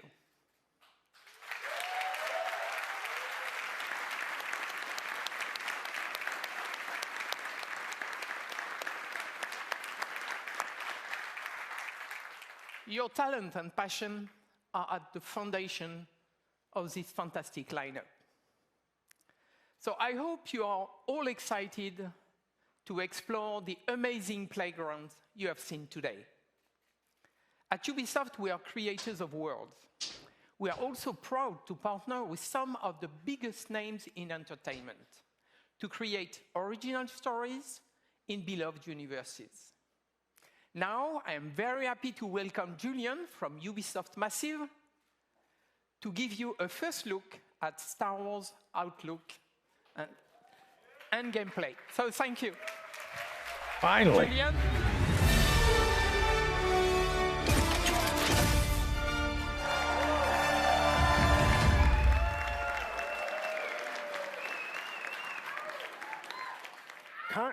Calm down. Do you want to see gameplay or not? All right, let's get over the speech and let's get to the gameplay. Star Wars Outlaws takes place in a time of great civil unrest across the galaxy. For some, I can't tell if this guy's this is a from time of turmoil. overseas or For Jersey. Outlaws, this is a time of opportunity.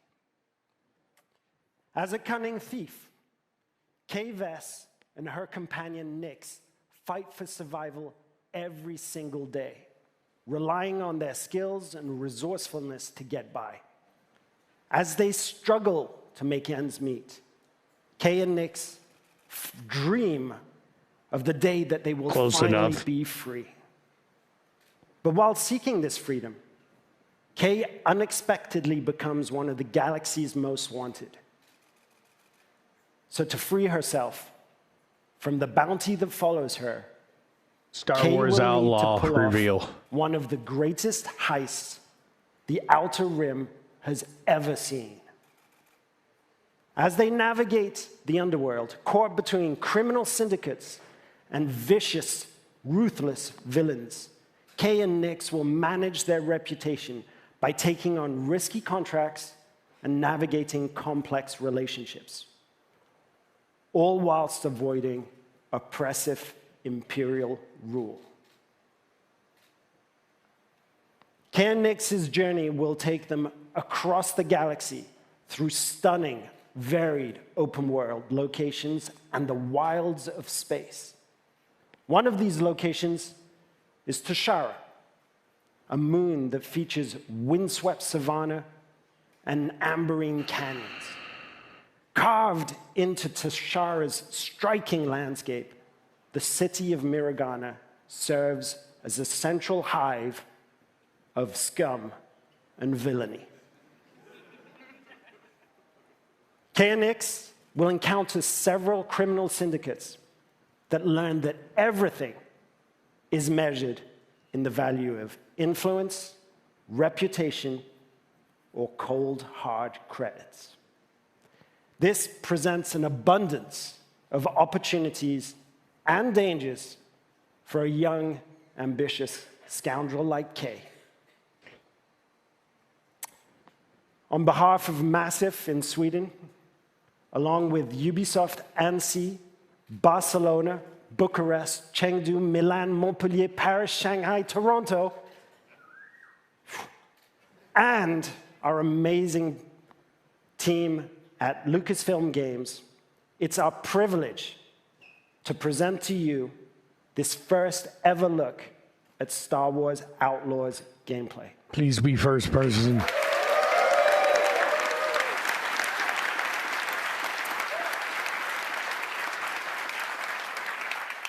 If you're willing to take the risk, the galaxy is full of opportunity. Thank you. Shut up, Dario.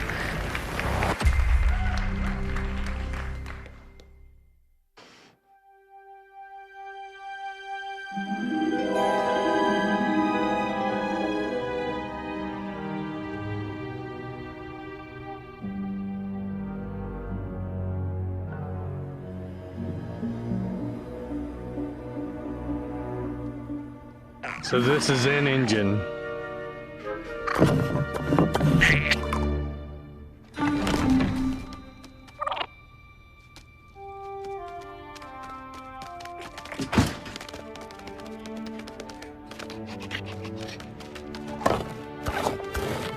Good boy. I want that fighter stripped for parts by tomorrow. On it. All right, Nix. Let's go get paid.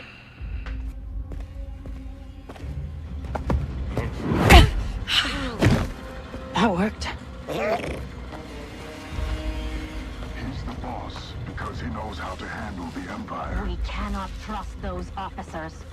They take our credits now, but what stops them from stabbing us in the back? Nix.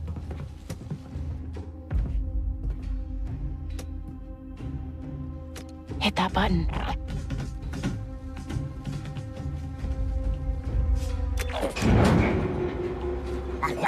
Nice one.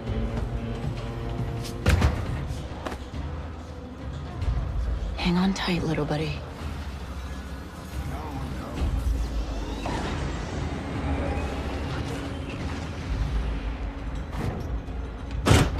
Yeah, unless it's a racing game, it's third person. Or Navi. Hey, I was just leaving. Okay, we'll figure this out.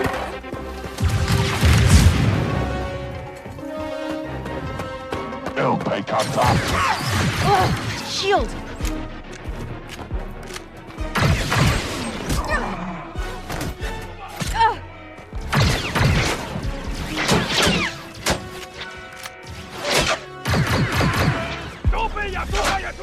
Hey, Nix! Catch!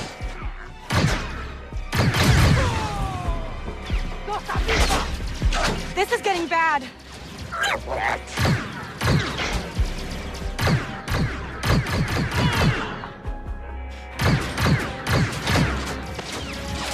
Let's try this out.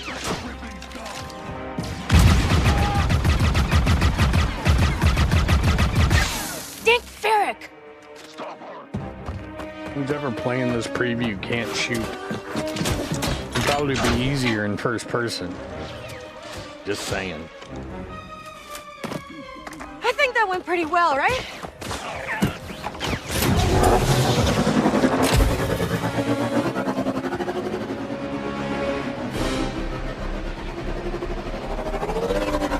because These guys don't stormtroopers are quit. stuck in third person because of those helmets they wear. They can't see shit. Hang on!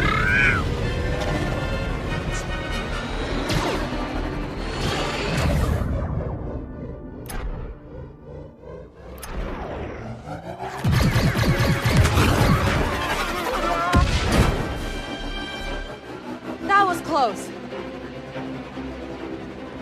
ND5, I got the package. Where are you? Waiting for you in Jauntus Hope. Were you seen? I said I got it. What else matters? Should I assume we won't be working for the Pikes anytime soon? Well, they'll probably forgive me. Comforting.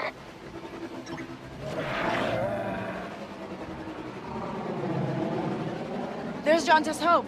We made it, Nix.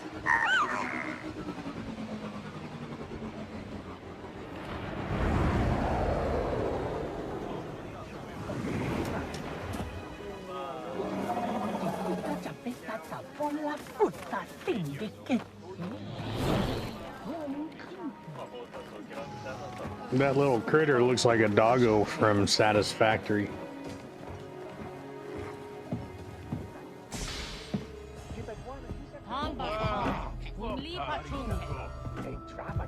Hey, Andy. You're late, Kay. Doc is waiting. What? Are you worried? No. Okay.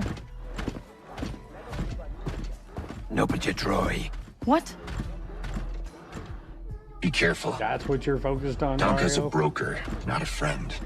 She can't be trusted. Who can out here? See you back at the ship.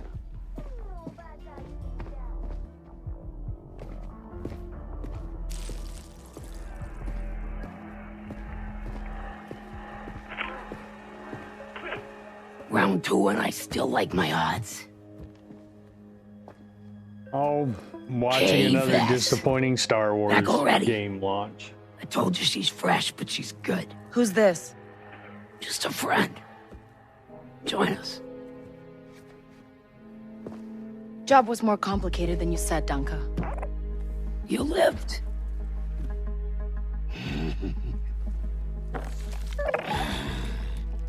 Hey, these aren't toys. They're investments.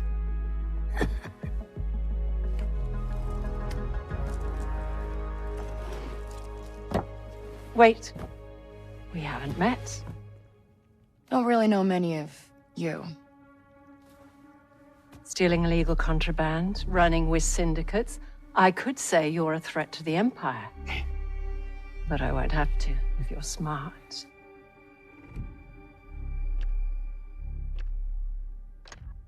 Made Thanks, for console. But I'm smart enough to get myself out of trouble. You pay the tax just like everyone else. Whoa, kid, let's just relax.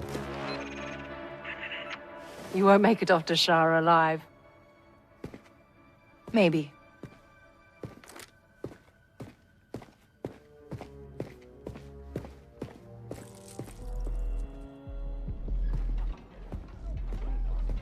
All troopers, we have reports of a fugitive in Jauntus Hope.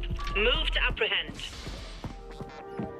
That Imperial announcement wouldn't be about you, would it? Could be. I told you not to trust her. Not the first time we've outrun the Empire.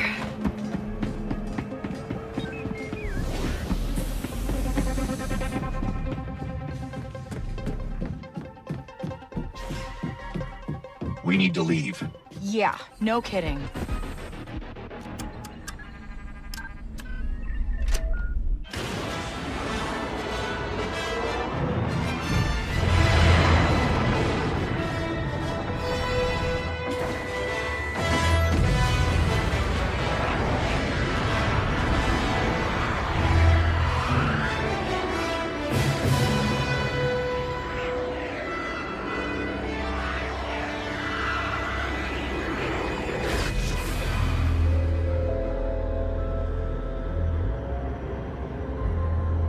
Are we good? Nothing on the sensors. Yet. Not your fault, Jay. Anybody on the sensors now? TIE fighters on us. Got one! I feel inclined to remind you that we should shake the Empire, quickly. Thanks, I'm working on it.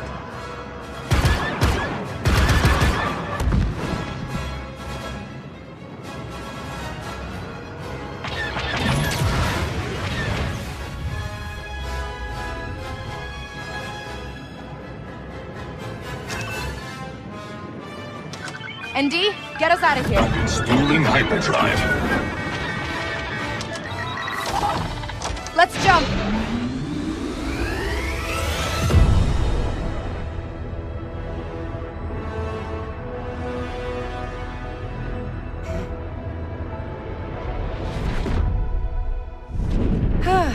We made it.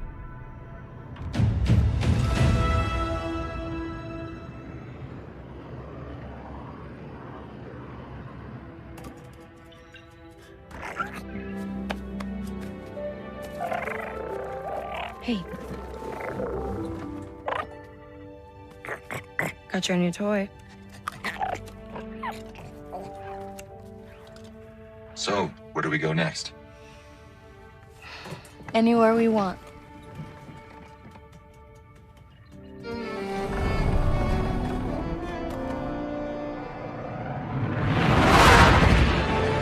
Yeah, I thought this was supposed to be open world.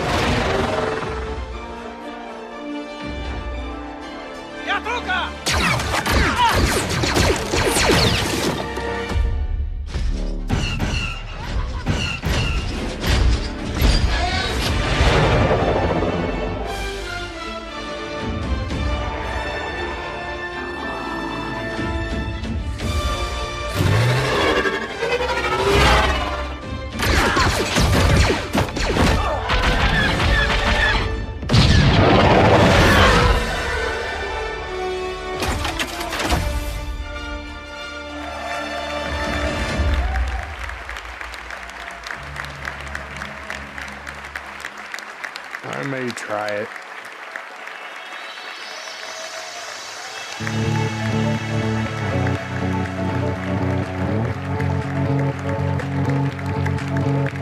Entire crowd's all fucking employees.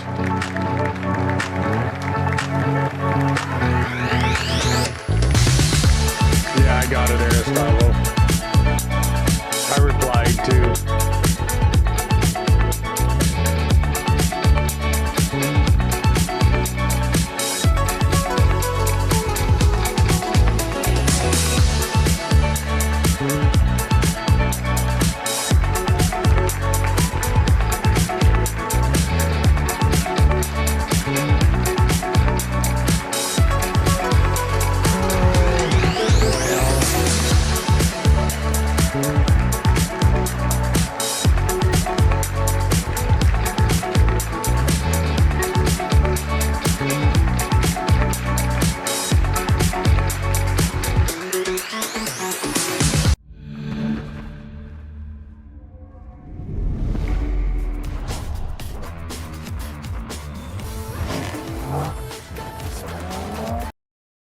No, because you keep making garbage.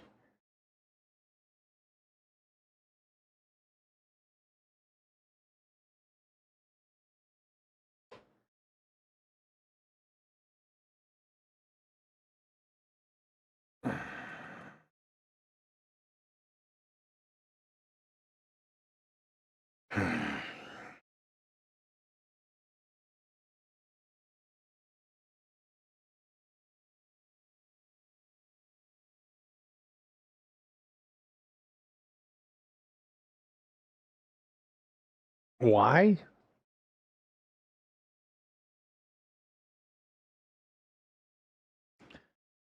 Oh.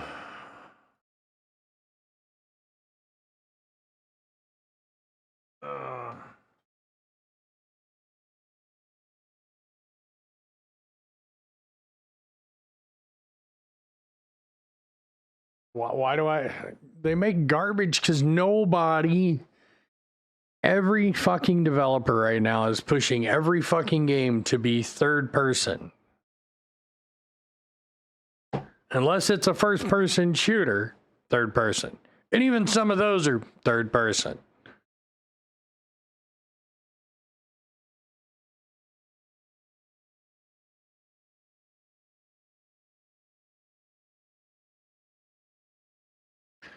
Zipper guy watches Stuart Smiley videos.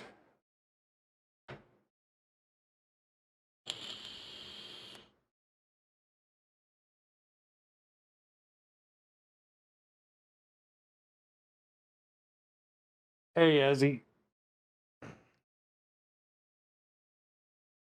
Well,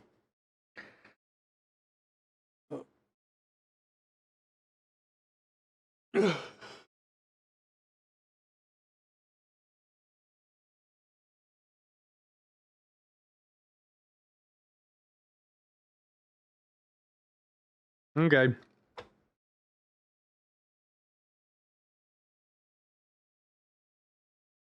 I just, like I said earlier, and I know chat's giving me shit for my hardline stance on third-person games. I don't play the game to pretend to be the fucking drone.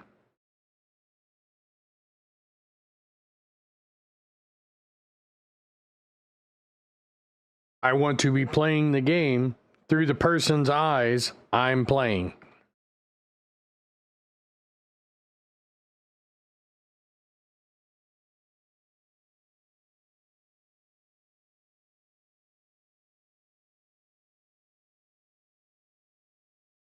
If I want to watch a story unfold from a third-person point of view, I'll go watch a fucking movie.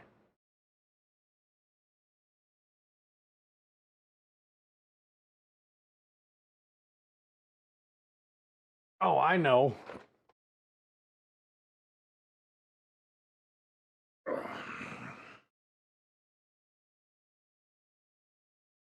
I mean, the thing is, the part that's more annoying is I want to like third-person games,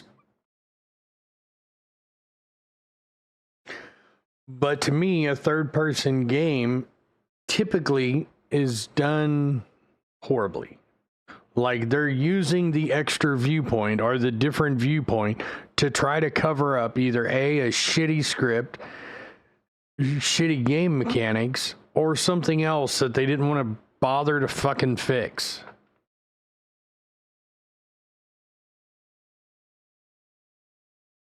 Yeah, Aristavo, if I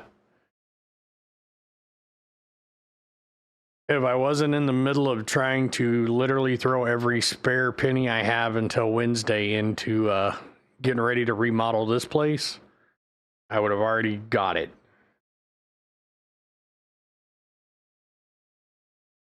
Hey, I get that.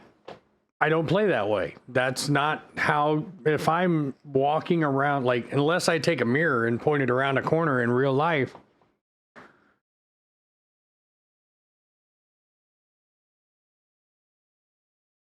Well, I can talk till the fucking cows come home. I will stay where I will stay with my point of view.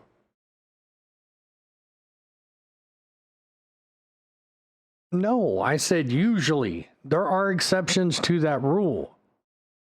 But the vast majority of games that are done in third person are usually covering up something that was done lazily or they didn't want to take the time to fix. It's hiding their crimes, for lack of a better term.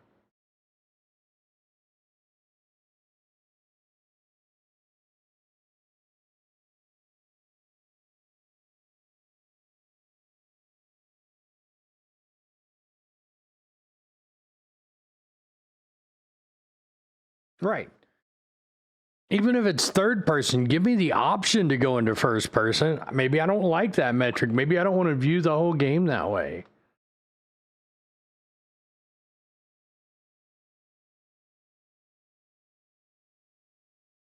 Make third person an actual game mechanic instead of a gimmick.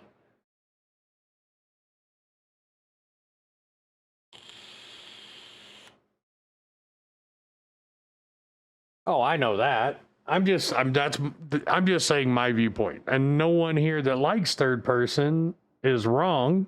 Just to me, it breaks the immersion in the game and I feel lost. I feel disconnected from the story when I play in third person games.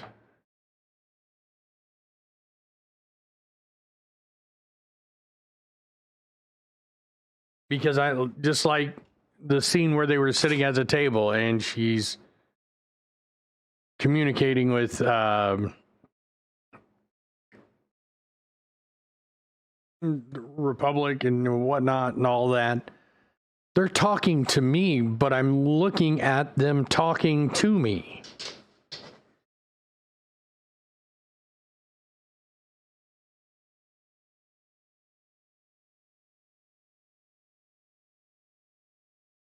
Does that make sense?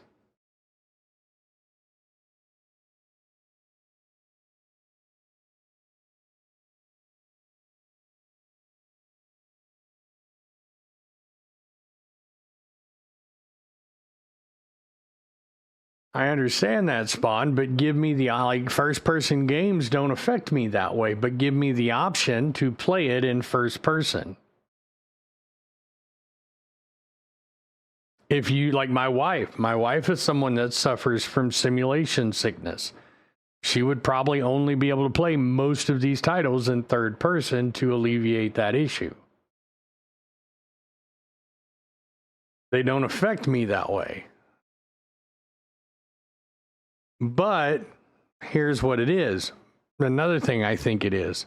Most of the time, these games are made for console. Console controllers are very simple. Typically 10 to 12 buttons at most. So they have to use third person to get away from the complexity of having more controls.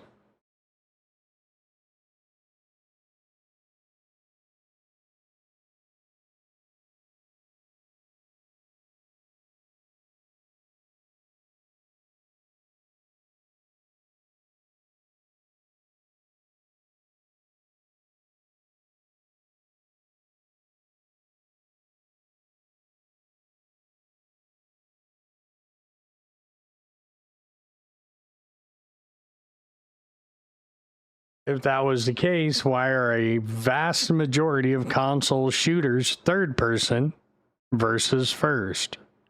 Because it's easier to aim and see around corners, so it allows you to have an advantage because you don't have all the control inputs that you would have with a PC.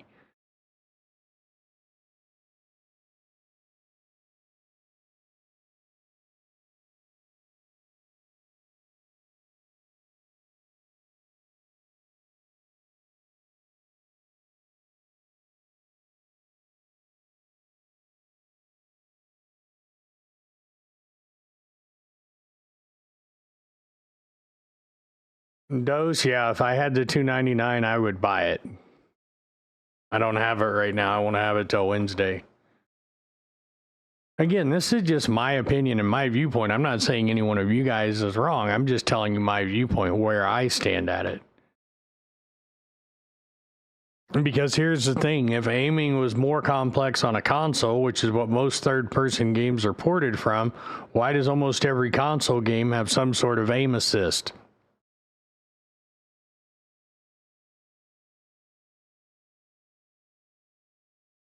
I would be, Dario, in a New York minute.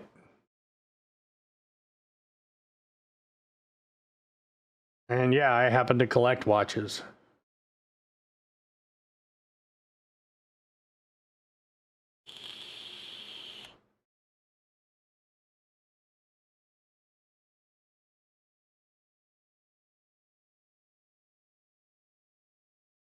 Pretty much, yeah, Rand Print.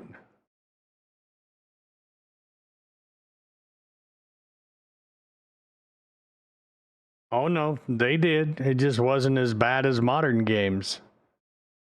Aim assist has been around since the dawn of video games.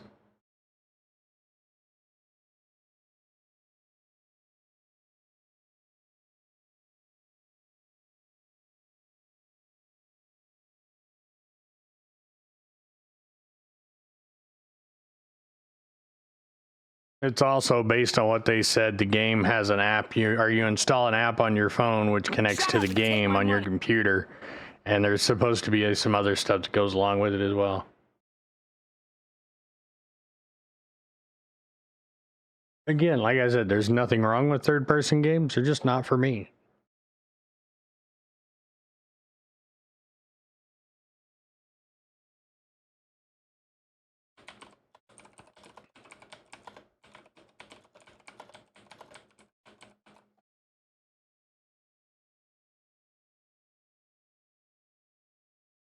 And yeah, Metal Gear, like just for example, like Metal Gear Solid 5 had aim assist.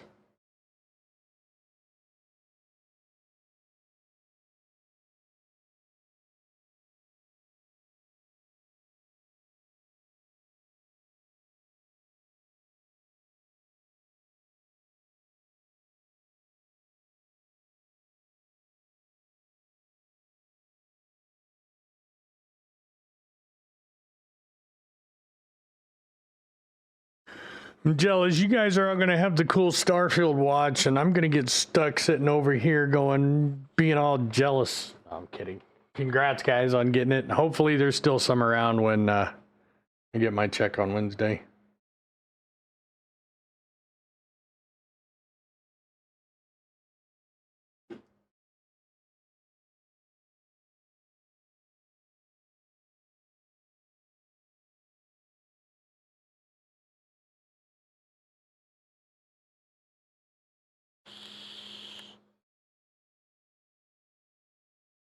Probably not.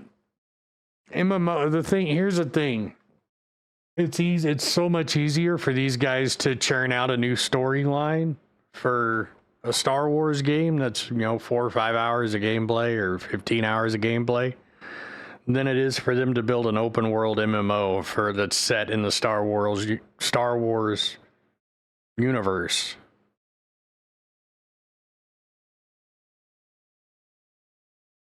MMOs are money, but they take a lot of money to build.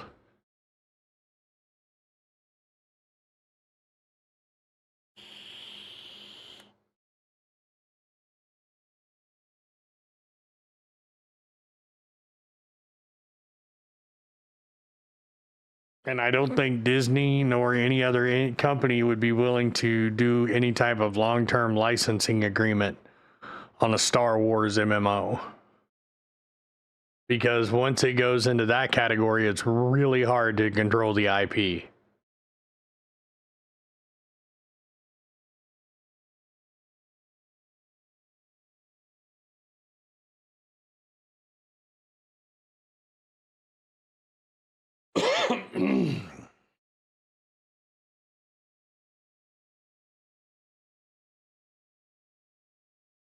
And if there's one thing you do, you don't piss off the mouse.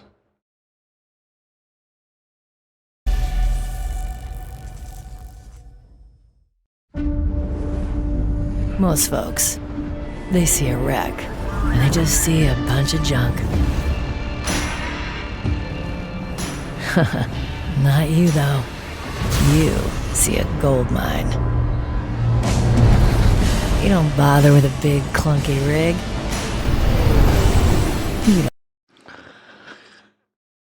I like the idea of Star Trek Online, and I play it, but it leaves me feeling like I want more, like it's missing so much.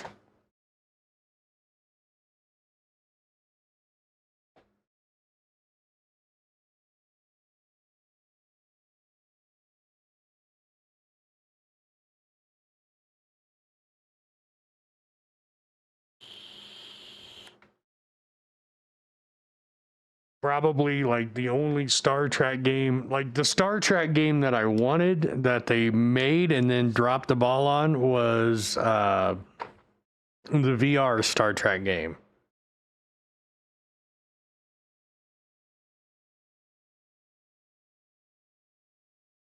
Bridge Commander, yeah. That's the Star Trek game I want.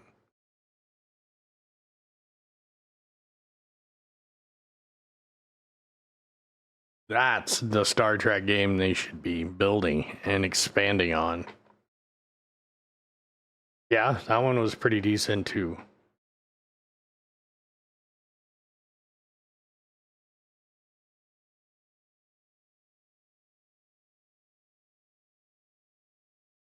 I guess, yeah, where my big thing with like the immersion comes in is we spend thousands building our ultimate gaming experience.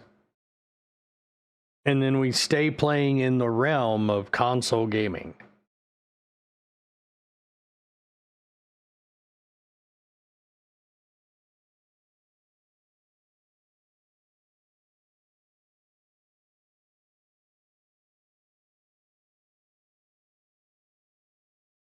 I think that's the best way I can describe it.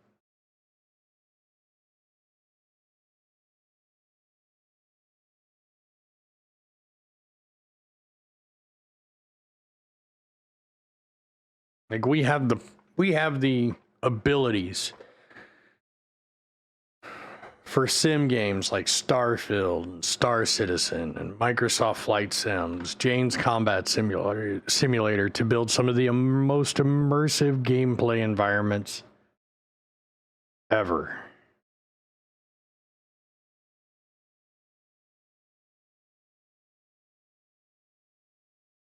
But we still build games like we're making them for the console. Like, for example, Star Trek Online should be a add-on to Bridge Commander.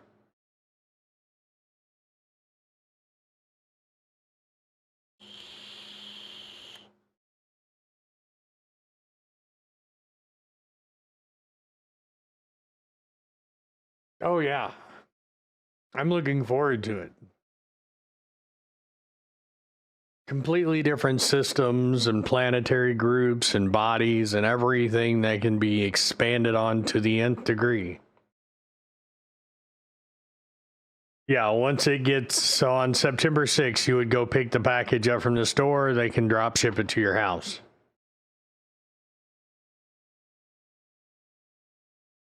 And everybody, Willybot just made a good point. There's some new exclusive content on the Patreon.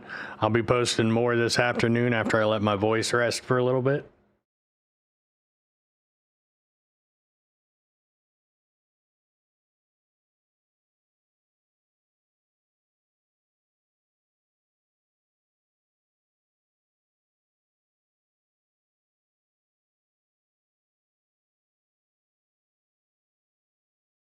Lord is going open carry.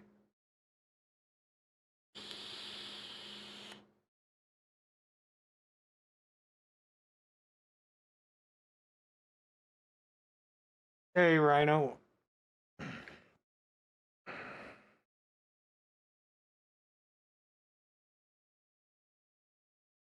Nice. Missouri and Arizona are already that way. And the moment they do that, you'll see crime go. Yeah.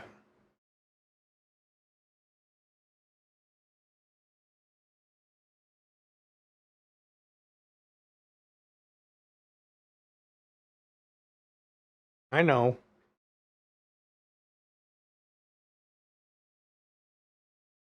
You'll still see it drop.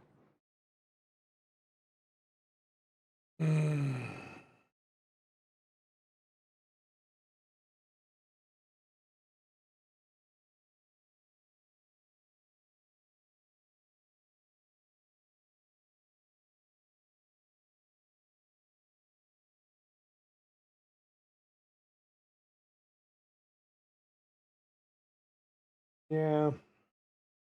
I can hold out. Well, the last person to keep games in that level of design is SIG. And we all give them so much shit for trying to cater to a niche market. But that's why we spend the money we spend on ships. We want it. There's a market there. It's just a smaller market.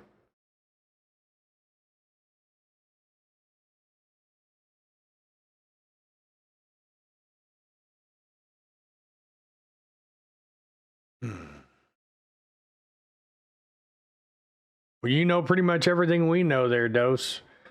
If you buy that pack and you don't like it, I'll buy the watch off of you. You don't like the watch, I'll buy it off of you.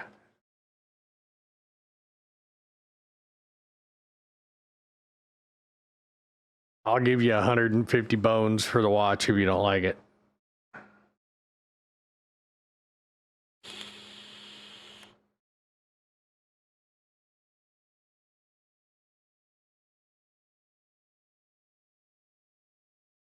For Starfield, I want, like, and I mean, the only way that would change is, like, if I buy the game.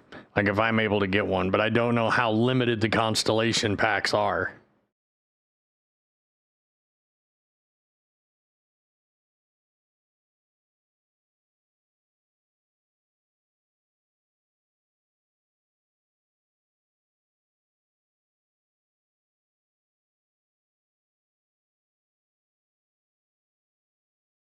Like I said, the watch is probably like 150, 160. The case that it comes in is probably another 30 to 40 plus $10, $20 for the patch, and then 60 for the game, and then all the other shit. So it comes out to about $300.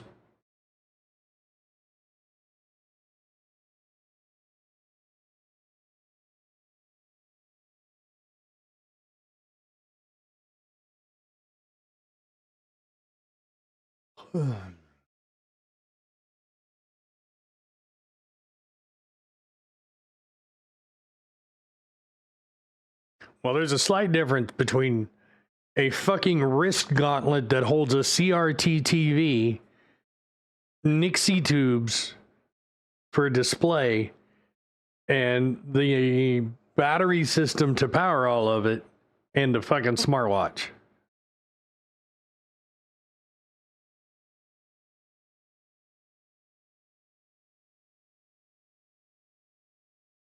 Oh, I don't know. I cast that out of memory as soon as that clip passed. There, Aristavo.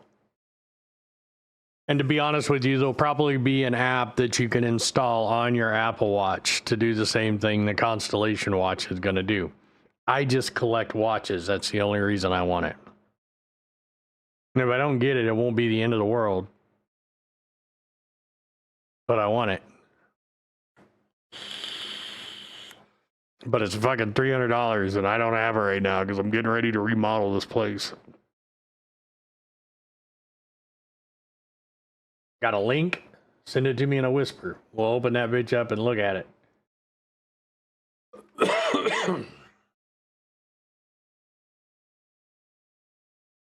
Oh, my arch just sent it. There we go.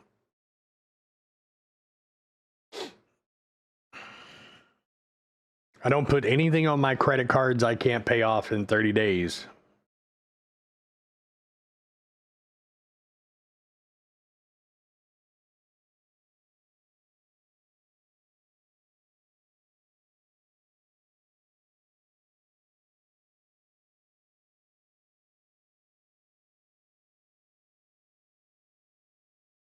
It looks like it's probably the cheapest fucking OLED screen ever made.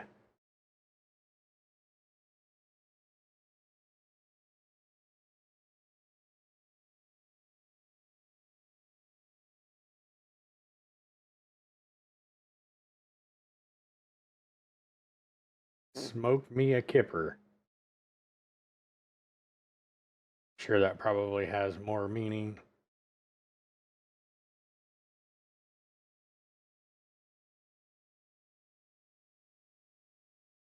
A goodbye screen briefly displaying a parting message randomly picked from a number of different words or phrases, either saying goodbye in a different language or a classic parting quote from some well-known sci-fi TV shows and film.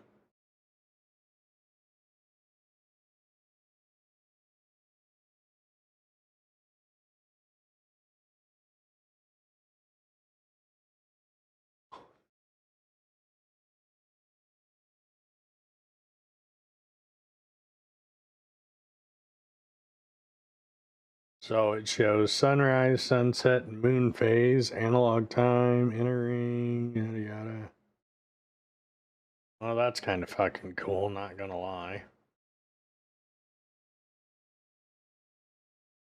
That's it. Wah, wah, yeah. That's kind of cool, but...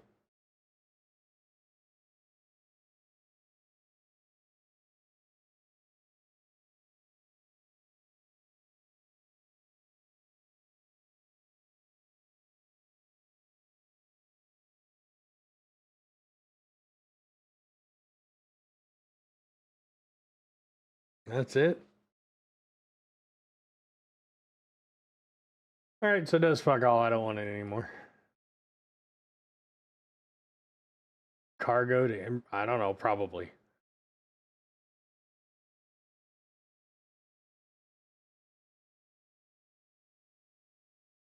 So long and thanks for all the fish.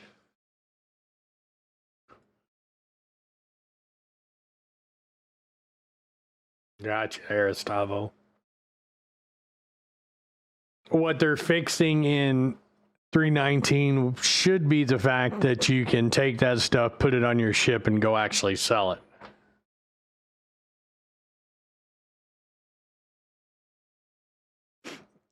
I want the watch for that, but they had an opportunity to do something really cool there that they fucked up doing with Fallout.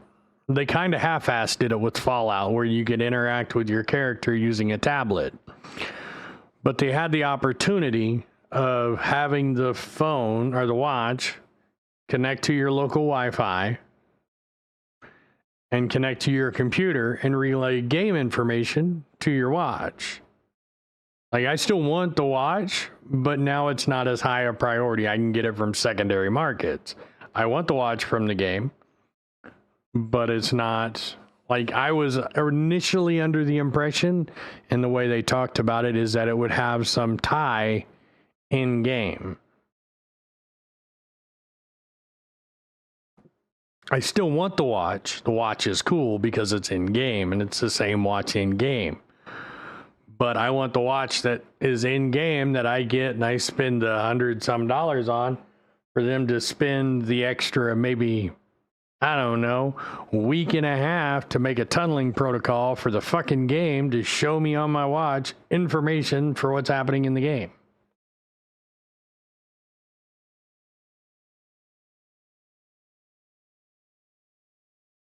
It's probably not. And that's probably why I'll still order the fucking watch. But for now, I have to go off what information I know.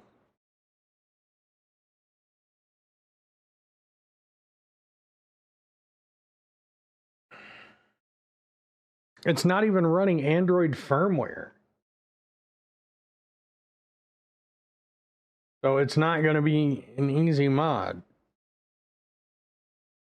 It's running completely custom shit.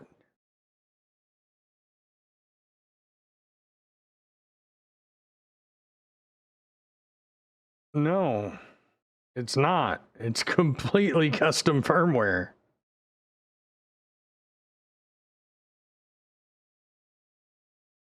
Right there. If it had an Android base version, it would be listed there.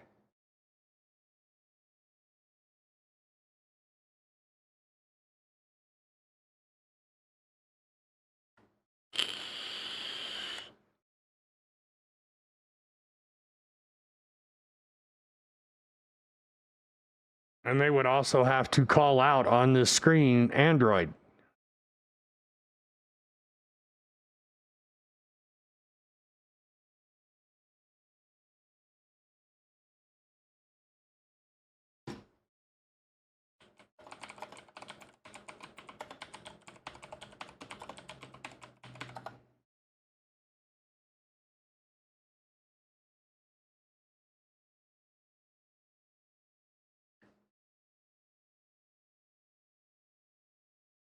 It doesn't say anywhere if they're speculating that it's an Android device, but it may be Android compatible, but it's not Android.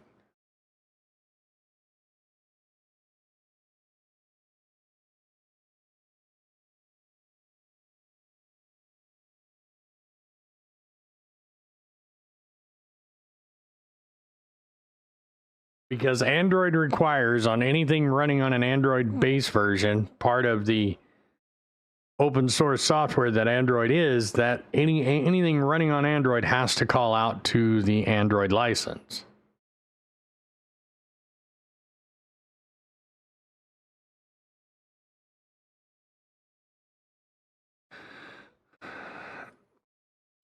That was my next move.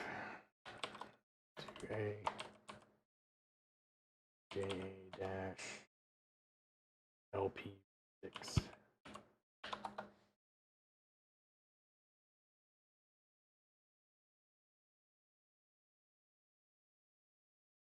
The Wand smartwatch.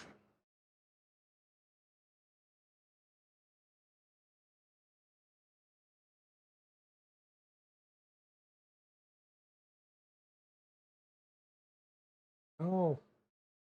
Shit, how to get banned off YouTube in no time flat. What the fuck, eBay? I don't even fucking use you.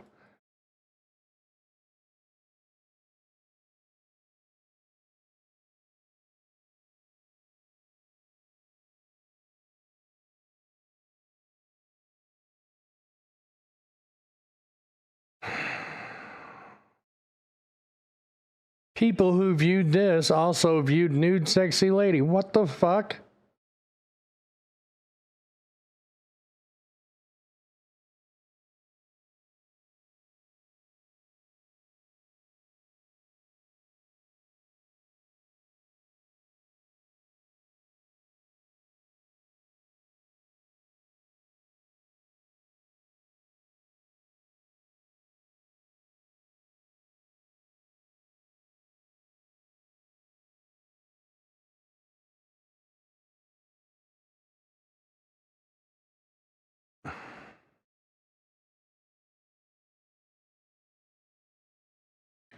You know why I got bit by that fucking shit? Because it's called the wand.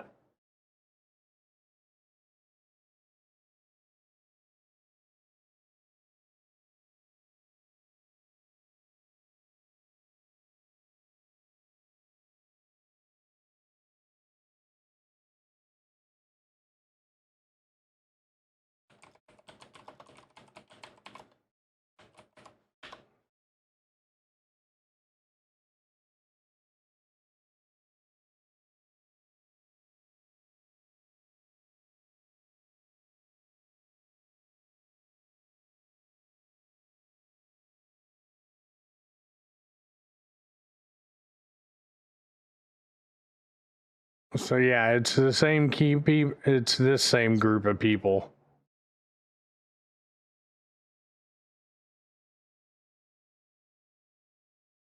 They license a lot of Bethesda shit.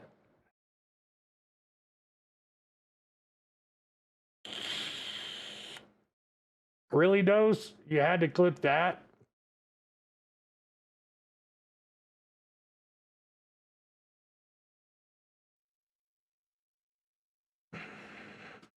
Oh.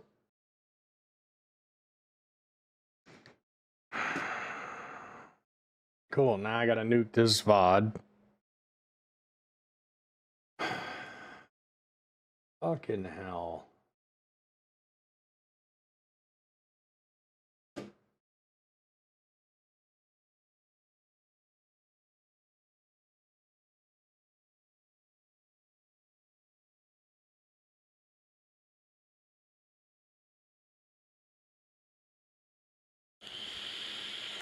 You can't demonetize. That's not how Twitch works.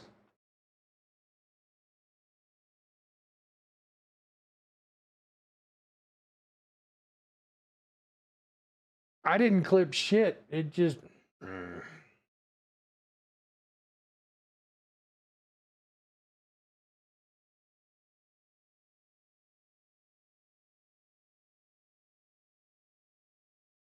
Oh.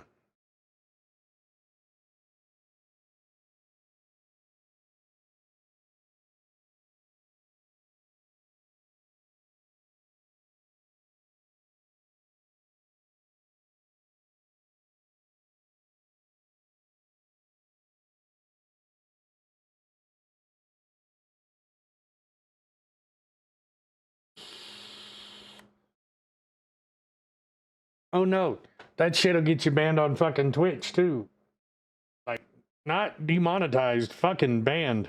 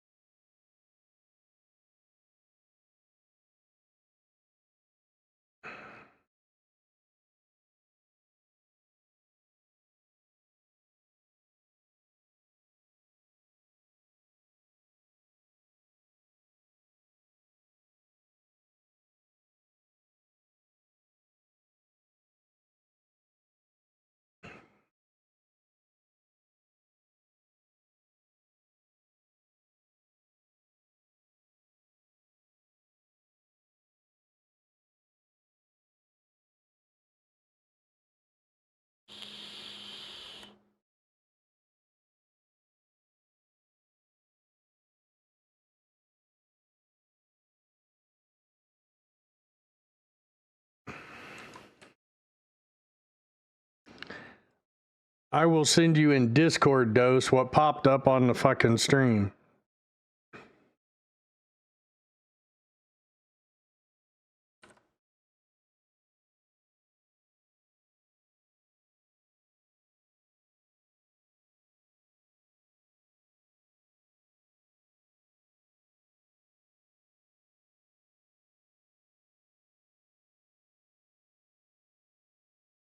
I'm sure as shit glad I didn't fucking scroll down. Jesus Christ.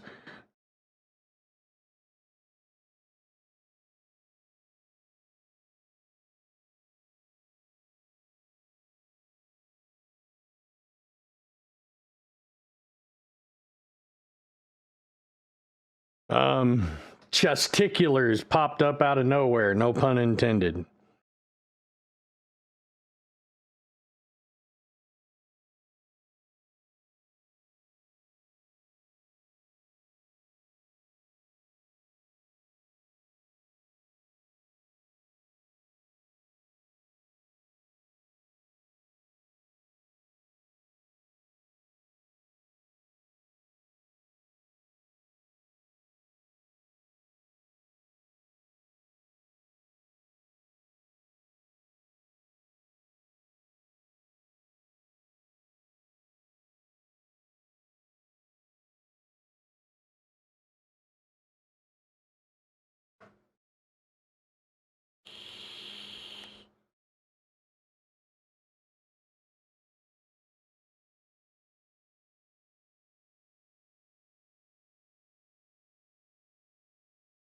Yeah, that doesn't tell me the operating system. It just tells me what it's built on.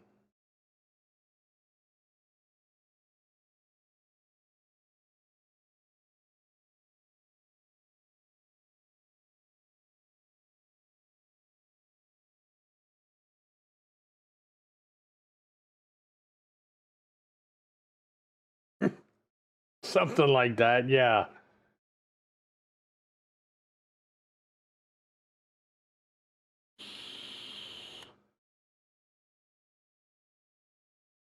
Jesus Christ.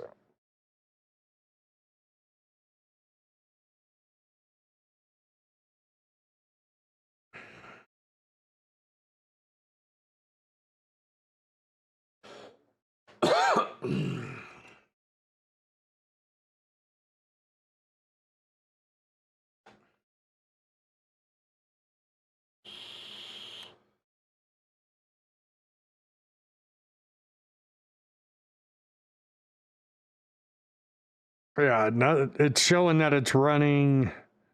No, that's VirtualBox.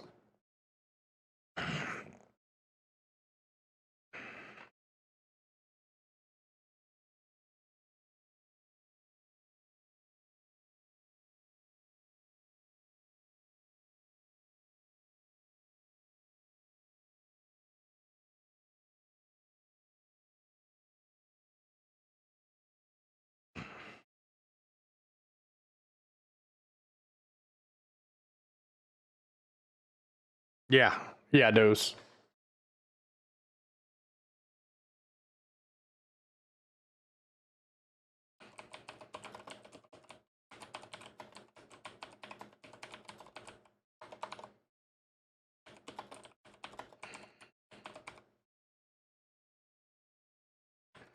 But if you go to, I guarantee if you go to eBay and you search the wand, because what they're talking about is the reason it's coming up is because it matches with the old Hitachi wand.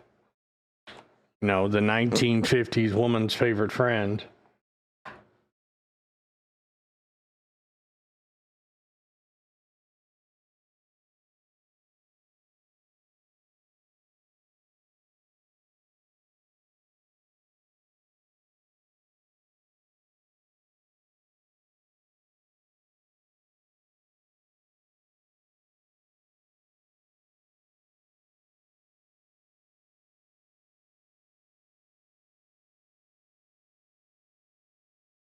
Oh, do you now, Dose? No, I'm kidding.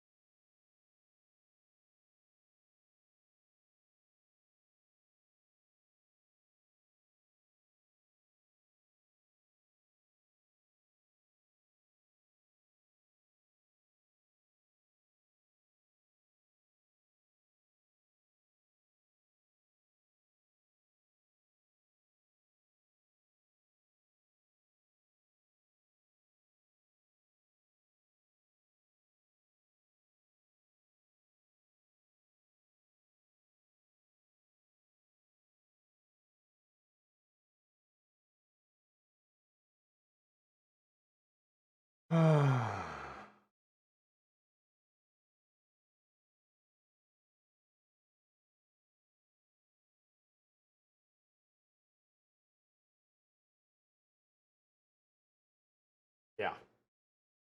Just like when I reply to someone via a DM, I get like 2 or 3 windows of the same thing in the whispers.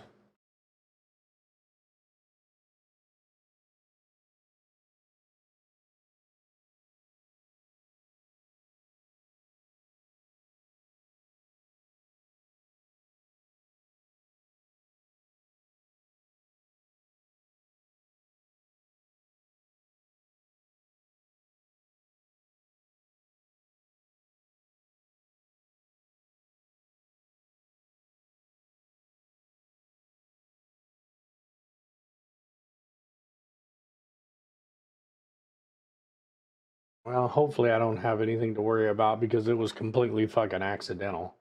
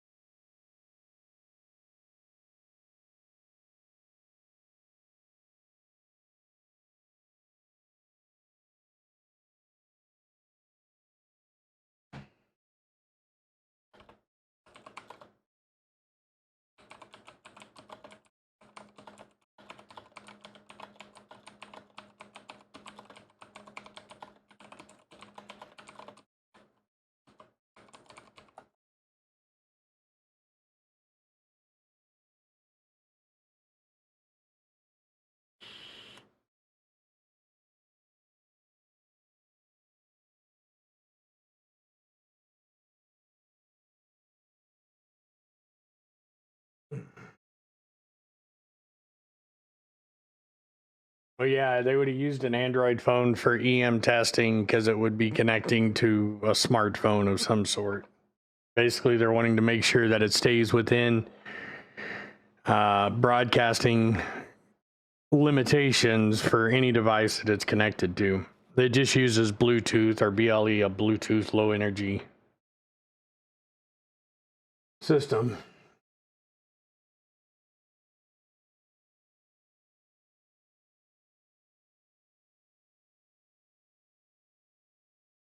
It pisses me off when sites do that shit. I was dumb enough to fucking click on it. Fucking eBay ads, what bit me in the ass.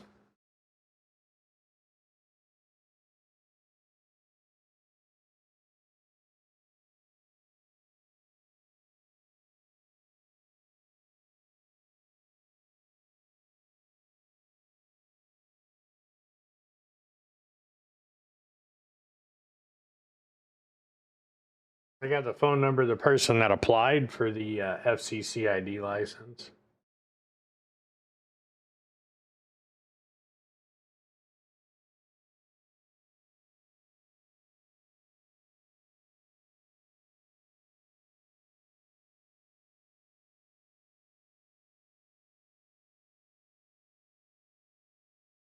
I don't want to be so apprehensive about clicking on fucking anything now.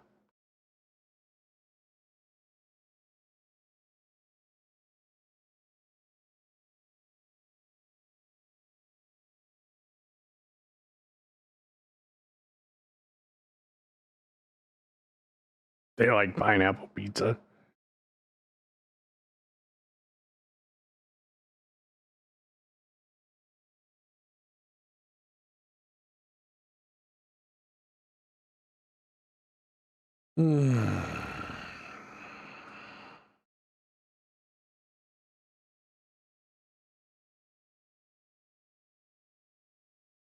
That is blasphemous. Putting pineapple on pizza. That is a crime against humanity.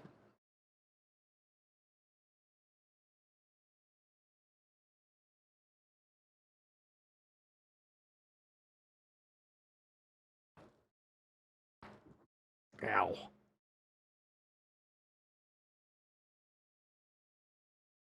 That would not be a Hawaiian pizza because pizza is Italian and Hawaii is Hawaii. Hawaiian foods are fucking Hawaiian and Italian foods are fucking Italian.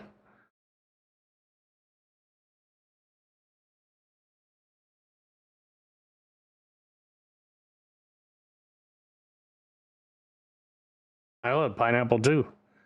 Just don't like it on pizza. They don't go together. And don't give me that bullshit dessert pizza. Like these motherfuckers that call a giant cookie cookie pizza. No, it's just a giant fucking cookie.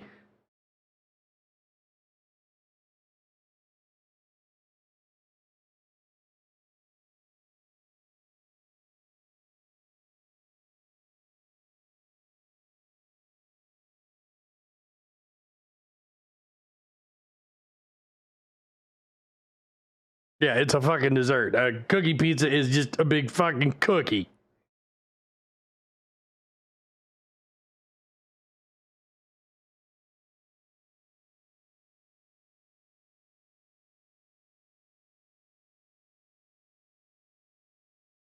Hey, Ezzy.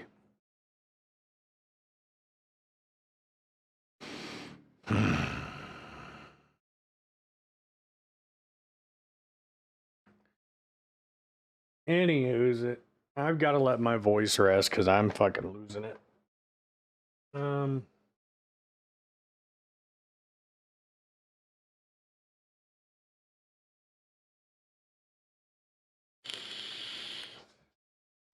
you guys want to go to Expat?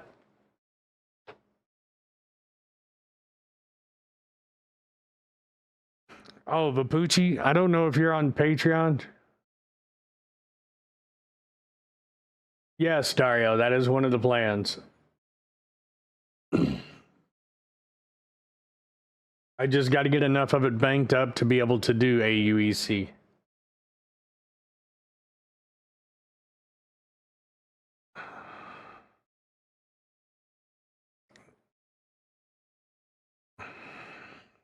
Send me a message. You've sent me a message on Discord before, haven't you, Vapucci? They did all the name change shit. Not everybody's name's showing right. Send me a message real quick. I'll send you something.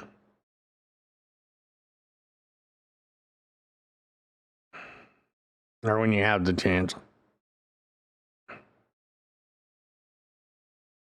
Yeah, on Discord.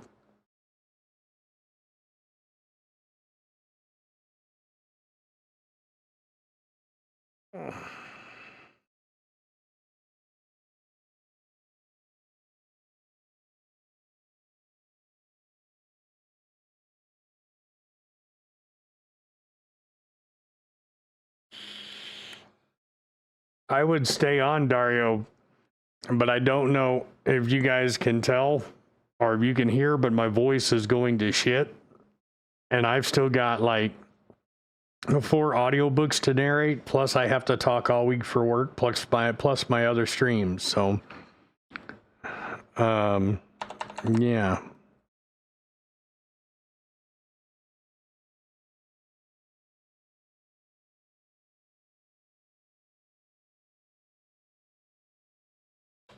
Take a listen to that, Bapucci, and tell me what you think. I've got to edit down some of the audio or some of the music. There's some high points in there that need to be flattened out a little bit.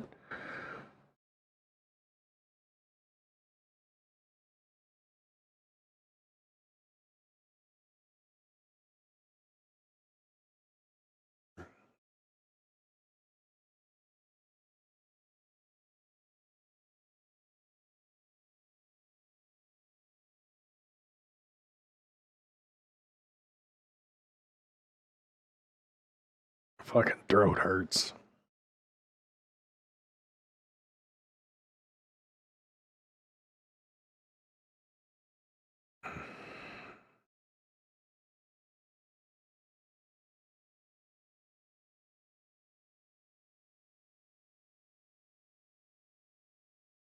Yeah, Expat will actually be showing a preview of the audio clip on her stream here later on this afternoon.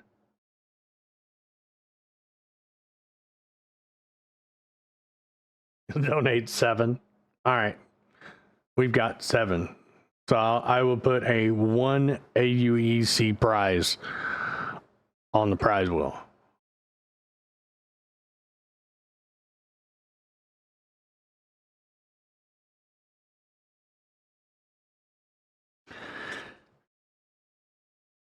Betty. I mean,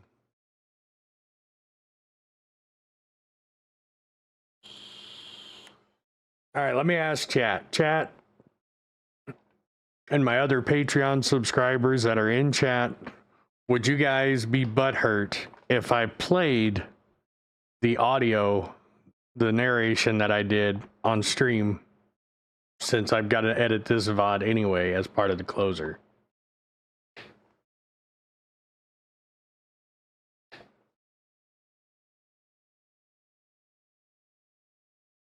All right.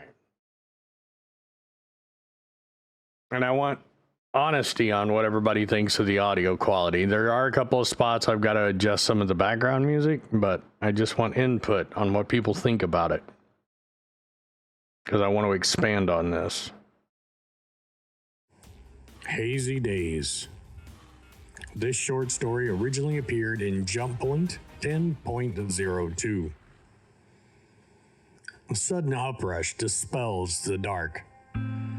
Pernell Harry opens his eyes to find himself in a bright, sterile medical facility. There you are, Mr. Harry. Where am I? It's okay, you're an orphan. It looks like your region was successful. How are you feeling? Pernell draws a deep breath, then wiggles his fingers and toes. A little sore. What happened to me? I'm afraid I can't help you with that. You suffered a traumatic injury, though. I don't think there'll be any scarring, so you're lucky there. What's the last thing you remember? Parnell's memories come flooding back. He's dancing with Sergei. He's on a beach in Castle, basking in the glow of Gauss's binary stars. He's a kid struggling to steady a gun to shoot cans in an abandoned building on the outskirts of Archibald Station. Well, your brain activity looks normal, at least, the doctor says while navigating screens on the datapad. Sorry, I'm remembering things. It's just a lot at once. All good. I asked because your last imprint was quite a while ago. If you don't imprint frequently, your short-term memory can be a bit hazy. You know that, right, Mr. Hari? Mr. Hari? Pernell shifts his eyes from the window's stunning vista over Orison back to the doctor, then nods knowingly. Sorry, still settling back in. That's totally understandable. Well, all your vitals look good, so you're free to leave. Obviously, take a little time for yourself and maybe imprint a bit more frequently. It might make things easier next time. Pernell thanks the doctor, then leaves the hospital in a daze wearing the clothing provided to him. Hang on.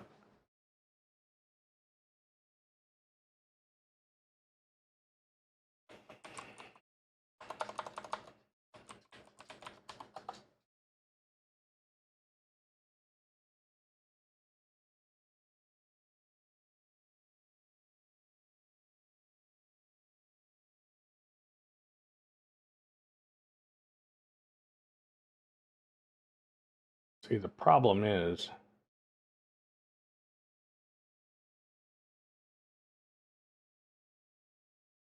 we're at what, the 203 mark?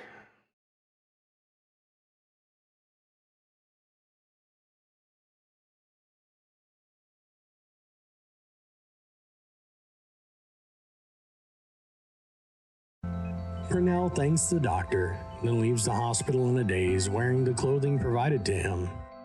The wind whips across Cloudview Center platform, chilling him to the bone through the thin material. Still, he stops to enjoy the sunset, spreading vibrant colors across the sky. He even leans over the railing ever so slightly to take in the cloud bank below. The sudden rush of vertigo overcomes him. Pernell takes a quick step back, then wonders if that's how he died, like a fool falling off an Orison platform. He sits on a nearby bench and closes his eyes. No recent memories surface. Eventually, Purnell stands and walks across the platform, knowing full well that things could be worse. At least he remembers the location of his hab. Back at his green circle hab, Purnell opens a closet to change. For a second, he's shocked to see his favorite helmet missing. Of course he was wearing it when... And he pauses again, hoping something will come back, but nothing does. Instead, he recalls how he quit tailing a target in the back streets of Fujin City to buy the helmet from a pop-up stall. Something about it suited him, and it had served him well, keeping him safe. That is, until now. Only later did he discover that it was an early and exceedingly rare CC conversion helmet. One that is immensely valuable to him in many ways, and now, potentially, gone forever. Purnell pops open his Moby and scrolls through his inventory. His heart sinks when he sees what's missing. It must have been a big op if he took so much stuff. There's enough of his gear still in storage, but he feels so disconnected from this collection of odds and ends that it's all like browsing through someone else's closet. He can't remember the last time he wore half this stuff. Shoving the dull ache of loss aside, Purnell grabs his backup undersuit and stuffs his right leg into it, praying it still fit. Circling above the surface, it doesn't take long before Purnell spots the bunker's support structures. He slows the ship and adjusts course to keep his distance, unable to trust his memory enough to know whether or not the spot has turret. It all looks vaguely familiar, and the more he circles it, the more he feels like he's been here. If he had to bet, this is where he died. Purnell found this spot after checking his Moby for his recent job history. His last gig brought him to this bunker, which would explain why he took so much stuff. In the past, he would have assembled one, maybe two people for something like this, but Purnell started doing jobs like this alone since coming to Crusader. At first, it was out of necessity, since he didn't trust anyone. But as his confidence grew and the credits rolled in, thanks to getting to keep 100% of the payout, he soon found himself scrolling his Moby specifically for the smaller gigs. Plus, if Purnell was being honest, he found the rush of facing down a hive of outlaws all on his lonesome to be pretty incredible. Now, contemplating landing back at the bunker where he died, Purnell wonders about the wisdom of not bringing backup.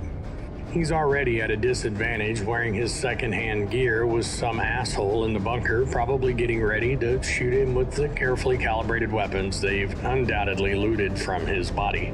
Slowing the ship's thrusters, he spots a turret and sets his sights on it.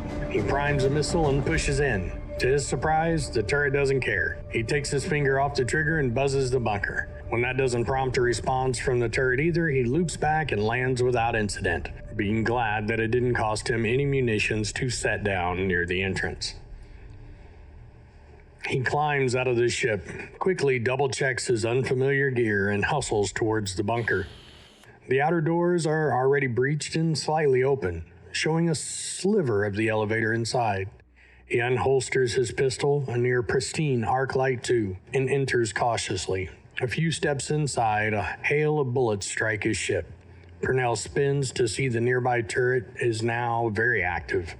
His ship's shields flare for a moment before they blink out, and he barely has time to avert his eyes as an explosion sends ship debris flying across the landing pad. Job done, the turret returns to rest. For a second, Purnell feels woozy and steadies himself against the door. When it passes, he takes a second to contemplate his next step, activates his Moby, and sends out an emergency beacon. Then he collects himself and steps onto the elevator, certain that it will take a while for a ride to arrive, and that he didn't come all this way not to get his helmet. Once inside, Purnell gets deja vu. He knows a lot of the prefab bunkers around Crusader were built using the same modular design, but this one feels strangely familiar. He creeps in quick and quiet, then peers around a corner to see a grenade coming his way. Instinctively, Purnell rolls forward and takes cover behind a stack of crates. The blast knocks a few atop of him, which he quickly kicks away and starts firing. A figure falls, and Purnell rolls through the swirling smoke to a new position. He holsters the pistol, unslings his P4 AR, fires, and watches another figure fall.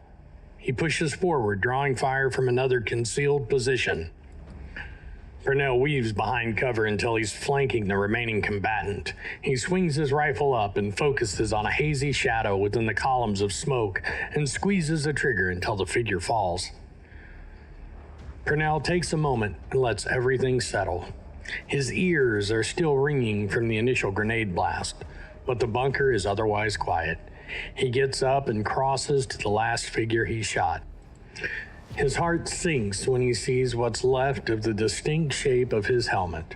Now bullet-ridden and modded to match the gang's colors, something about seeing those colors makes memories flood Purnell's mind. He looks around the space and it all comes back, including the fact that there were 4 of them last time.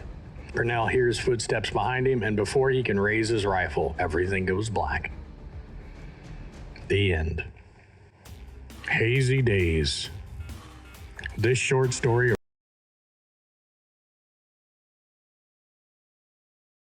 But a little bit of context on that. What I want to start doing is, it took me about an hour. The part of the weird pentameter or rhythm for that story is the way it's written. Like where you see these big gaps here, that's like, let me pull up waveform. If I zoom out, like these big gaps, that's usually where I had to retake something. But the rhythm of that story is very weird in how it's written.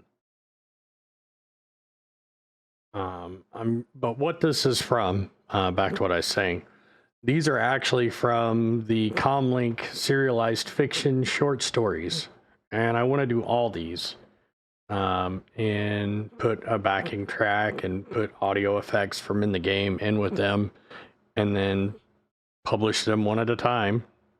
First to the Patreon, and then sometime down the road, push them out like once a week, or probably once a week onto, YouTube.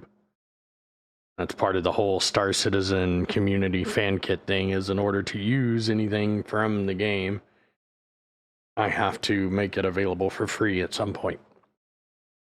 Which is fine, I don't mind doing that. But I also want to start telling these stories and some of the lore stories and etc.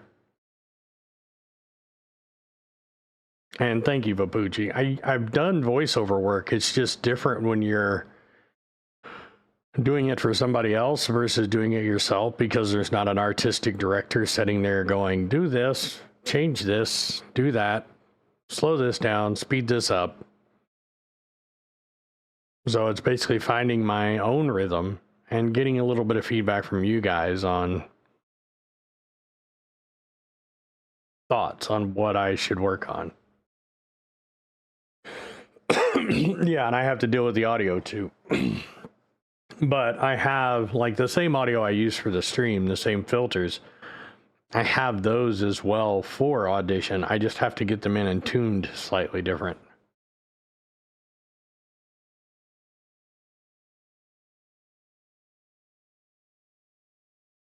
Well, there's some of the stories like there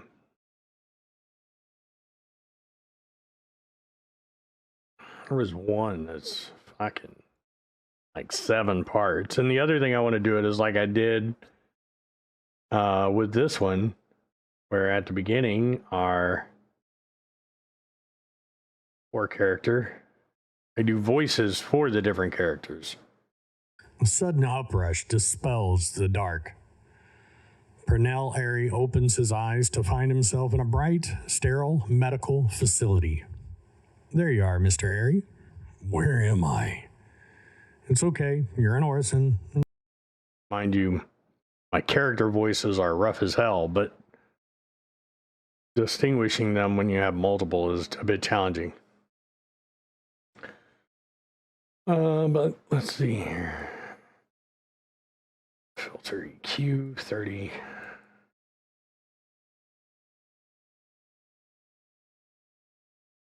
It looks like your region was successful. How are you feeling? Purnell draws a deep breath, then wiggles his fingers and toes.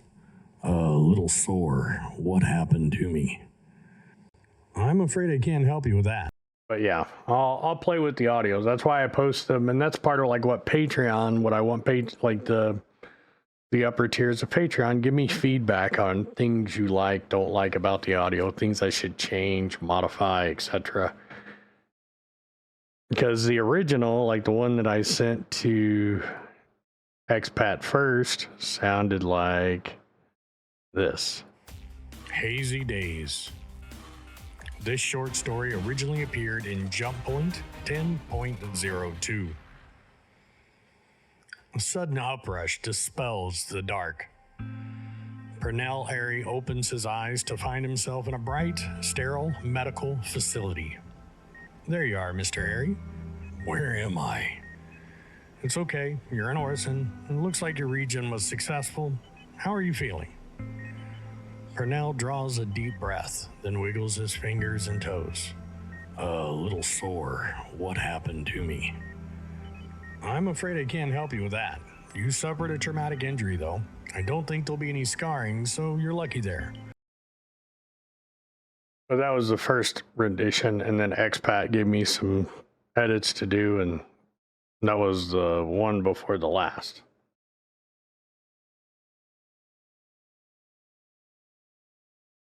But I'll get all my React plugins in and VSTs, and that will solve a huge portion of the audio issues. Also doesn't help that I'm losing my voice.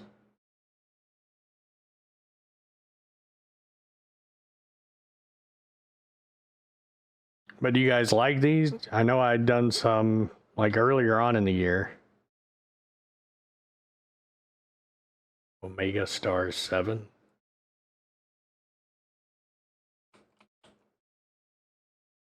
Sounds familiar.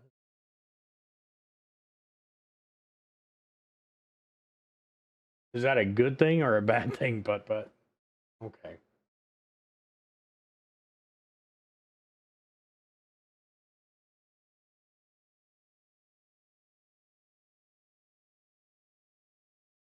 Okay.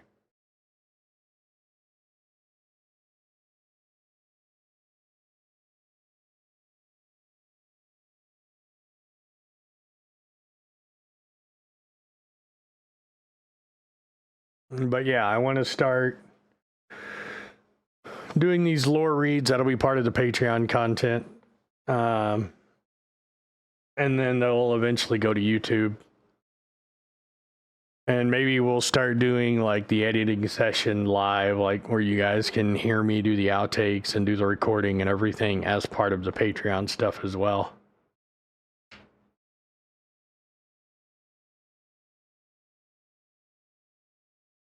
Because there is, yeah, a metric shit ton. But I need a female cast member. Because my voice is just a little bit too far down to be doing the female parts. I'll end up sounding like Marge Simpson was a smoker for 10 years or 20 years.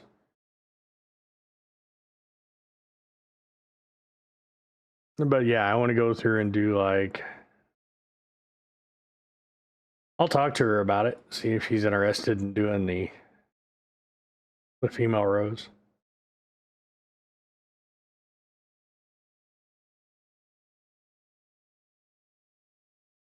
Oh, it helps if I take out the word.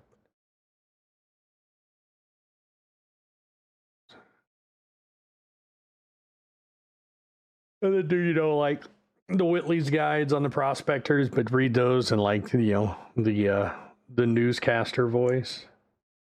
The Misk Prospector is the most famous and possibly the most tortured project to come out of the Misk High Industrial's infamous Project Cold Boot.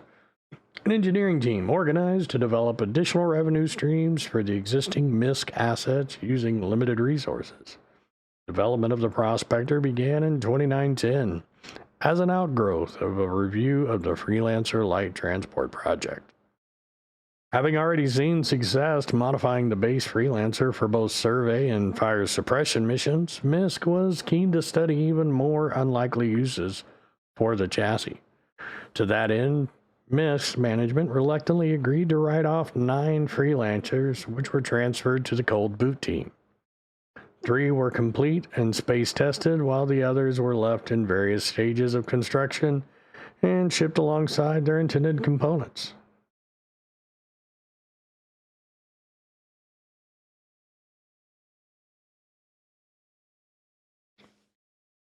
But yeah, do something like a newscaster read on these, or I don't know. Those are the ones I'd have to work on, is like the Whitley's Guide, or come up with a character for those.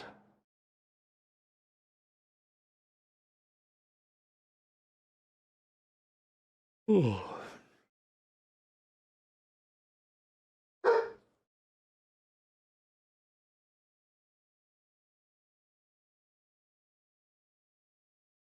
Well, so there'll be another lore post coming in June.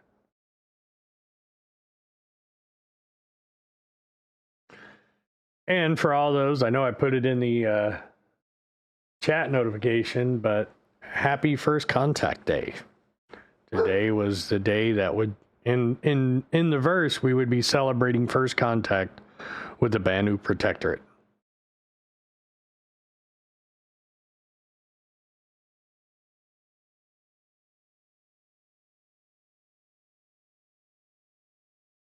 Different universe, Dario.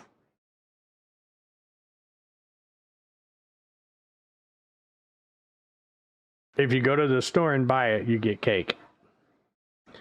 That's why I put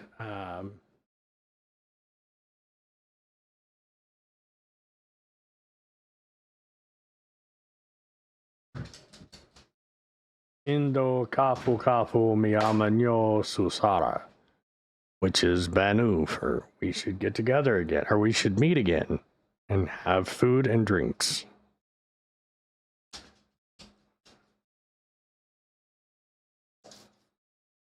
Yeah, we don't want to fight. We just want to sell you shit and buy your shit. Fair? Fair.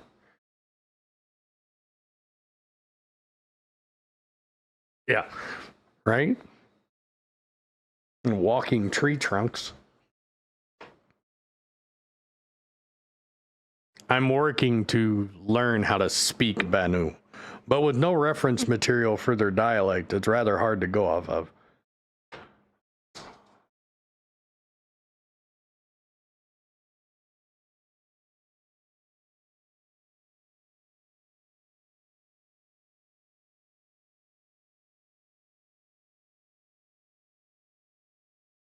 But anywho, as I said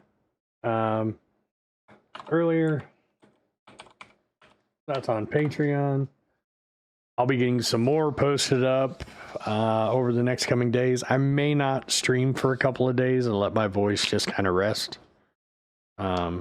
See if it clears up. I don't know if it's allergies and my sinus is draining or what it is, but I don't want to overstress it, because if I completely lose it, I'll be down for weeks.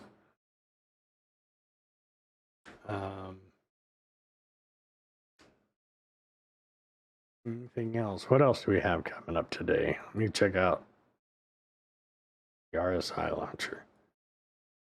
Literally 3 minutes ago this was posted, so we'll go over this.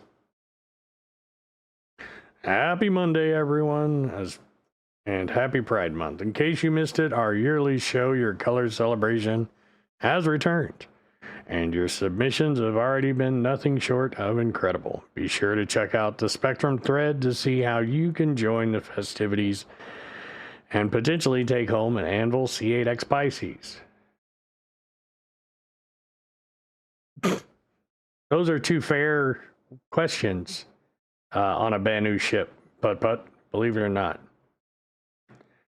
June also hosts our annual Alien Week in honor of First Contact Day, which kicks off this Thursday. Alongside a bevy of alien-themed content, we're also hosting a series of Bar Citizens event this weekend.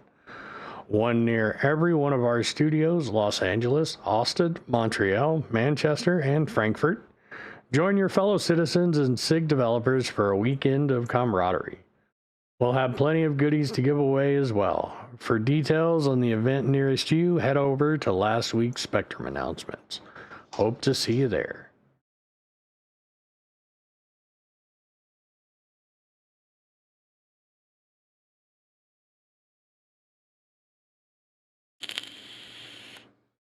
What?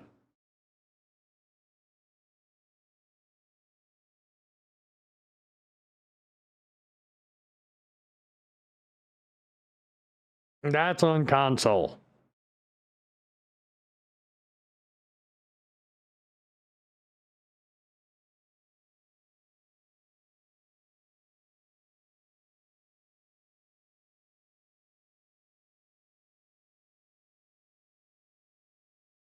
That's because consoles will fucking melt if they try and do anything above 30 frames a second.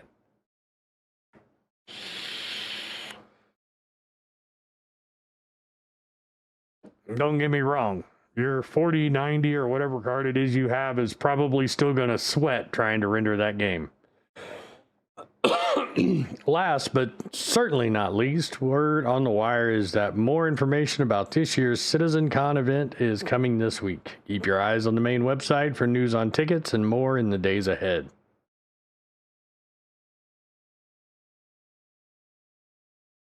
Now let's see what's going on this week. This Tuesday, the latest edition of Whitley's Guide covers the Tumbril Cyclone, originally appearing on Jump Point 6.08. From being a frontier explorer to a frontline fighter, the Cyclone has had a long and illustrious history as one of the Empire's most popular ground vehicles. On Wednesday, the latest Roadmap Roundup will be published alongside a Roadmap Roundup. I swear to God, who proofreads their stuff before they put it on the website?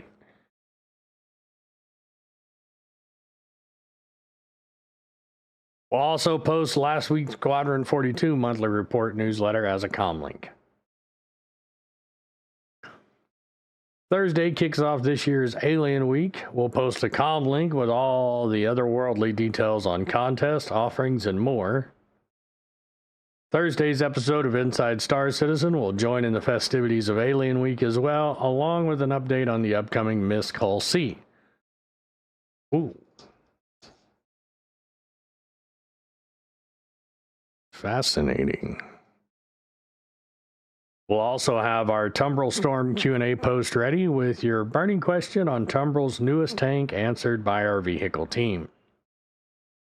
On Friday, Alien Week continues as our narrative team joins us on Star Citizen Live, starting at 10 a.m. Pacific, 5 p.m. UTC on our Twitch channel. You'll also find our weekly RSI newsletter directly delivered to your inbox. Finally, on Saturday, we've got a pair of race competitions for the Speed Demons of the Verse. First at 5:45 p.m. UTC, the Division Pro Race from XGR will go live on twitch.tv/ExtremeGG Racing. Then later that evening are the System 7 Finals from Atmo Esports, going live at 8 p.m. UTC on twitch.tv/Atmo Esports. Good luck, racers. For Light and Life, Jake Bradley, Community Manager. So there we go. That's your weekly update. Do you hear that, though? On Thursday, we get more info on the Hull C.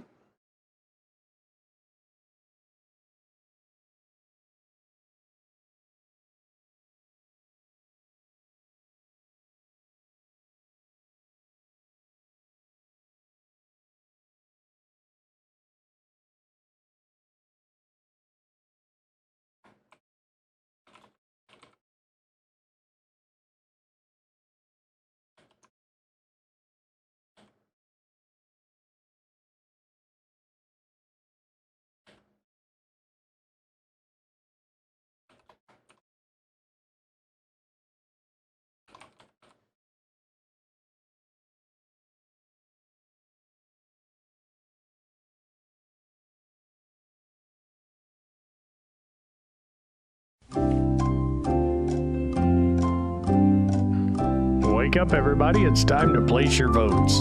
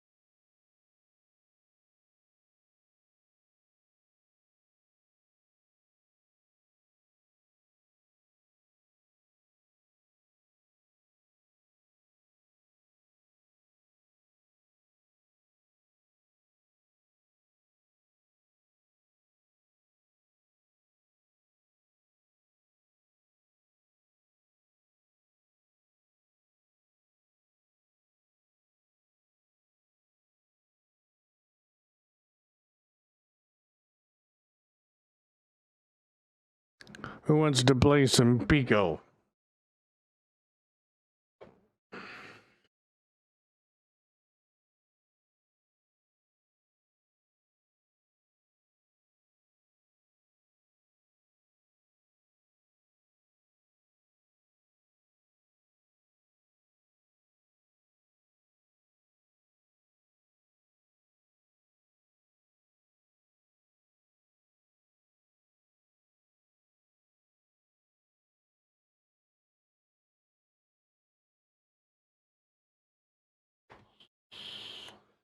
You realize the odds of her drawing another Herc would be pretty fucking astronomical?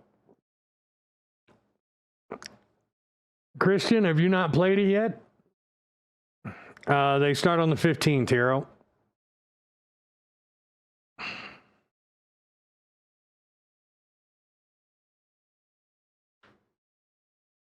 Maybe she will soon enough.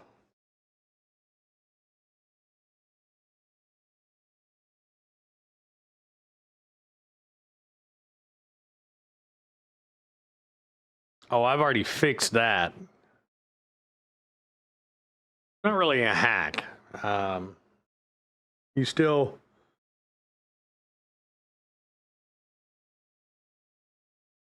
She found something that pretty much like all the timings have to align perfectly in order for you to be able to pull it off.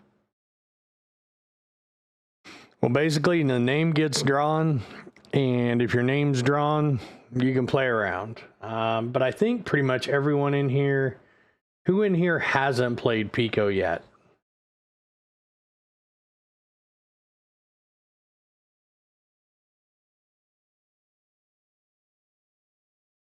Not a hack rigged. So ran print.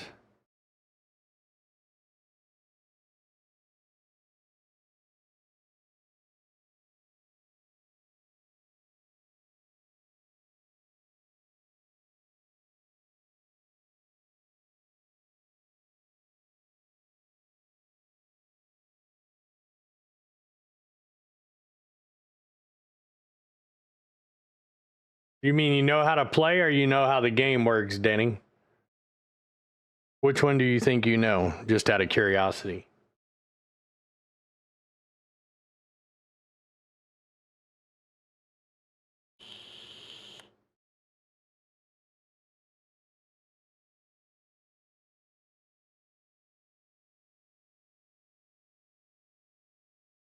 All right, so the way the game basically works is oh,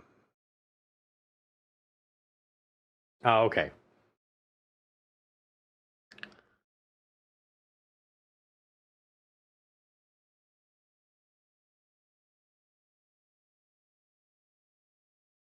So we have Jay, Bone,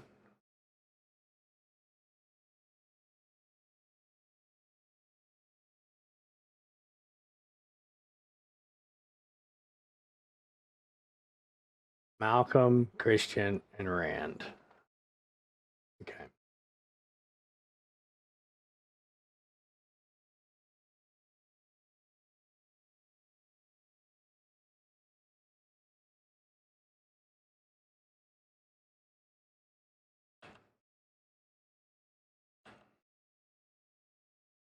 All right, so there's a $40 prize limit. Okay. Or actually, I'm going to let the 4 that are in chat that haven't played play. If everybody's fine with that.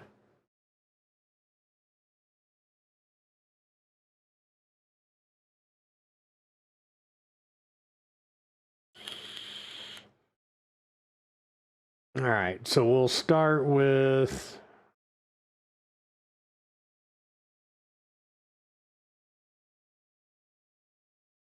Jay.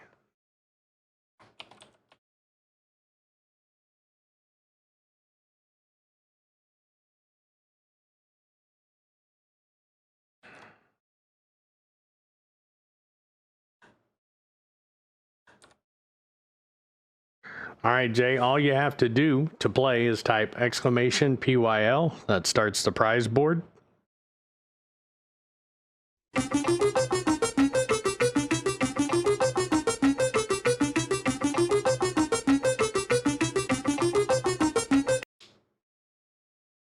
And then exclamation Pico to stop. Why wouldn't you be eligible, Irrational?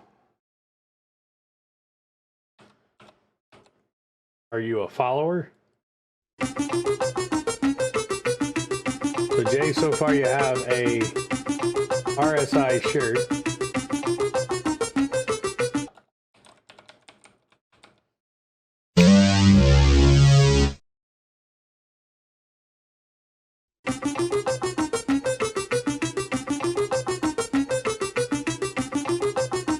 Did you get a Pico, Jay?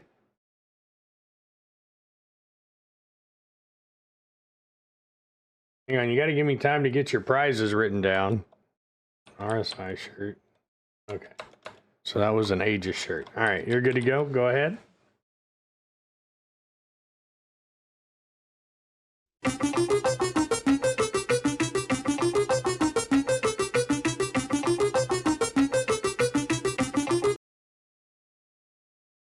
That's 2 Aegis shirts.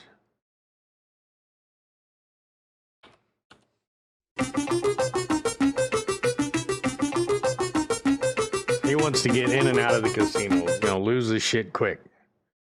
And $25 RSI gift card. Now,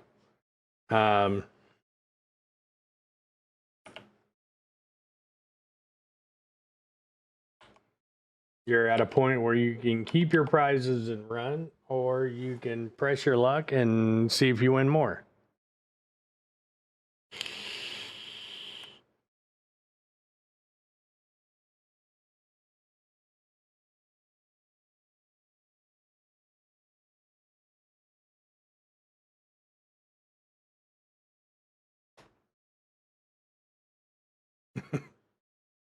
Yeah, you can stop there. So you're going to pass at the $25 gift card.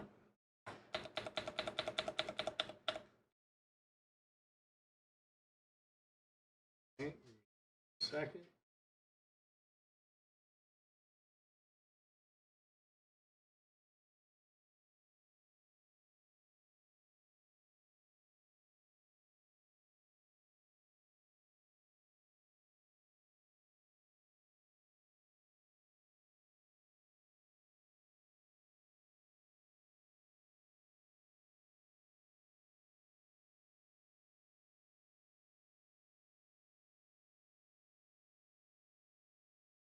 Yeah, or you can play it. There's a $40 cap. So who's next after Jay? Christian.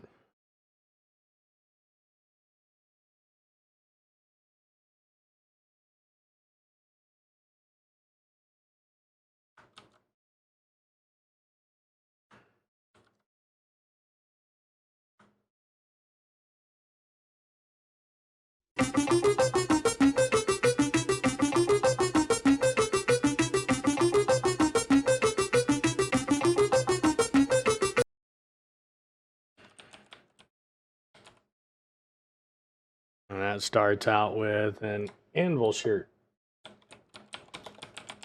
You can keep your anvil shirt or you can press your luck.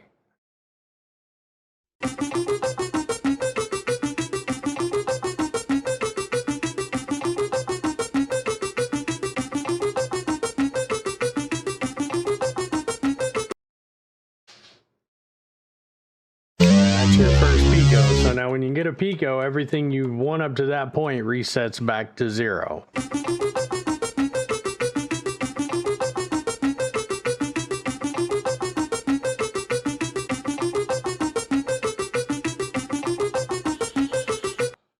But don't worry, even if you pico out, you still win a prize.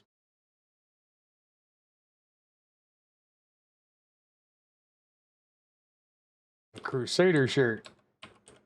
I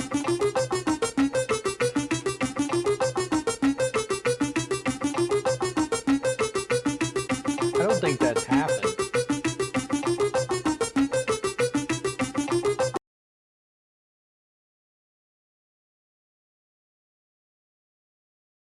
All right, and a consolidated Outland shirt.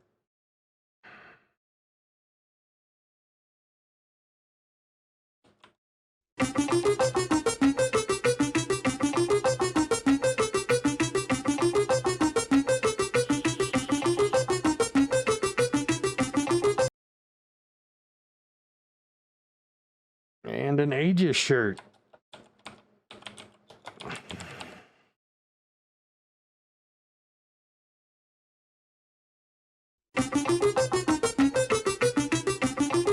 Now you don't have to keep playing. You can step out at any time. And that's 2 picos. So you're back to 0 and you got 1 pico left on the board. So 1 more and it's game over.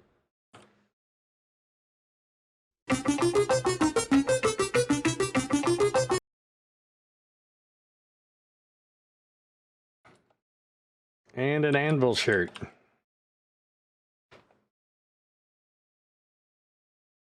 Yeah, it's like the old game show Press Your Luck, Malcolm. I don't know if you ever saw it.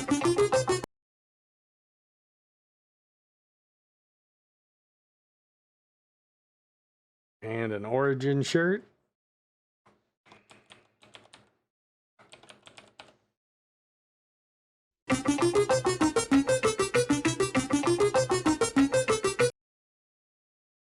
And your 3rd pico.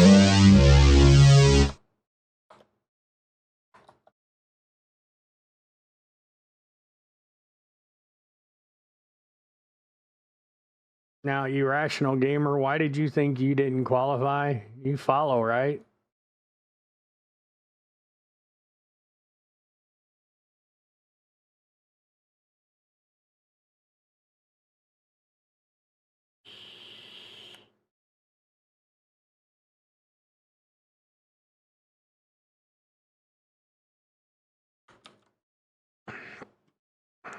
Well, that's because I didn't draw names. I asked who hasn't played yet.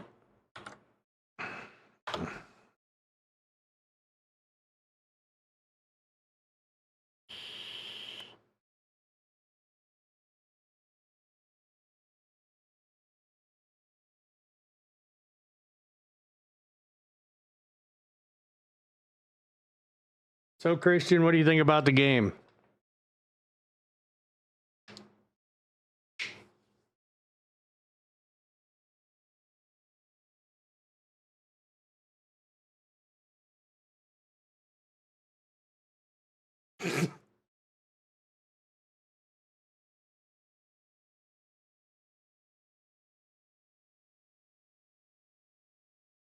All right, Irrational. Exclamation PYL is your bot check.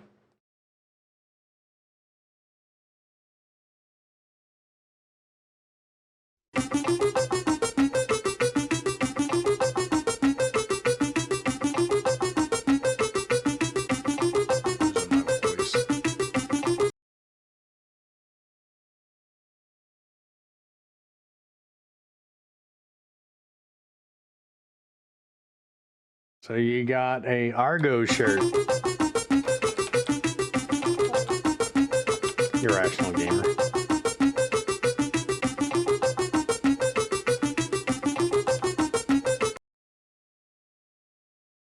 Another Argo shirt. Oh no, it's gonna be like the mission.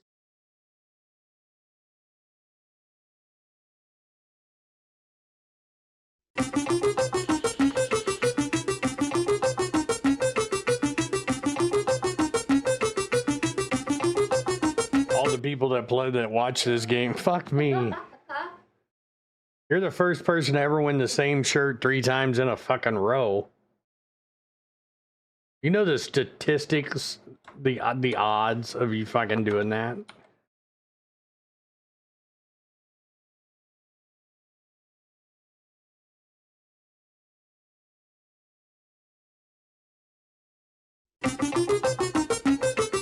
Hell, I'm about tempted to tell him take a $10 gift card and walk away. I don't know what the fuck you're gonna pull out of your ass this time.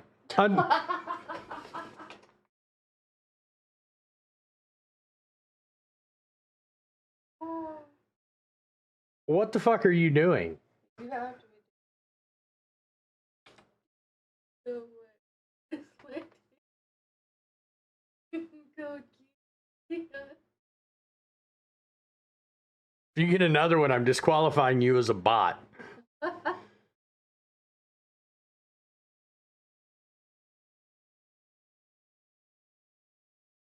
If you get another Argo shirt, I'm calling you a bot.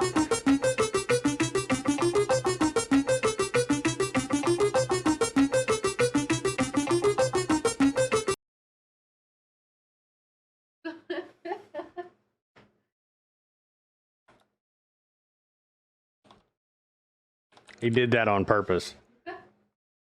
Do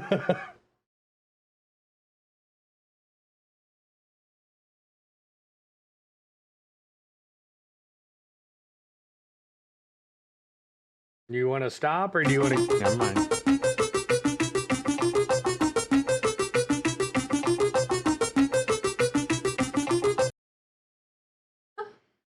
With shirts.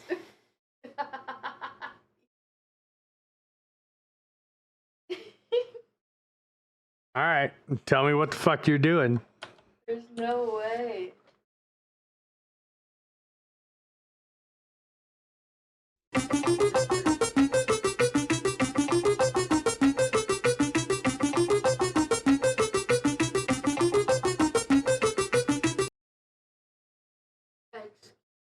All right, so I'm going to give you the option here. You can either keep your shirts and keep playing.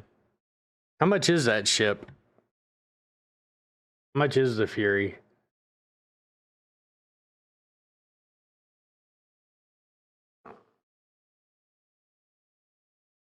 So it's over the limit. So, this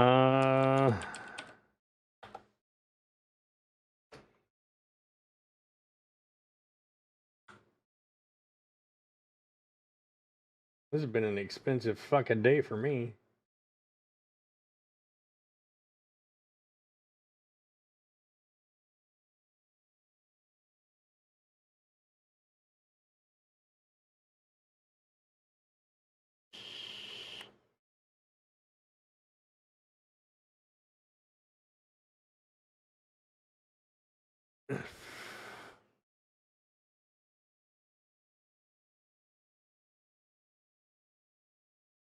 See here, hang on, God damn it.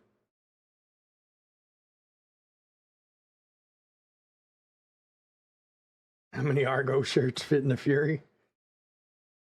6.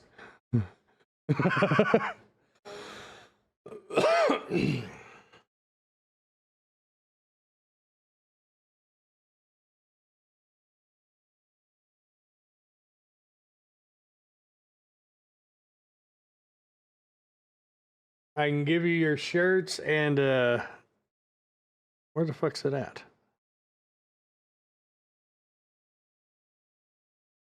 You can take your shirts and an Aurora ES, or you can keep playing. Now this has turned into let's make a fucking deal. But no ship, obviously. Keep playing with your Yeah, if you keep playing, keep the shirts. you're just keeping the shirts.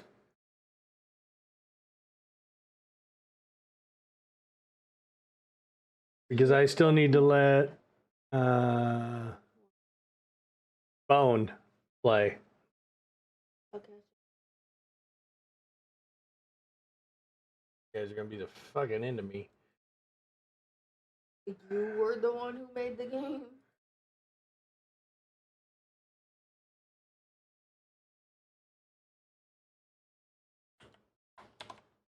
How the fuck do you spell Aurora?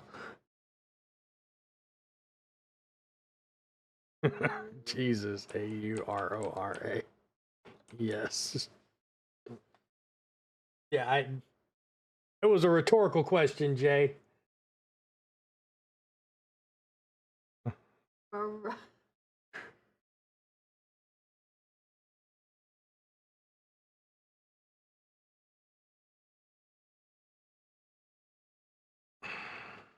Bone Salesman is next.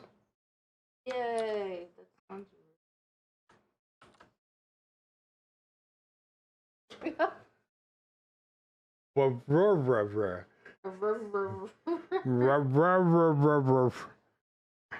Don't do that too much. Iron irons, iron irons.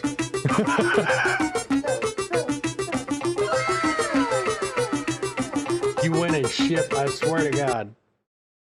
T-shirt. Had to go in and adjust the shit.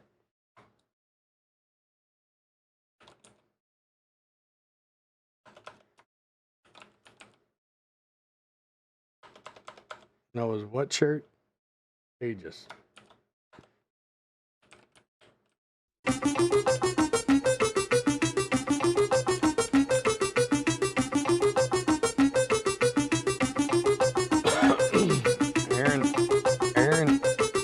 Aaron irons.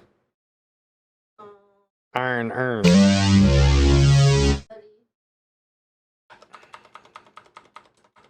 So again.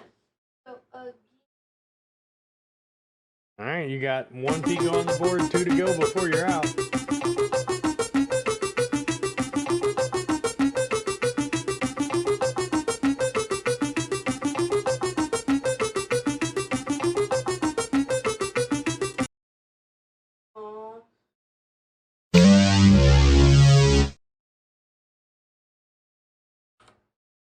One more time.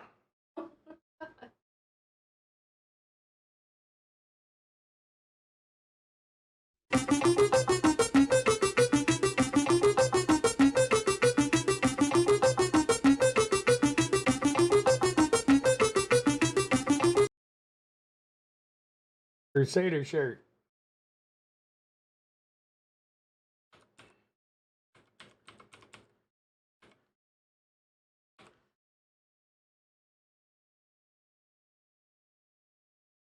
Dad isn't mad at you. He just knows you could do better with your decisions. So you're going to take that one and go?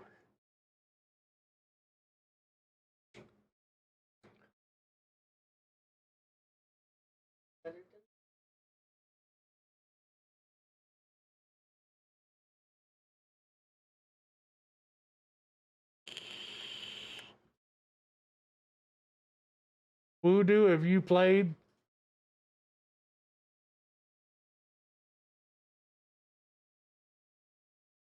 Right now I'm getting those who haven't played.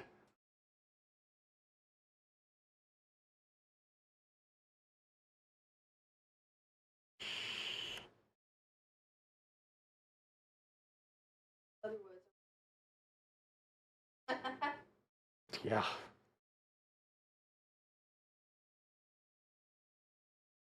Danny, have you played?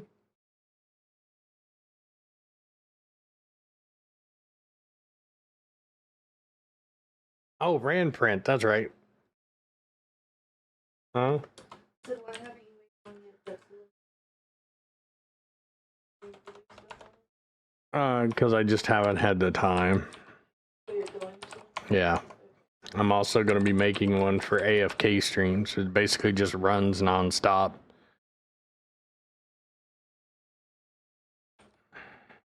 I just got to finish the logic programming for the 3 strikes. You're out. Then after 3, it resets and it picks the next person in chat. All right, Rand print, exclamation PYL. And Malcolm, that's it. Rand print and Malcolm today.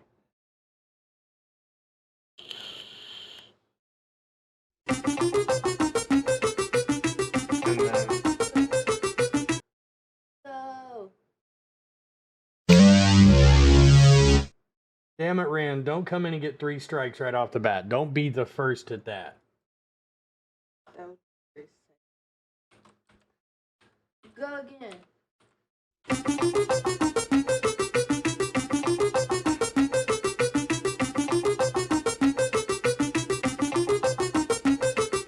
Actually, Pesto would be pissed off because he wasn't the first to do it. Are you serious? Oh.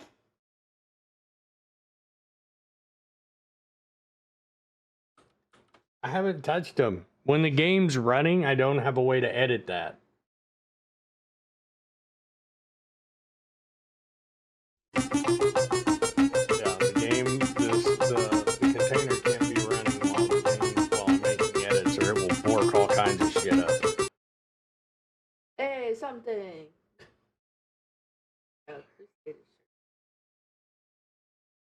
Team Blue for you.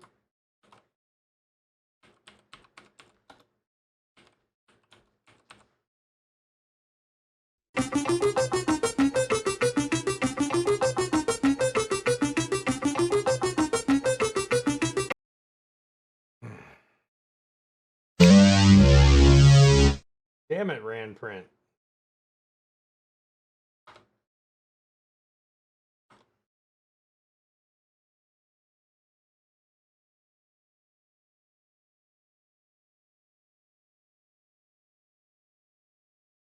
Oh, shit. I'm fucking falling apart.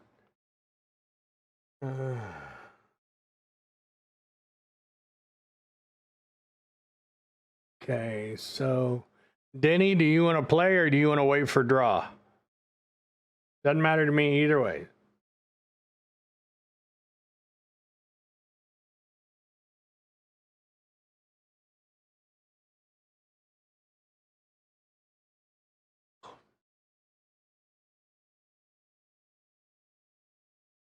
I don't care.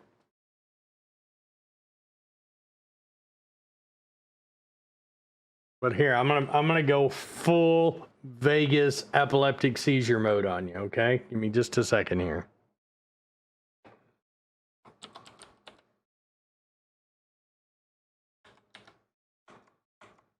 Just because I've yet to do this to anyone.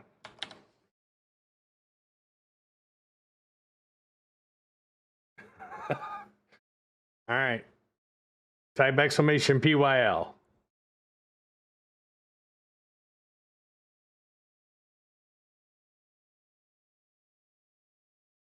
Can't get any more random than that.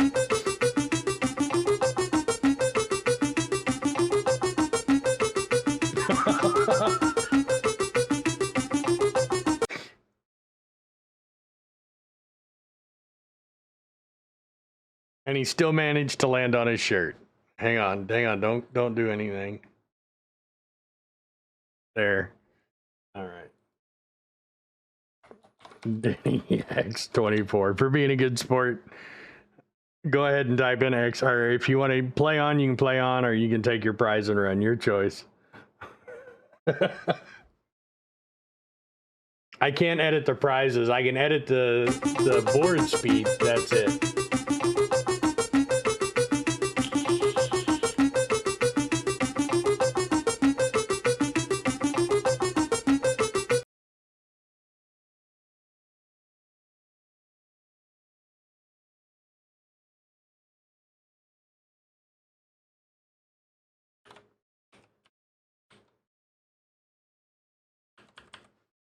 That's what, 2 RSI shirts so far?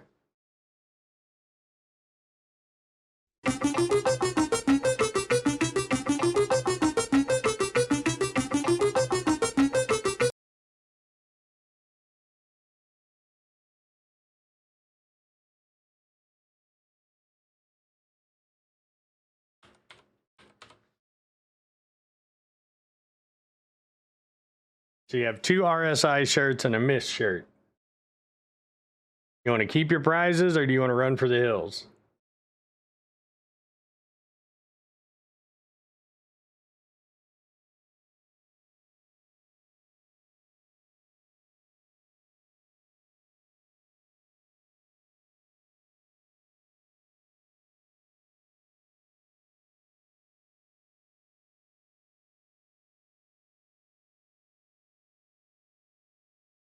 I appreciate that.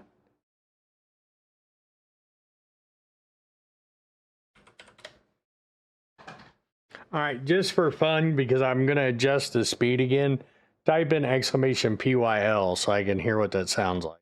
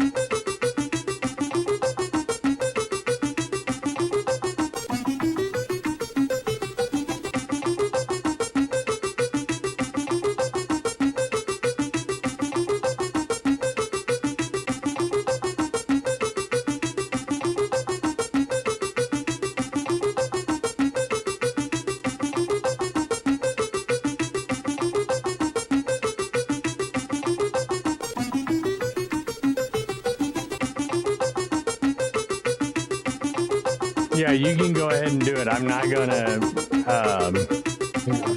you're going to get all your prizes. I already have them logged. You can stop it whenever you're ready.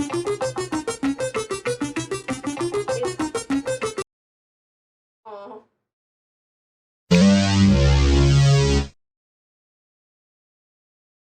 Think he got his prize?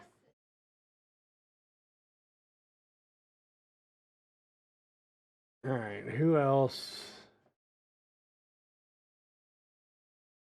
Malcolm.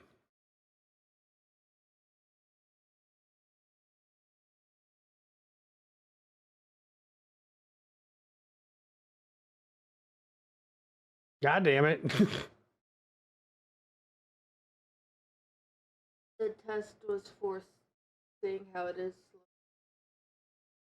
Yeah, it was just me slowing down the speed, or speeding up the board change, slowing down the little circle lights.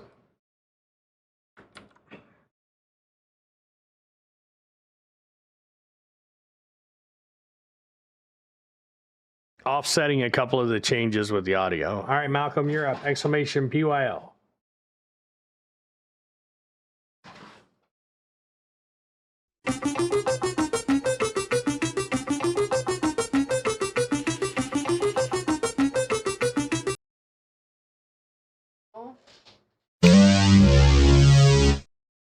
Does that seem a little fast, chat?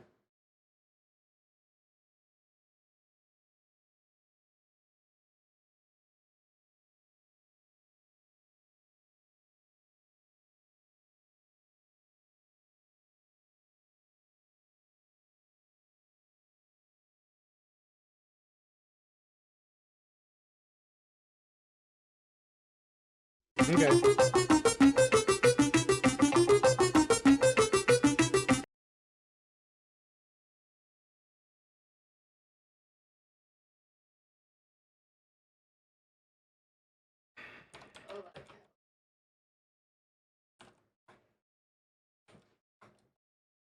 That was an Aegis shirt. 1X.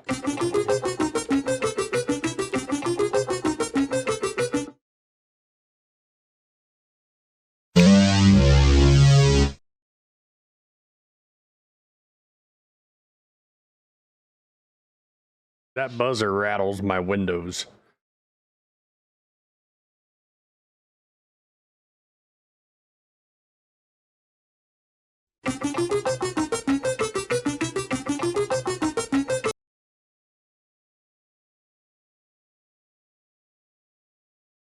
You have an anvil shirt. Hang on a second. I want to change one thing up real quick.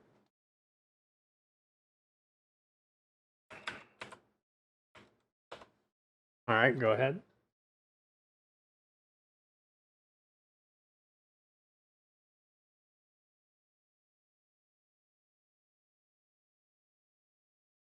Yes.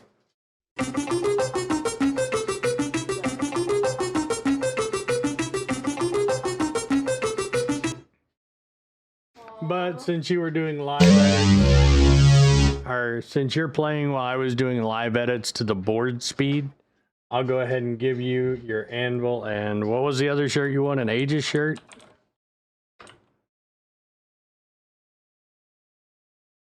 I think that sounds fair, don't you, chap?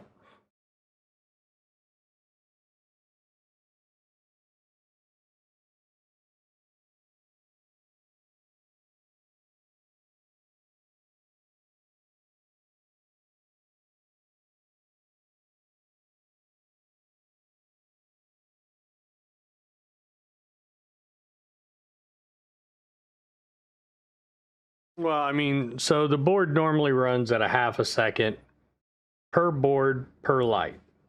That's the change rate.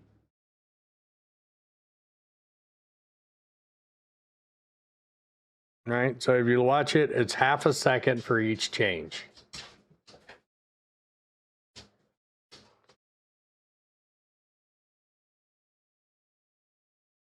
I'm not...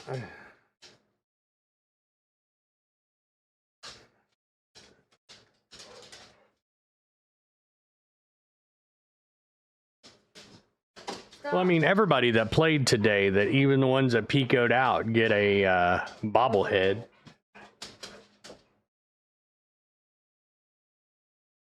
No, you can, because the boards themselves are random. There's no pattern to the boards or the lights.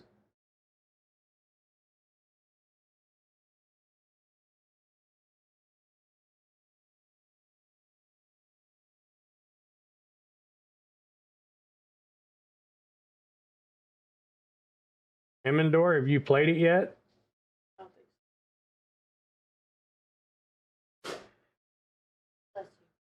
Oh, I mean, if I think somebody's bodying it, like I said, I'll do this right here, and they can try their luck at that.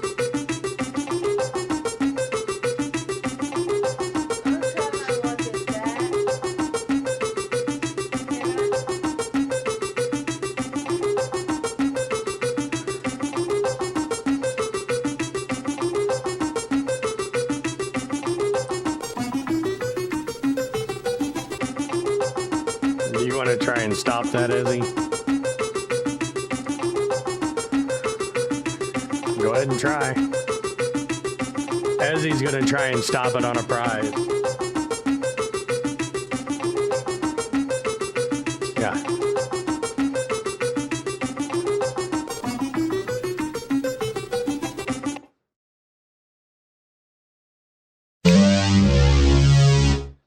That last time too.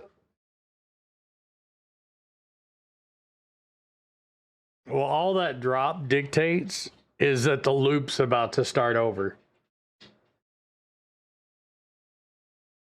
But I can also make the board as slow as... You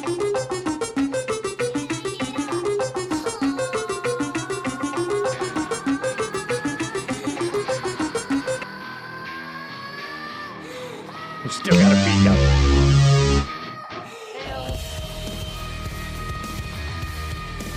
Emendor, thank you so much for the sub. Greatly appreciated. It's only set up on one of them.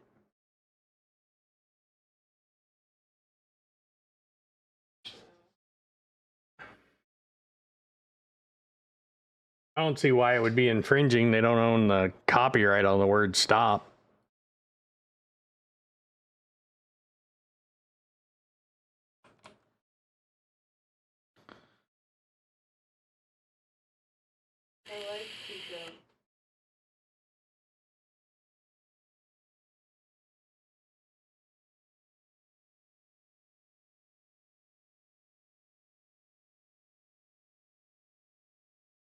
So we'll do Emendor and then we'll do Voodoo.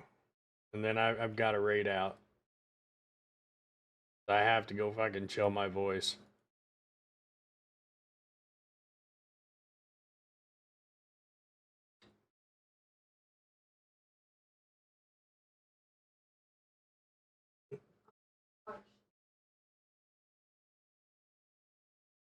They just said stop because it's a universal command for, I want the board to fucking stop now.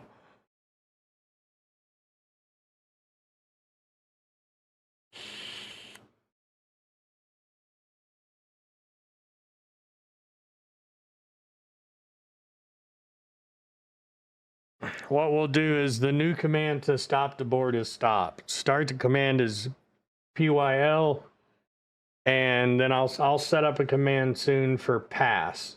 Meaning you want to pass on any continuance of play and take your prizes. Lack thereof. Or lack thereof, yeah.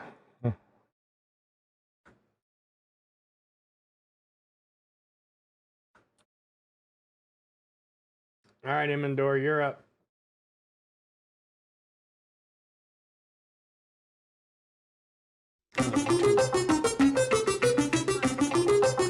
Oh shit, hang on.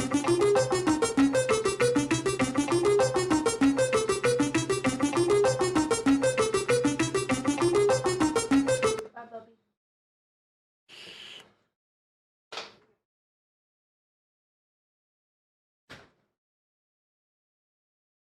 All right, so you want an Aegis shirt.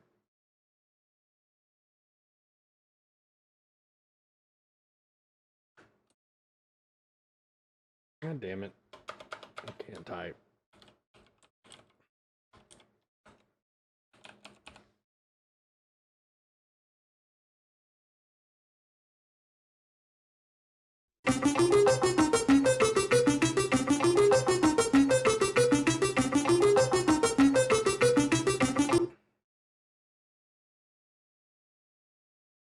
And an Origin shirt.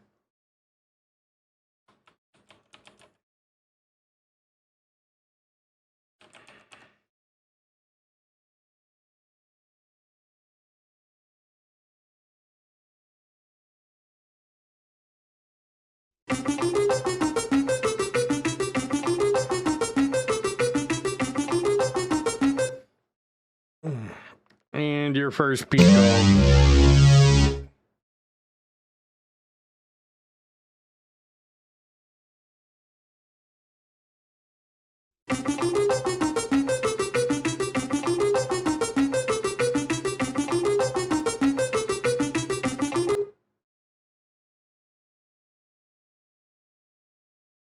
All right, so you got an Anvil shirt.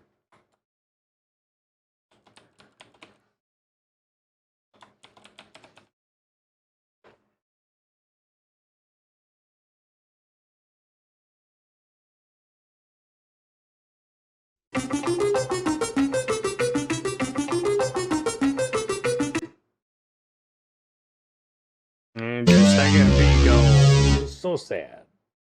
Yeah.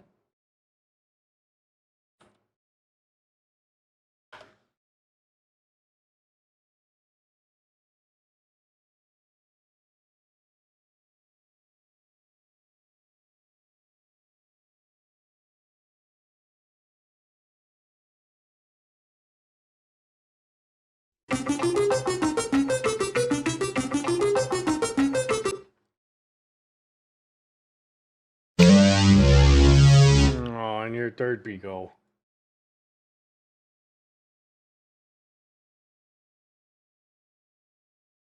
So sorry, Emendor. Voodoo, where you at? Oh, cool. Now I got a sore throat and a fucking headache. Well, hang on. I got to put your name in because it's not drawn through the system, so I have to do it manually.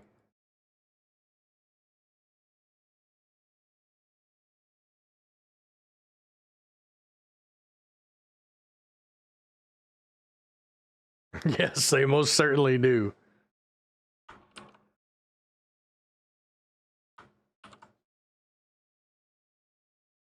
All right, Voodoo, now you can go.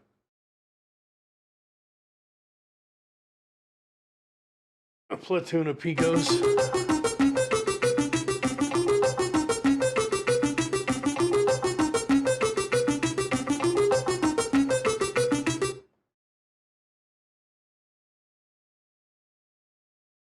All right.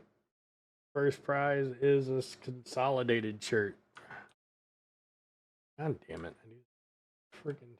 Okay.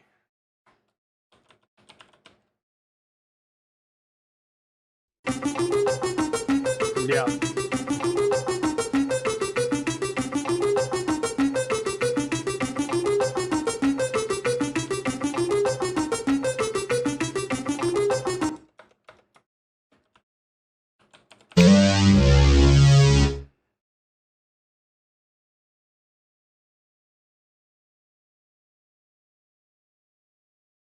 There's your first one. So yeah, when you Pico, you lose all the prizes you went up to that point. And if you Pico out,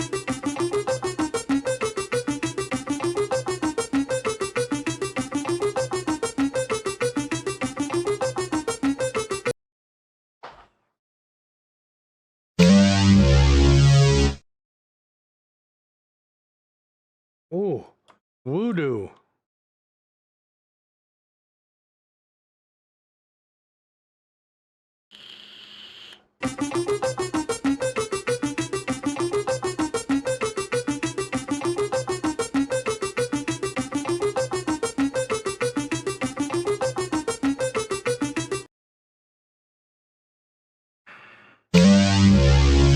Oh, voodoo.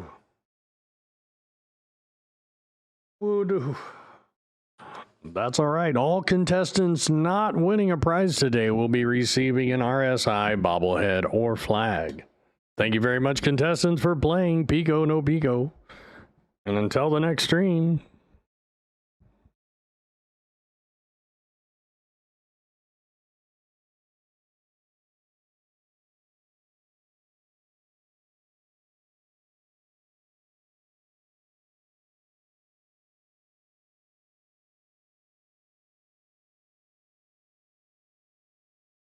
Aga, are you the last one that hasn't played? I could have swore you'd played.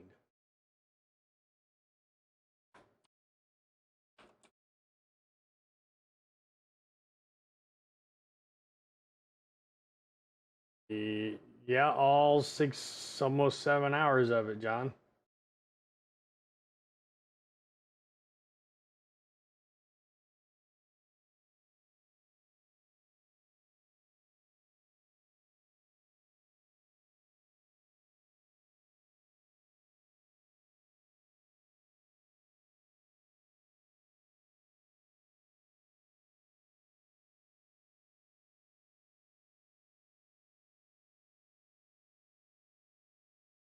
Oh yeah, this was only everybody that's played that I was doing right now are people that haven't played at all.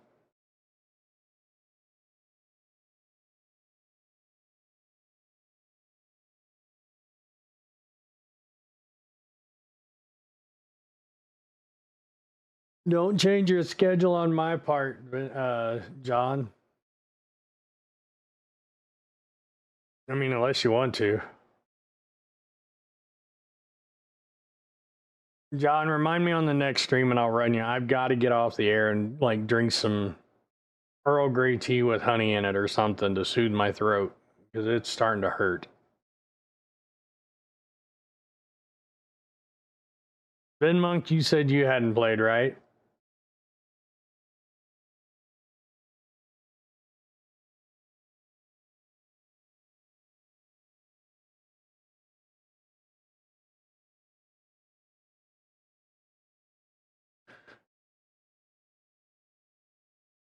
Okay. No worries, John. I will be all that stuff. I'm going to be sending out another gaggle of prizes probably Wednesday. And I've got everything pulled back into the hangar. All the prizes that haven't been claimed are canceled. And then everything that's due will go out.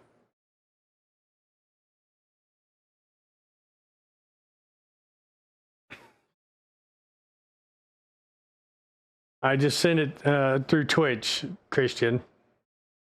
Just put consolation prize on there. Because I've got them all wrote down. I just confirm everything through Twitch. Hey, Wolfo. Claxon, you, Vinmonk, and John. Actually, I'll tell you what. Here's what I'm going to do. I'm going to do this right now. Sore throat. I'm about to raid out to expat. Because I have destroyed my voice this past week. Yeah, Pagla. Typically what I do just for my own sanity is I'll gather up like 2 or 3 weeks of prizes and then send everything out in one run. Who did I just say would fucking go? John Shepard.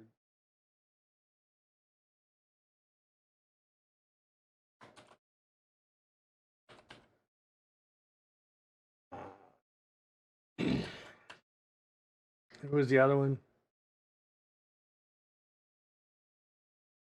Ben Monk. And then Claxon. And don't go anywhere because you guys get points that you'll need for when we...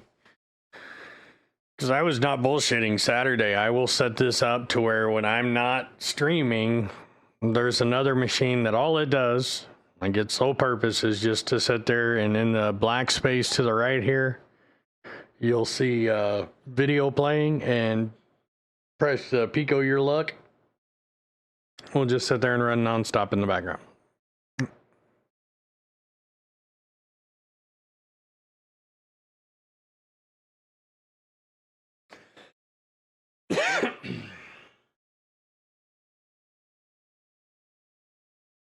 That's the reason I'm doing it.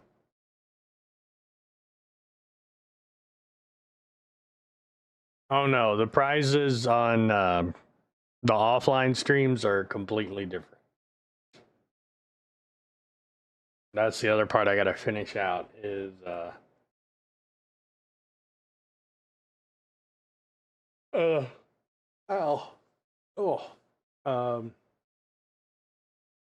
automating the list part.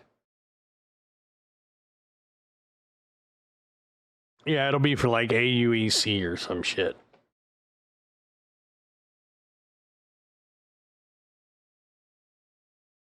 Remember, folks, your subs and everything are appreciated, but Patreon dollars go farther. So exclamation Patreon if you want to help support the Pico game. If you want me to create a Pico category specifically in Patreon, let me know and I will. Link's right there.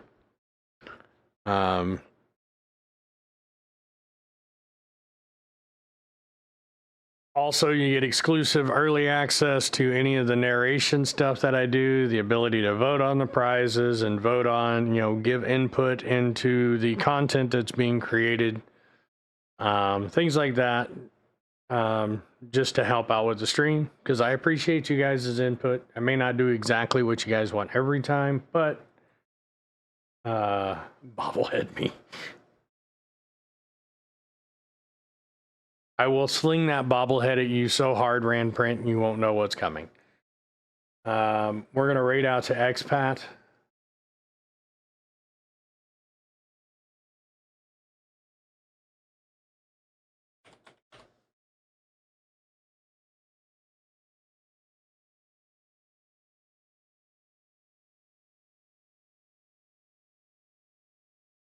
What do you mean, what's the difference between 10 and 25?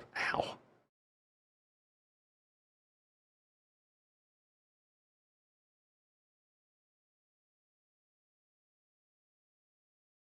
One's a $10 gift card, one's a $25 gift card. $15. Creature, you are. If I didn't know any better, I'd swear you're my brother.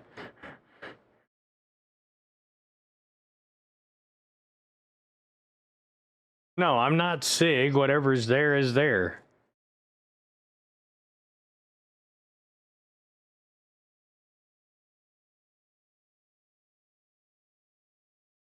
I would know first, Magyon, because I'm the phone contact on the customs documentation. So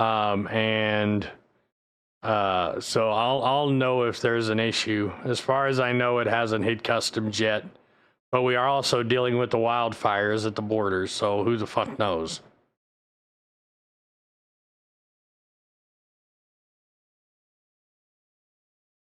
I don't know which way it went to Canada. But don't worry, it's insured for like $3 grand.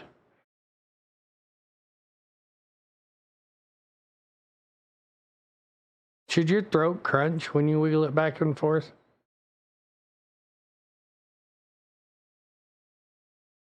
That doesn't sound normal.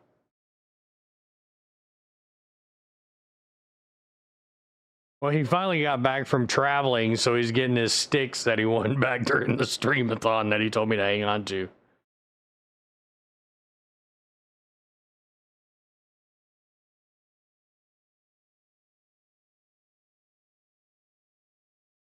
It feels better when I wiggle it. With UPS, I would not doubt it going to South Africa or Australia first.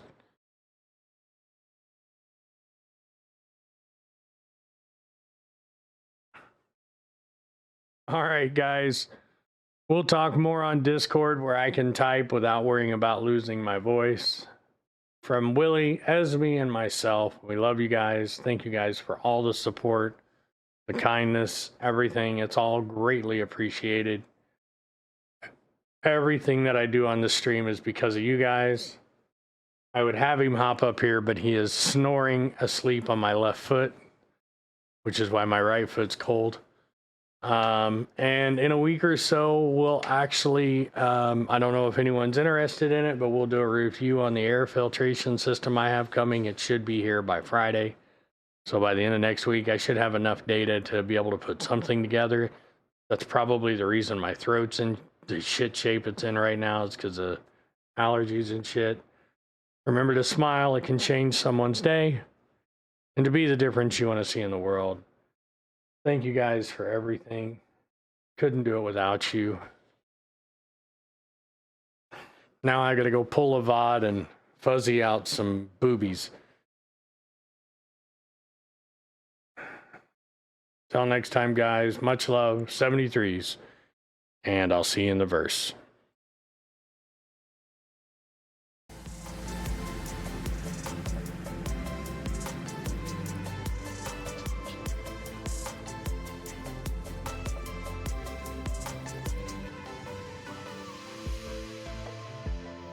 On to get raised.